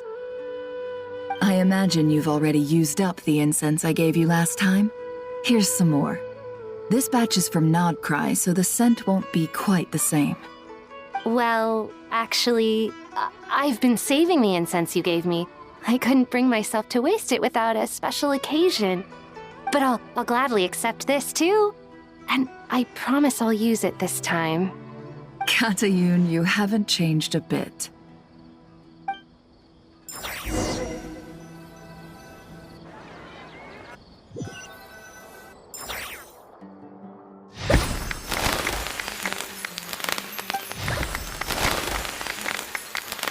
Congratulations, Kale. Well done, Kale. After studying for so long, you've finally become a full-fledged ranger. Sure hasn't been easy for you, huh? This really is fantastic news. All grown up. No longer a trainee, but An official forest ranger. Oh, the next step is to secure tenure in the academia. Thanks, everyone. It's true. I'm an official forest ranger now. Master Tainari, thank you for your guidance and support. I wish Mr. Sino were here so I could thank him too. Sino had a matter to attend to at the Temple of Silence. I don't imagine he'll be back for some time. But don't worry, we can celebrate together once he's finished. I'm afraid the party will have to wait. Kale still has some matters to attend to first. Kale? Is everything all right? No, it's not what you think. There's nothing wrong with my health. I just have a few things I need to deal with. I've made plans with the Traveler and Paimon to visit Mondstadt. Master Tainari and Mr. Sino will be accompanying us too. Well, that's a relief. Let's get together when everyone's back. I'm sure you'll be doing even better by then. Of course. I have a feeling you're right. Phew!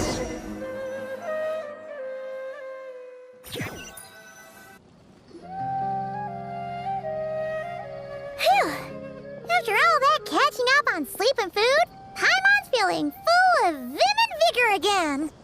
For someone who spends so much time resting, your recovery routine is surprisingly simple. Hey! Paimon's been working her butt off too, you know. She flew all over the city helping everyone out. Don't worry. I saw how hard you worked. All right. We all know you're the most hardworking person in Tavad. As long as you're rested and full, that's what really matters. Paimon's been looking around the place, and it seems like the city's already on the mend. But Paimon's been wondering how Nahita's doing. We should check in on her.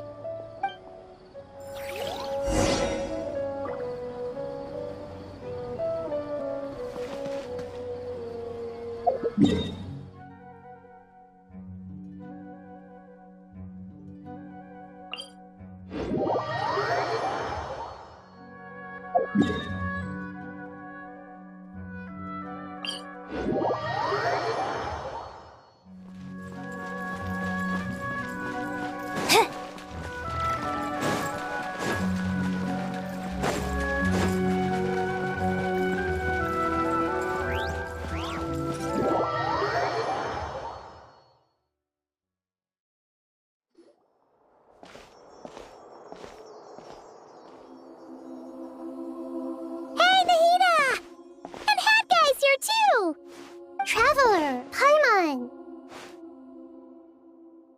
What's going on here? Nothing much. Nahita was just expressing concern for my physical and mental well-being. Oh, the Traveler told Paimon all about that. We've both been very worried about you. Are you feeling alright? You make it sound like I'm on the brink of some kind of breakdown. Truth is, I'm doing much better than you might imagine. If we can just get to the bottom of Dotori's intentions, we can minimize his negative influence. That's the sort of thing I excel at. Just listen to that newfound optimism. It seems like having you enroll in the Vahumana was a truly inspired move. I can really see the positive influence. Observe, a classic Sumeru specialty. Chalking everything up to education and learning. To be honest, even I can sense the change in you. Everything Dotori said to you was a way to manipulate your mind. Fortunately, you're no longer under his sway. Can someone as old as me really continue to grow? If it helps, just think of yourself as a late bloomer. It's all a matter of phrasing, and it comes down to what standards you measure yourself by. For a puppet, developing at such an age is perfectly normal. But if you choose to call yourself a late bloomer, it sounds more like you consider yourself human. However you see yourself, well done. All right, I see what you mean. Anyway, what's your next step? What else can I do but complete my current courses? Everything else can wait. Anyway, that's enough chit-chat. There are still things in the city I need to help out with. I'll be heading there now.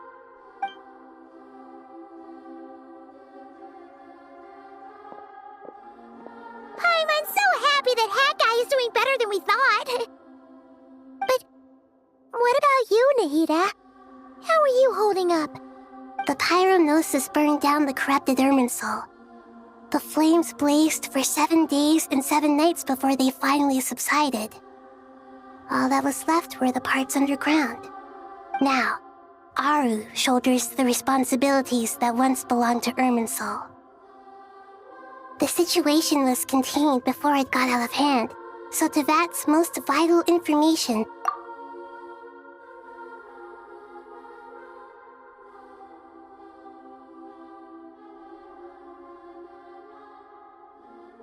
Irminsul has a strong influence over you, doesn't it? How will you cope now that it's gone? There is no need to worry. Thanks to Nicole's extraordinary talents, my connection to Irminsul has been severed and transposed onto Aru. Angels can do things like that?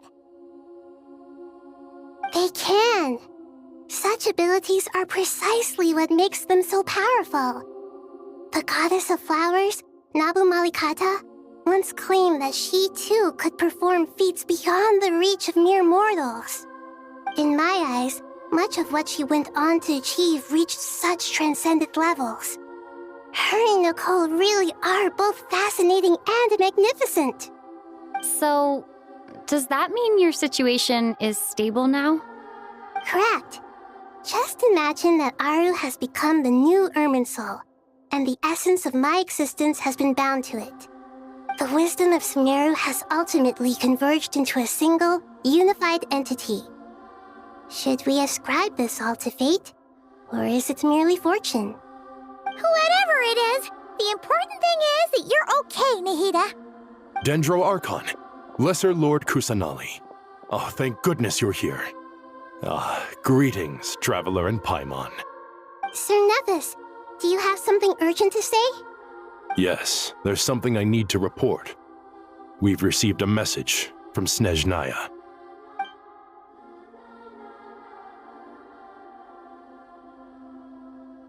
The Fatui Harbinger, the Rooster, sends us his sympathies, along with all the usual pleasantries.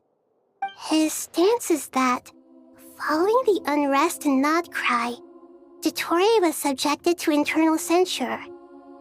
This madness was the act of a rogue element, one who cannot be seen to represent the Zapoliarni Palace. No less than can be expected. Snezhnaya paid a heavy price working to stop him. They even lost one of their own harbingers. The letter goes on to say that even so, Snezhnaya cannot claim to be blameless. Apparently, they will deal with Dottore's subordinates in accordance with Snezhnayan law, holding all those involved in his crimes accountable. Additionally, they are supplying relief funds and supplies, which are already en route. They hope this will aid in Sumeru's reconstruction. Sounds like he's got an answer for everything. True, but as diplomatic rhetoric goes, it's highly effective. Completely watertight, both in logic and sentiment. This disaster has had a profound impact on Sumeru. There is much that I will keep in my heart. The matter of Dottore can be seen as settled for now. We are sure to cross paths again in the future, and in that light, Snezhnaya would do well to uphold their responsibilities and keep a tight rein over their actions. With Irminsul burned, the flow of fate now carries many more possibilities. I will be watching carefully. Perhaps we can move on to a less serious matter? Dendro Archon, will you eat with us once this matter is dealt with? Everyone wishes to celebrate together. Your presence would be most welcome. Of course! Junior Zod, Sino, and Hypatia all told me the same thing. If there isn't enough room for everyone, we can arrange back-to-back feasts. What a wonderful idea. That just leaves the question of what we should eat. Not more tomatoes, surely. More? Dendro Archon, what do you mean by more tomatoes? Those good friends of yours are always talking about tomatoes. Sometimes when I'm walking through the city, I can even hear them arguing in the fields. Since you see them so often, you must hear about tomatoes even more than I do. Tomatoes. Tomatoes. The word has a certain magic to it. Like the autumn fur of a sumpter beast swirling in the wind, sometimes flying up my nose. Tomatoes. What can we make with tomatoes? Wait, why tomatoes? Take your time, there's no need to rush. The traveler, Paimon, and I still have somewhere we need to visit. You'll have plenty of time to think it over before I return. Does this mean you're going to Natlan? Meeting them there in person. It will require a long journey. I know. But this is necessary. I must go myself. Traveler, Paimon, we'll set off as soon as you're ready. Is that all right? Sure. We'll be ready whenever you are. You'll hear no objections from Paimon. We should grab some snacks along the way, though. It'll be just like going on a long holiday. Wonderful. I'm looking forward to this so much.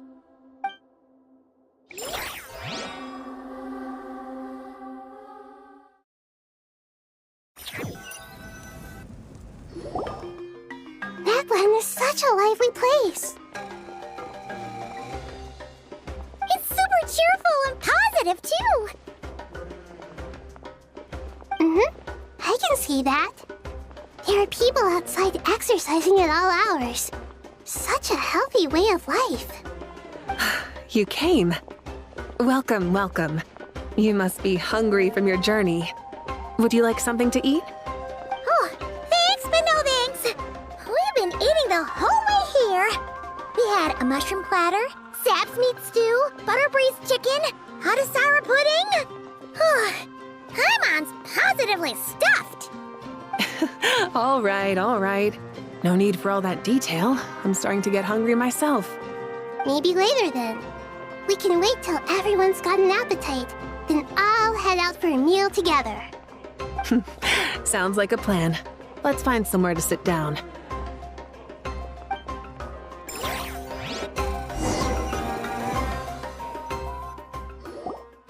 I should tell you, I already have some sense of why you've come. Why's that, Malika? To say thank you. Your senses are spot on. But on top of that, we also feel guilty. Because the pyronosis has vanished? I sensed its loss. Despite scouring through the remnants of Irminsul, we couldn't find any sign of the pyronosis. Not even any trace of it burning to ash. That's certainly unusual. Still, the potential fallout from Irminsul's loss is significant, to say the least. Perhaps the pyronosis's disappearance is simply a knock-on effect of the impact it's had on a certain strand of fate. There's no need to feel guilty. We were clear that this time, there was to be no returning, only giving. Pure and simple. Thank you really is a fascinating phrase. We use it to express gratitude for the smallest of things. Yet, when faced with a kindness too immense to describe, we use exactly the same words. It's not that we lack other means of expression. It's that when we truly need to express our feelings, the simplest and purest words are always the most powerful. You're right. In Natlan, we prefer simple expressions too. Companionship, friendship, support. They might not sound fancy, but the sentiment behind them is sincere. That's wonderful to hear. Sincere feelings are often a vehicle for the deepest wisdom of all. Irminsul's destruction doesn't seem to have done you much harm. I'm glad to see you're doing well. There's still a lot of work to do, but before we begin, we felt it was important to come here and speak with you. Partly to express our gratitude, but also because we felt that seeing you, in a sense, is like basking in warm sunlight. That's a nice way of putting it. I like that. To tell you the truth, though, I'm not a fan of somber meetings. So, since there's nothing more to say, why don't we go bask in some actual sunlight? The weather's beautiful today. What a great idea! Paimon's gonna lie back and soak up some rays.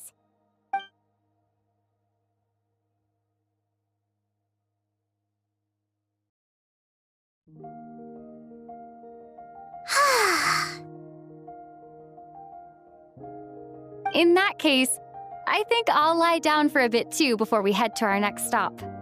And where might that be? Mondstadt. Paimon and I are gonna head back there with Kale and the gang.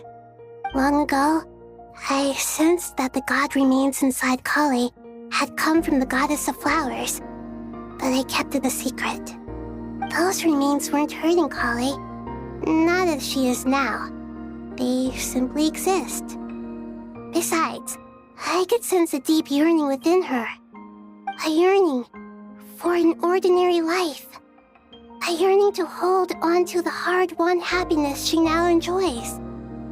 With someone like her, I have a responsibility to keep her secret. She should be ready to face the truth by now. Whenever people meet, there is always the potential to create warmth and kindness.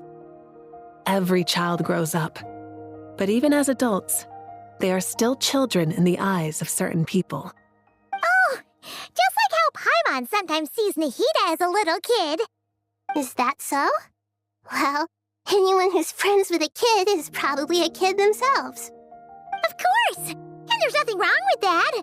When we get back, we'll actually be hanging out with another of our friends who happens to be a kid.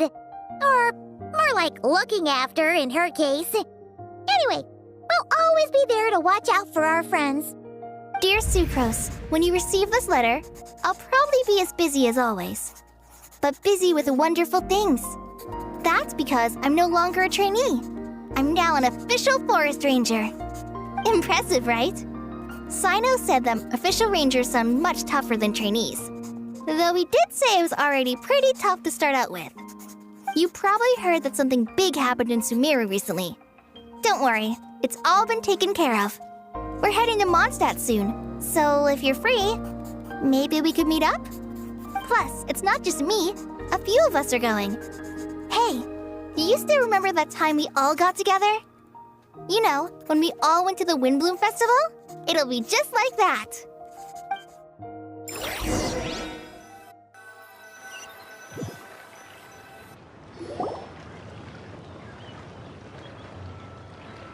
Dainari, is that... Don't you say it! Is that the great Vayu-Vyastra? Behold, the great Vayu-Vyastra, General Mahamatra. How times have changed. I wasn't expecting you to beat me to the punchline. You've changed. You've really upped the aggression in your battle against Sino's jokes. Kale, how did you know what I was going to say? For the love of... Hey! Traveler! Paimon, you're right on time! I hope we haven't kept you waiting. Kale! Sucrose! It's been so long! How have you been? I've been well. Everything's going great. What about you? Are you still busy? Not at the moment. Oh, right! That juicer you gave us works amazing! Farzan loves it. Seriously? That's wonderful. I don't suppose you drew up a detailed test report. Oh, what fruits did you use? How's the texture of the final product? Sucrose, you might want to try asking your questions one at a time. Albedo! Paimon didn't see you there! It's been a while since all of us were together like this. How about we follow the same plan as last time? Good idea, my friend. You never disappoint. So, what are your identities this time? Don't remind him. First things first. Allow me to introduce our very own official Forest Ranger Kale. The rest of us are simply her humble travel companions. This sounds like one of those mushy stories that gets people hooked on some corny, heartwarming premise. Oh, is our story not heartwarming? If I recall correctly, there was even a scene like this in King of Invocations. Besides being heartwarming, our story's also about tough, impressive-sounding job titles. At least that's what I think.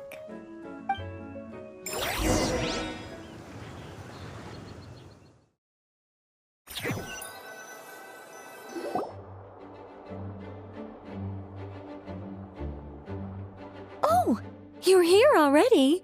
I'm still giving Dodeko a little trim. I won't be a moment. A trim? Does Dodoko need haircuts too? Of course.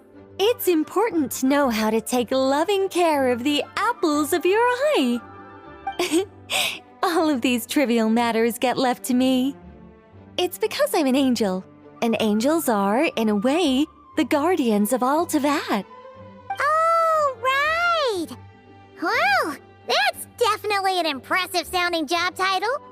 What are you writing? I'm just brainstorming some cool-sounding lines. Oh, write them on these card backs. Of course. Clearly, my lines are pretty amazing, wouldn't you say? Miss Nicole. Kale? You seem a little nervous. I was just wondering, who was the person you mentioned who needed their wish fulfilled? Wish? What do you mean? Miss Nicole asked if we could meet up in Mondstadt once everything was over. She said a friend of hers had a wish that needed my help to come true. Well, you never mentioned that before. All we knew was that you'd arranged to meet in Mondstadt. But we thought it had something to do with the god remains. To be fair, everything I told you was true. Anyway, my friend is waiting. Come on, let's pay her a visit.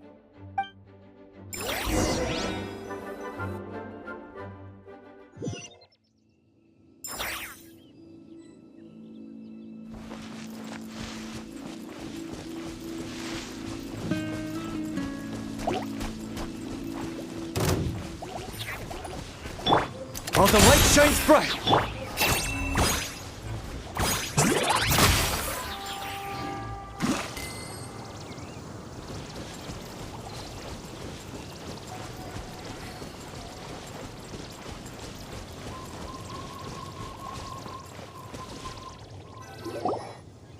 Huh?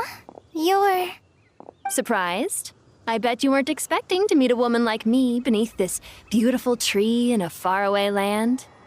An oasis will spring from the place where a djinn resides. That saying falls somewhat flat here in Mondstadt, given that everywhere is already so lush and green. Lilupar, what are you doing here? I made friends with Miss Nicole. I asked her to bring me here and then invite Kale to come. The prologue to this story is that I have a wish. It has stirred within my heart for centuries, millennia even. Originally, it was merely Al-Akhmar's lie, but now it has become reality. Could this be... related to the goddess of flowers?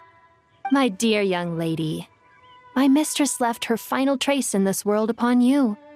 I can't tell you how glad I am to see you here. And now I have seen you, and peered into your heart.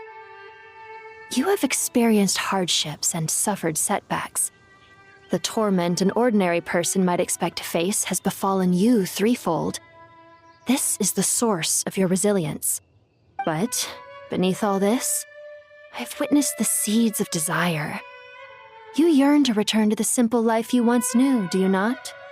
I do. I want to throw away everything that isn't mine. But how do you decide what is yours? The scars that others carve into your flesh? The kindness and love they inscribe? Are these things not yours as well? They are. This is something I've talked about with Miss Nicole. Miss Nicole said I should learn how to adjust my standards. I just want to live as an ordinary human. Anything beyond that isn't mine. Don't you want anything from the remains of the goddess of flowers? She gave me a revelation once. I think that's already more than enough. In the past, you would not have possessed such a rich heart. Your brief life has taught you to hold on to everything good, to home in on kindness. How fascinating. You're nothing like Nabu Malikata, and you're certainly not her. Of course not. I'm not some great and powerful being, Miss Lilopar. Yet I am a Jinn. We exist because of the Lord of Flowers. We revere and love her. My wish is to see her one last time, to give everything for her. Kale, can you do this for me? But her remains won't be easy to remove. Are you sure this is what you want? That's beside the point. First, I need to know, are you willing to do something for the soul of this lonely, wandering woman? I'm willing. But look, you know nothing about me. Even if you have heard the stories about me, all you would know is that I was rightly punished for the many evil deeds I committed. So you do know. Your lips are quivering, your eyes trembling, and still you're willing to do something for me. Life has been cruel to you, and yet you've learned to be kind. My dear young lady, to repay your kindness, I too must play my part. Are you sure about this, Lilopar? I yearn to see my mistress. For this moment, the world can burn to ashes, the universe be engulfed in flame. I care about nothing else. And you, Kale, I can give you a gift. You'll become just another ordinary human. But Miss Lilopar, what will happen to you? My wish will be fulfilled, and I can die happy. Why would you wish for that? A long, unending life might seem desirable for one who has never possessed it, yet it brings torment to one who has. My remains are scattered across the yellow sands, but my soul can find no peace. Since you've promised to grant my wish, give me that release. Allow the dying to die, and let the dead rest in peace. You have my thanks. Kale, there's no pressure on you. What she said, it's all true. A wish is a genuine desire, after all. It's as if you want to use the last of your life to give me a better future. Nothing so selfless. We'll be using our futures to fulfill each other's wishes. This is a noble act, a beautiful and secret transaction between two women. I understand. Miss Lilopar, I'm ready. Close your eyes, Kale. Then open your soul. From there, I will embrace my mistress. The downpour of flowers is your touch. Like returning to the very beginning. Like surrendering to your grace, my mistress. People say that devotion is beautiful, yet filled with pain. How foolish of them. For me, devotion is beautiful, pure and painless. Devotion is my love. Thank you.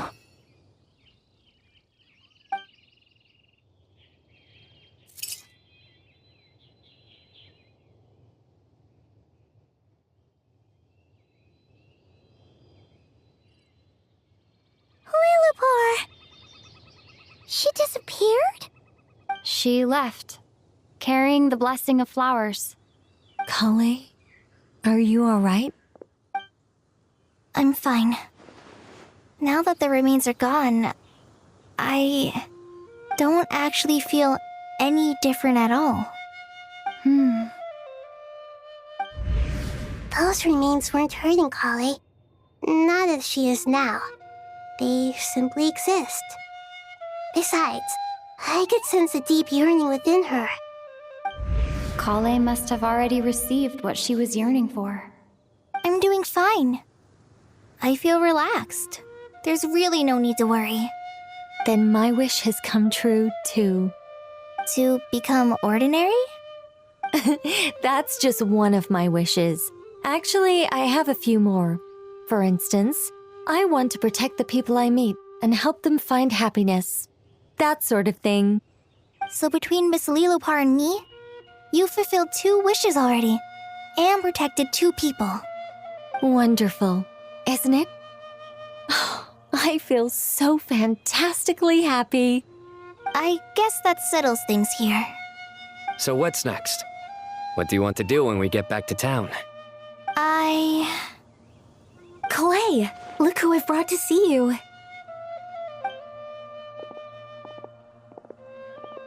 Hey, Kale! I heard you guys were holding some kind of secret event. How come you started without me? Huh? Oh no, it's nothing like that. We were just saying goodbye to an old friend. Really? Who? Me. The old me. So that's what this is all about. Did you come all the way to Mondstadt for that? Because we knew the old you so we could witness the change? Exactly. The old me is gone. I puffed her into the air, and she became a fluffy pink cloud, floating into the sky, before disappearing forever. Do you think, maybe up in the sky, she has friends waiting for her with test tubes, flasks, and bows? Oh, when you put it like that, it doesn't sound so bad after all. What do you think, Miss Nicole? I think maybe that's right. At least, if it were up to me, I'd consider that a happy ending. Dear Sucrose, even though my childhood ended long ago, these past few days have really felt like growing up again. I've become stronger, and I feel like I can finally accomplish things by myself. Surely someone as mysterious as you will find a friend like this fascinating? Always growing, always thriving like a plant. I came to say goodbye to my old self. I know that after this, she'll be gone. Thinking about it makes me feel a little lonely. I know the weakness that kept me company will one day leave me too. But somewhere in my heart, I feel a great sense of joy. It feels like I've always wanted to take this step, to walk towards the new me.